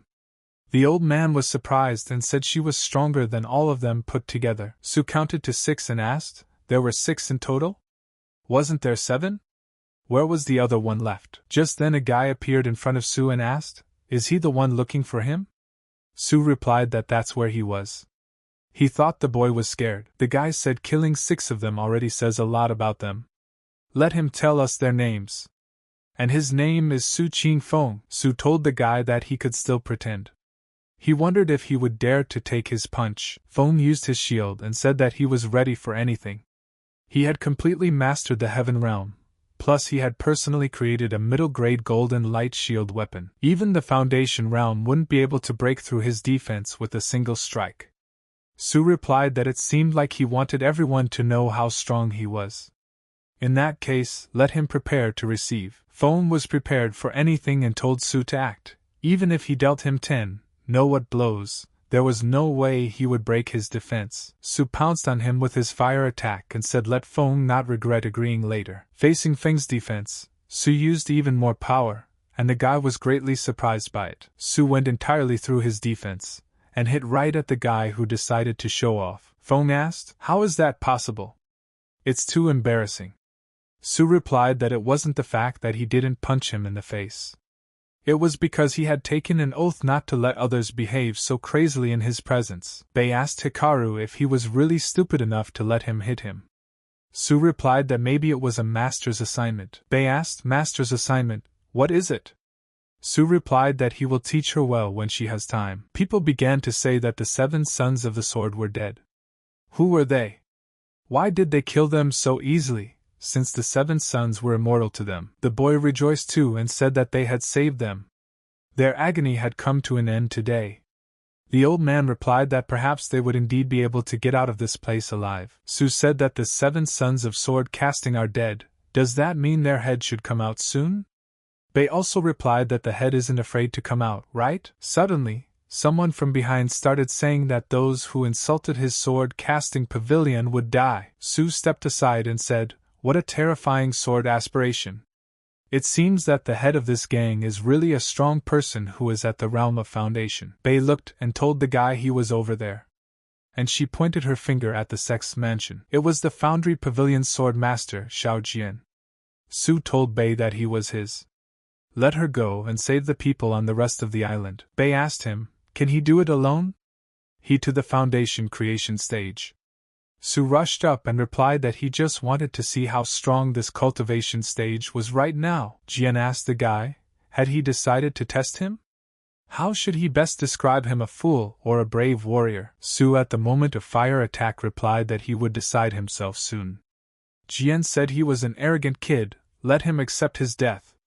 And released the barrier. Su immediately used the teleportation technique. Jian was greatly surprised and saw him in front of him, and asked how, but Jian used his defense again and said badly. But Su didn't stop and there was a big explosion in the moment. Su stood up and said, just as he expected from a person at the realm of foundation creation. Trying to kill in a few seconds is really unrealistic. Jian told the guy that he didn't realize he was that fast. He caught him by surprise. But it's too naive to try to kill him in a few seconds. This shield was his father's creation, a top-level steel shield from the spiritual pole. Even a human at the base level wouldn't be able to penetrate it, let alone him. But suddenly, Jian's defense cracked and collapsed. Su said that yes, he wouldn't be able to break through that defense, so he just broke his shield. Jian replied that this shield was impossible to break, even his father couldn't break it, and he was at the 3rd foundation level. How did he manage it? He's only at the heavenly realm after all. Who the hell is he? Su asked. Does he want to know who he is? Let him listen then. He's his grandfather. Can his grandson hear him? Jian pulled out his blade in anger and told the guy not to touch his grandfather. And he would pay for it. Jian immediately swooped down to attack the guy with his blade. Su smiled at this and asked, surely this is the full might of the Foundation realm? Let the old man show what he can do. Su punctured his attack with his fist and abruptly retracted, saying that indeed powerful, the Middle Heaven realm was estimated to be directly overwhelmed, not to mention blocked. Jian replied to the guy that he was just gold, being at this level, he was able to parry his attack. But the Heaven realm didn't change in any way. He had already been injured by one strike. How many more times would he be able to block his father's sword? Su replied to him not to worry, he was in full health. Jian immediately let out a few sword strikes in the distance, and turned them into a blade, telling the guy to die. Su said that since he would learn how to punish the heavens, he was destined to go against the heavens. Killing his creature foundations is his first step to rebelling against heaven, and shouted loudly to the old man to attack already.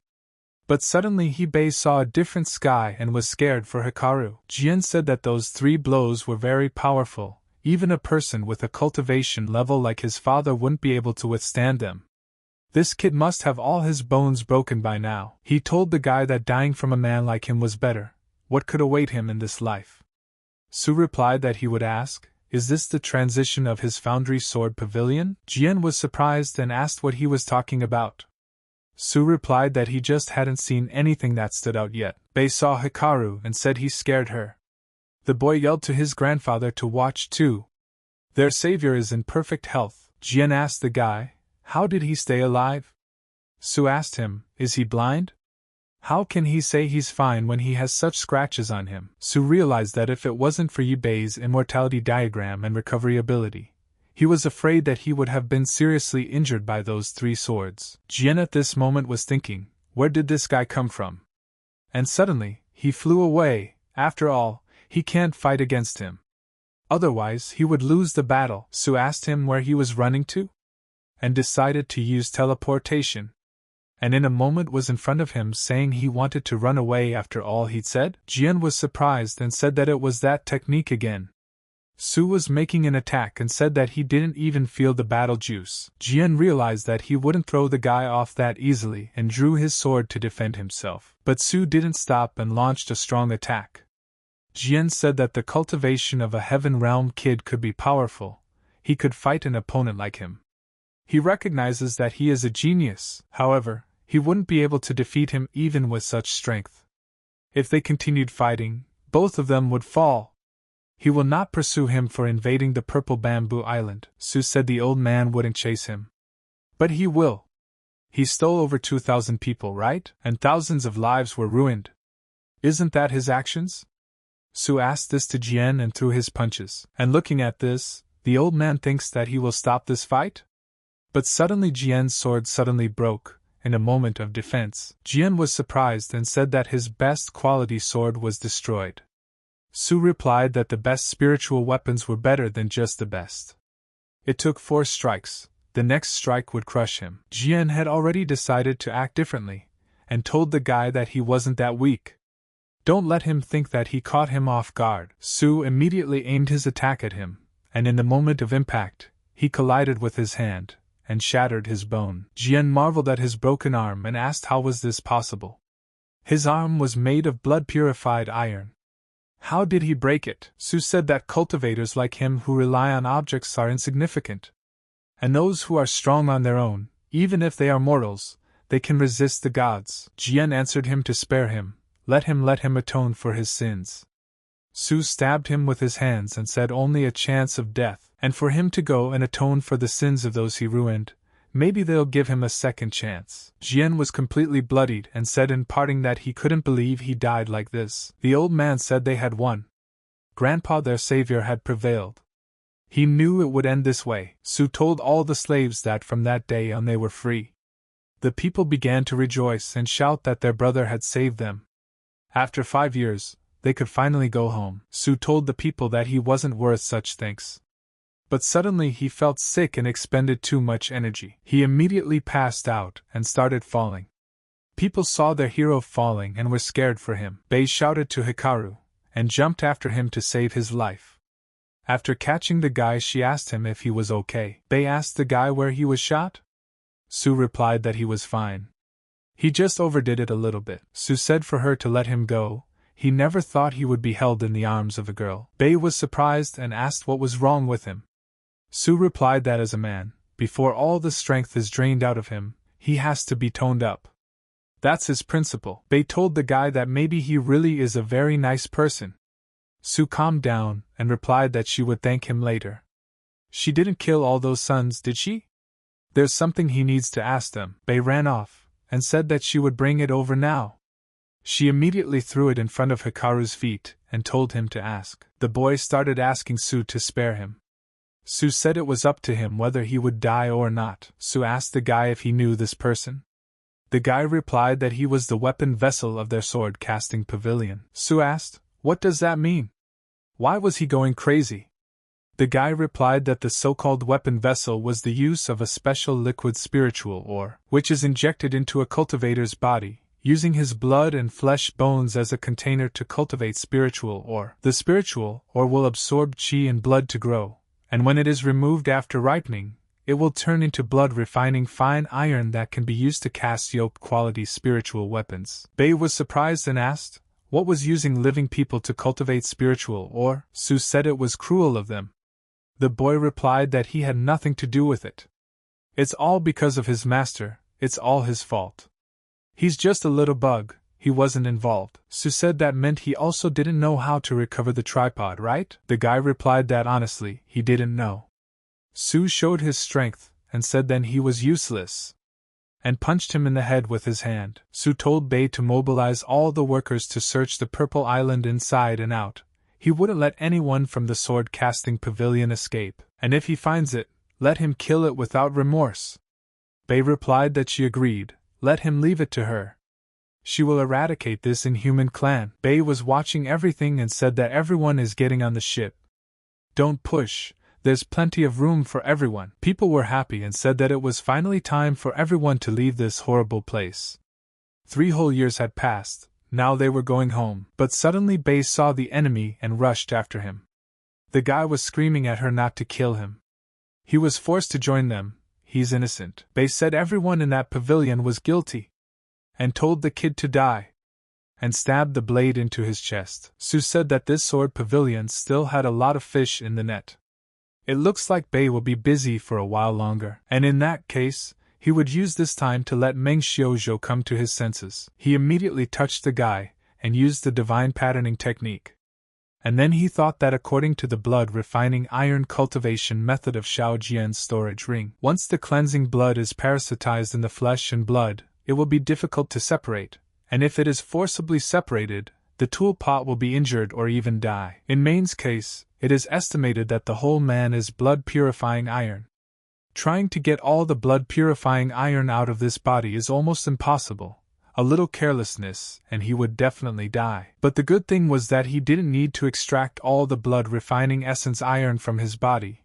He would just protect his brain with the divine pattern technique, and then extract the blood-refining essence iron from his brain, and he would regain his sanity, and thus, his strength and strong body could also be preserved, and could serve as a qualified human shield in the future. Su said it was fine, his technique would protect his brain and consciousness. Then the blood-refining iron, let it come out of his body. Su got it out of his body and said that was it. He decided that he would melt it into a fish gut sword and see what would come of it. The guy came to his senses and asked where he was. Su was surprised and asked him if he was awake yet. Su asked Meng if he could hear him. The guy started looking around and asked where he was.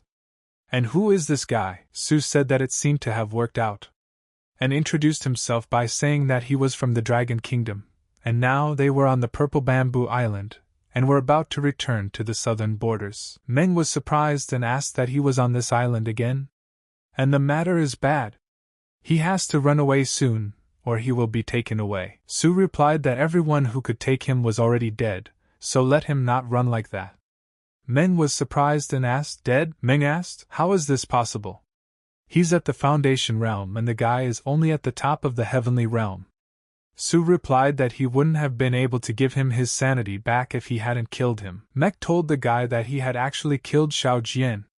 Su used his strength, and showed his dead body. Su said that he is like a speck of dust to him, soon the whole southern border will be in his hands. And Meng is very strong, doesn't he want to join him and take over the south? Meng replied that if even Xiao Jian couldn't stop him, then no one in the south could compare to him. In his mind, he realized that he didn't know this guy. What if he wanted to use him as well as Xiao Jian? The people shouted to the savior and said they were all on Bertu, let him come to them. Meng was surprised and asked what? The people shouted to the liberator to come in to see them. They made him tea, and for him to let them give him a shoulder massage. Meng asked the guy, did he save them all? Su replied that was correct. And Meng introduced himself, and said that he would serve him until the day he died. Su smiled and asked, so right away? Meng replied that firstly, he saved him, secondly, he saved these mortals, which means he wants to take over the southern border for the good of the cause, and he is a kind and generous man, it is an honor to serve him. Su was surprised and told the general to stand up. But Meng replied that his life was in his hands from now on. Bei came in and approached the guy. Su saw her, and said it looks like she did it all, great job. The girl replied that it was easy, she didn't even use 10% of his strength. Bei asked Meng did he wake up? The guy replied that luckily for him, Lord Su saved him. Guy asked Su, who is that girl? Su replied that he could call her lady. Meng immediately introduced himself, and addressed her as Madam. Bei slapped Sue and asked who his wife was. Sue told the girl that it was to erect her authority. He's a lord and she's a lady. Because when her name is called, it doesn't look good. Bei said there is something to it, but she feels like she is taking advantage of it. Sue replied that no, she is not. Sue said enough talking, she and the general let them climb aboard. Bei asked the guy, "Where's he going?" Sue replied that he had something to do. People asked why the savior wasn't on board. What is he going to do? Sue said that this island is small, but it brought back their horrible memories. He doesn't want them to go out and be haunted by this nightmare, so today he will eradicate the root cause of this nightmare for them. People asked in astonishment what the hell was going on. Sue immediately sent his fire attack into the house with his speed. Sue lit everything to the ground and said that from now on, there was no more Purple Island in the Eastern Sea. People started shouting that that was it. The Purple Bamboo Island no longer existed.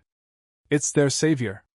He wiped this cursed place off the face of the earth. Bei at this time was non-stop saying that Hikaru was so cool, handsome, and hot. Meng replied that mighty and strong. He's with the right man. Sue went down on deck and said that was it. It was time to swim out. The people cheered and shouted that they were going home. A few hours later, the people saw land and said the shore was on the horizon. 5 years later they were back. Meng asked the lord ahead of Ning, right? Sue replied that yes, this is his home kingdom. But King Ning lost to him.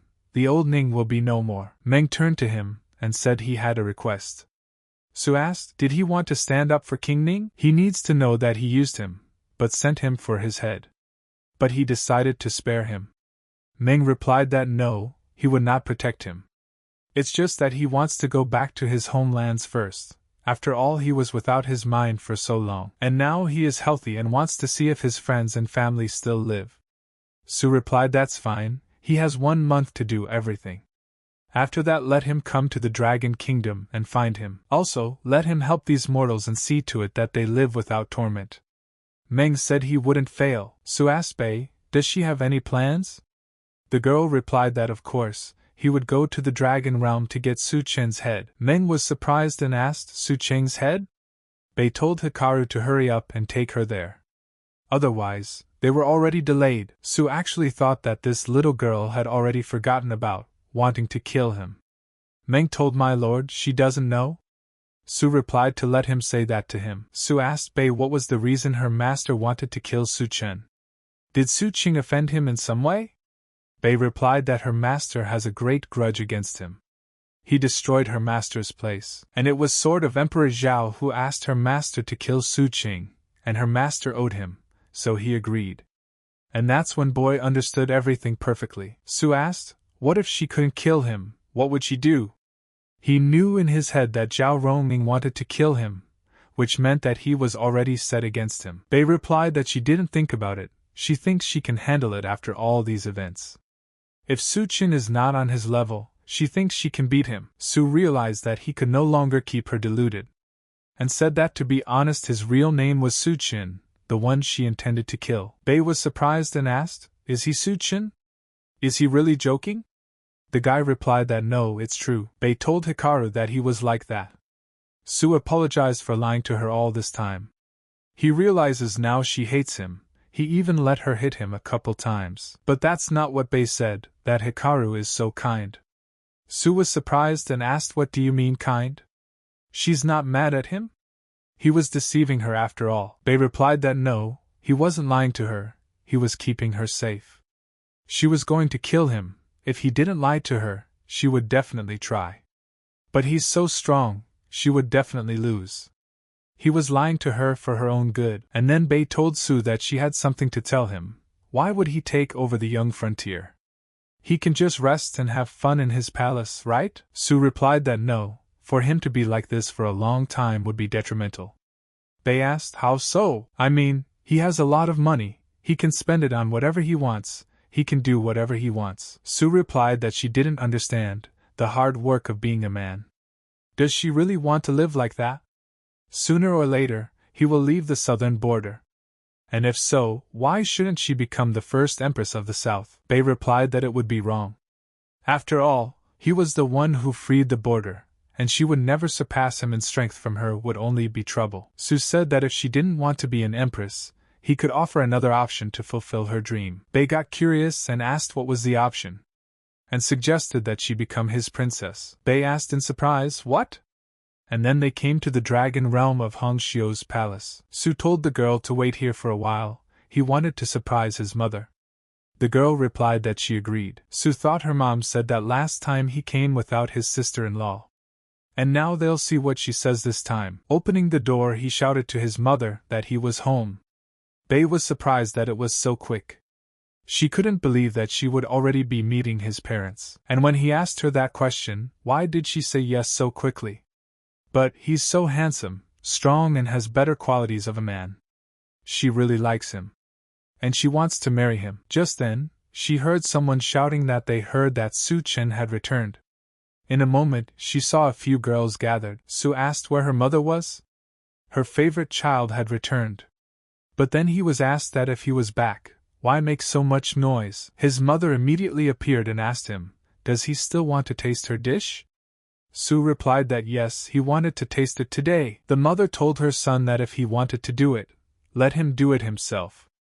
A man who cannot bring a bride into the house is not worthy of her dish. Su replied to his mother to be nice to him because he didn't come alone today. The mother asked if he had found someone. Su replied that yes, he had found a bride, and shouted to Bei to come this way and meet his mother. The mother couldn't believe it and asked, is it true? And then Su saw her face and asked if she was surprised. Su said that with her, they will eat roast pork tonight. The mother asked her son, is he sure he will pull it? Su asked, what's so hard about eating food? He promises he'll eat it all. The mother replied, that no, it's not about food, it's just here, and pointed her finger. Su said that mother about Bei, yes, she is strong, but he is also experienced in fighting, so don't worry so much. And then she felt that all her ladies had come. The girls said amicably that they salute the master. And they salute Empress Hua. Su wondered and thought, what are they all doing here?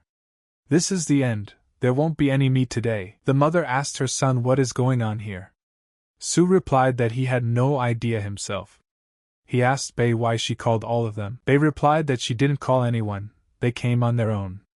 Yanran told Su to tell her that he's marrying her and she and her sister aren't worthy of him. Let her not forget, she's the first. Qing also turned to the master and said didn't he like sleeping with her. Su replied that he hadn't forgotten about her either. Yao also joined the conversation and asked if it smelled like premature personal service. Su replied that no, everything was fine. Ning decided to speak as well and said that she could take any form he liked.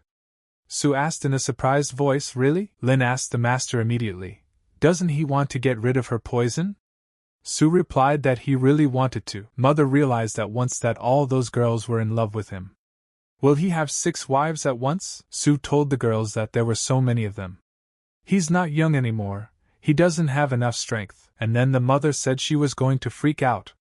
She was worried that he was without a daughter-in-law, and he had attracted so many girls after him. Su replied to his mother to listen to him.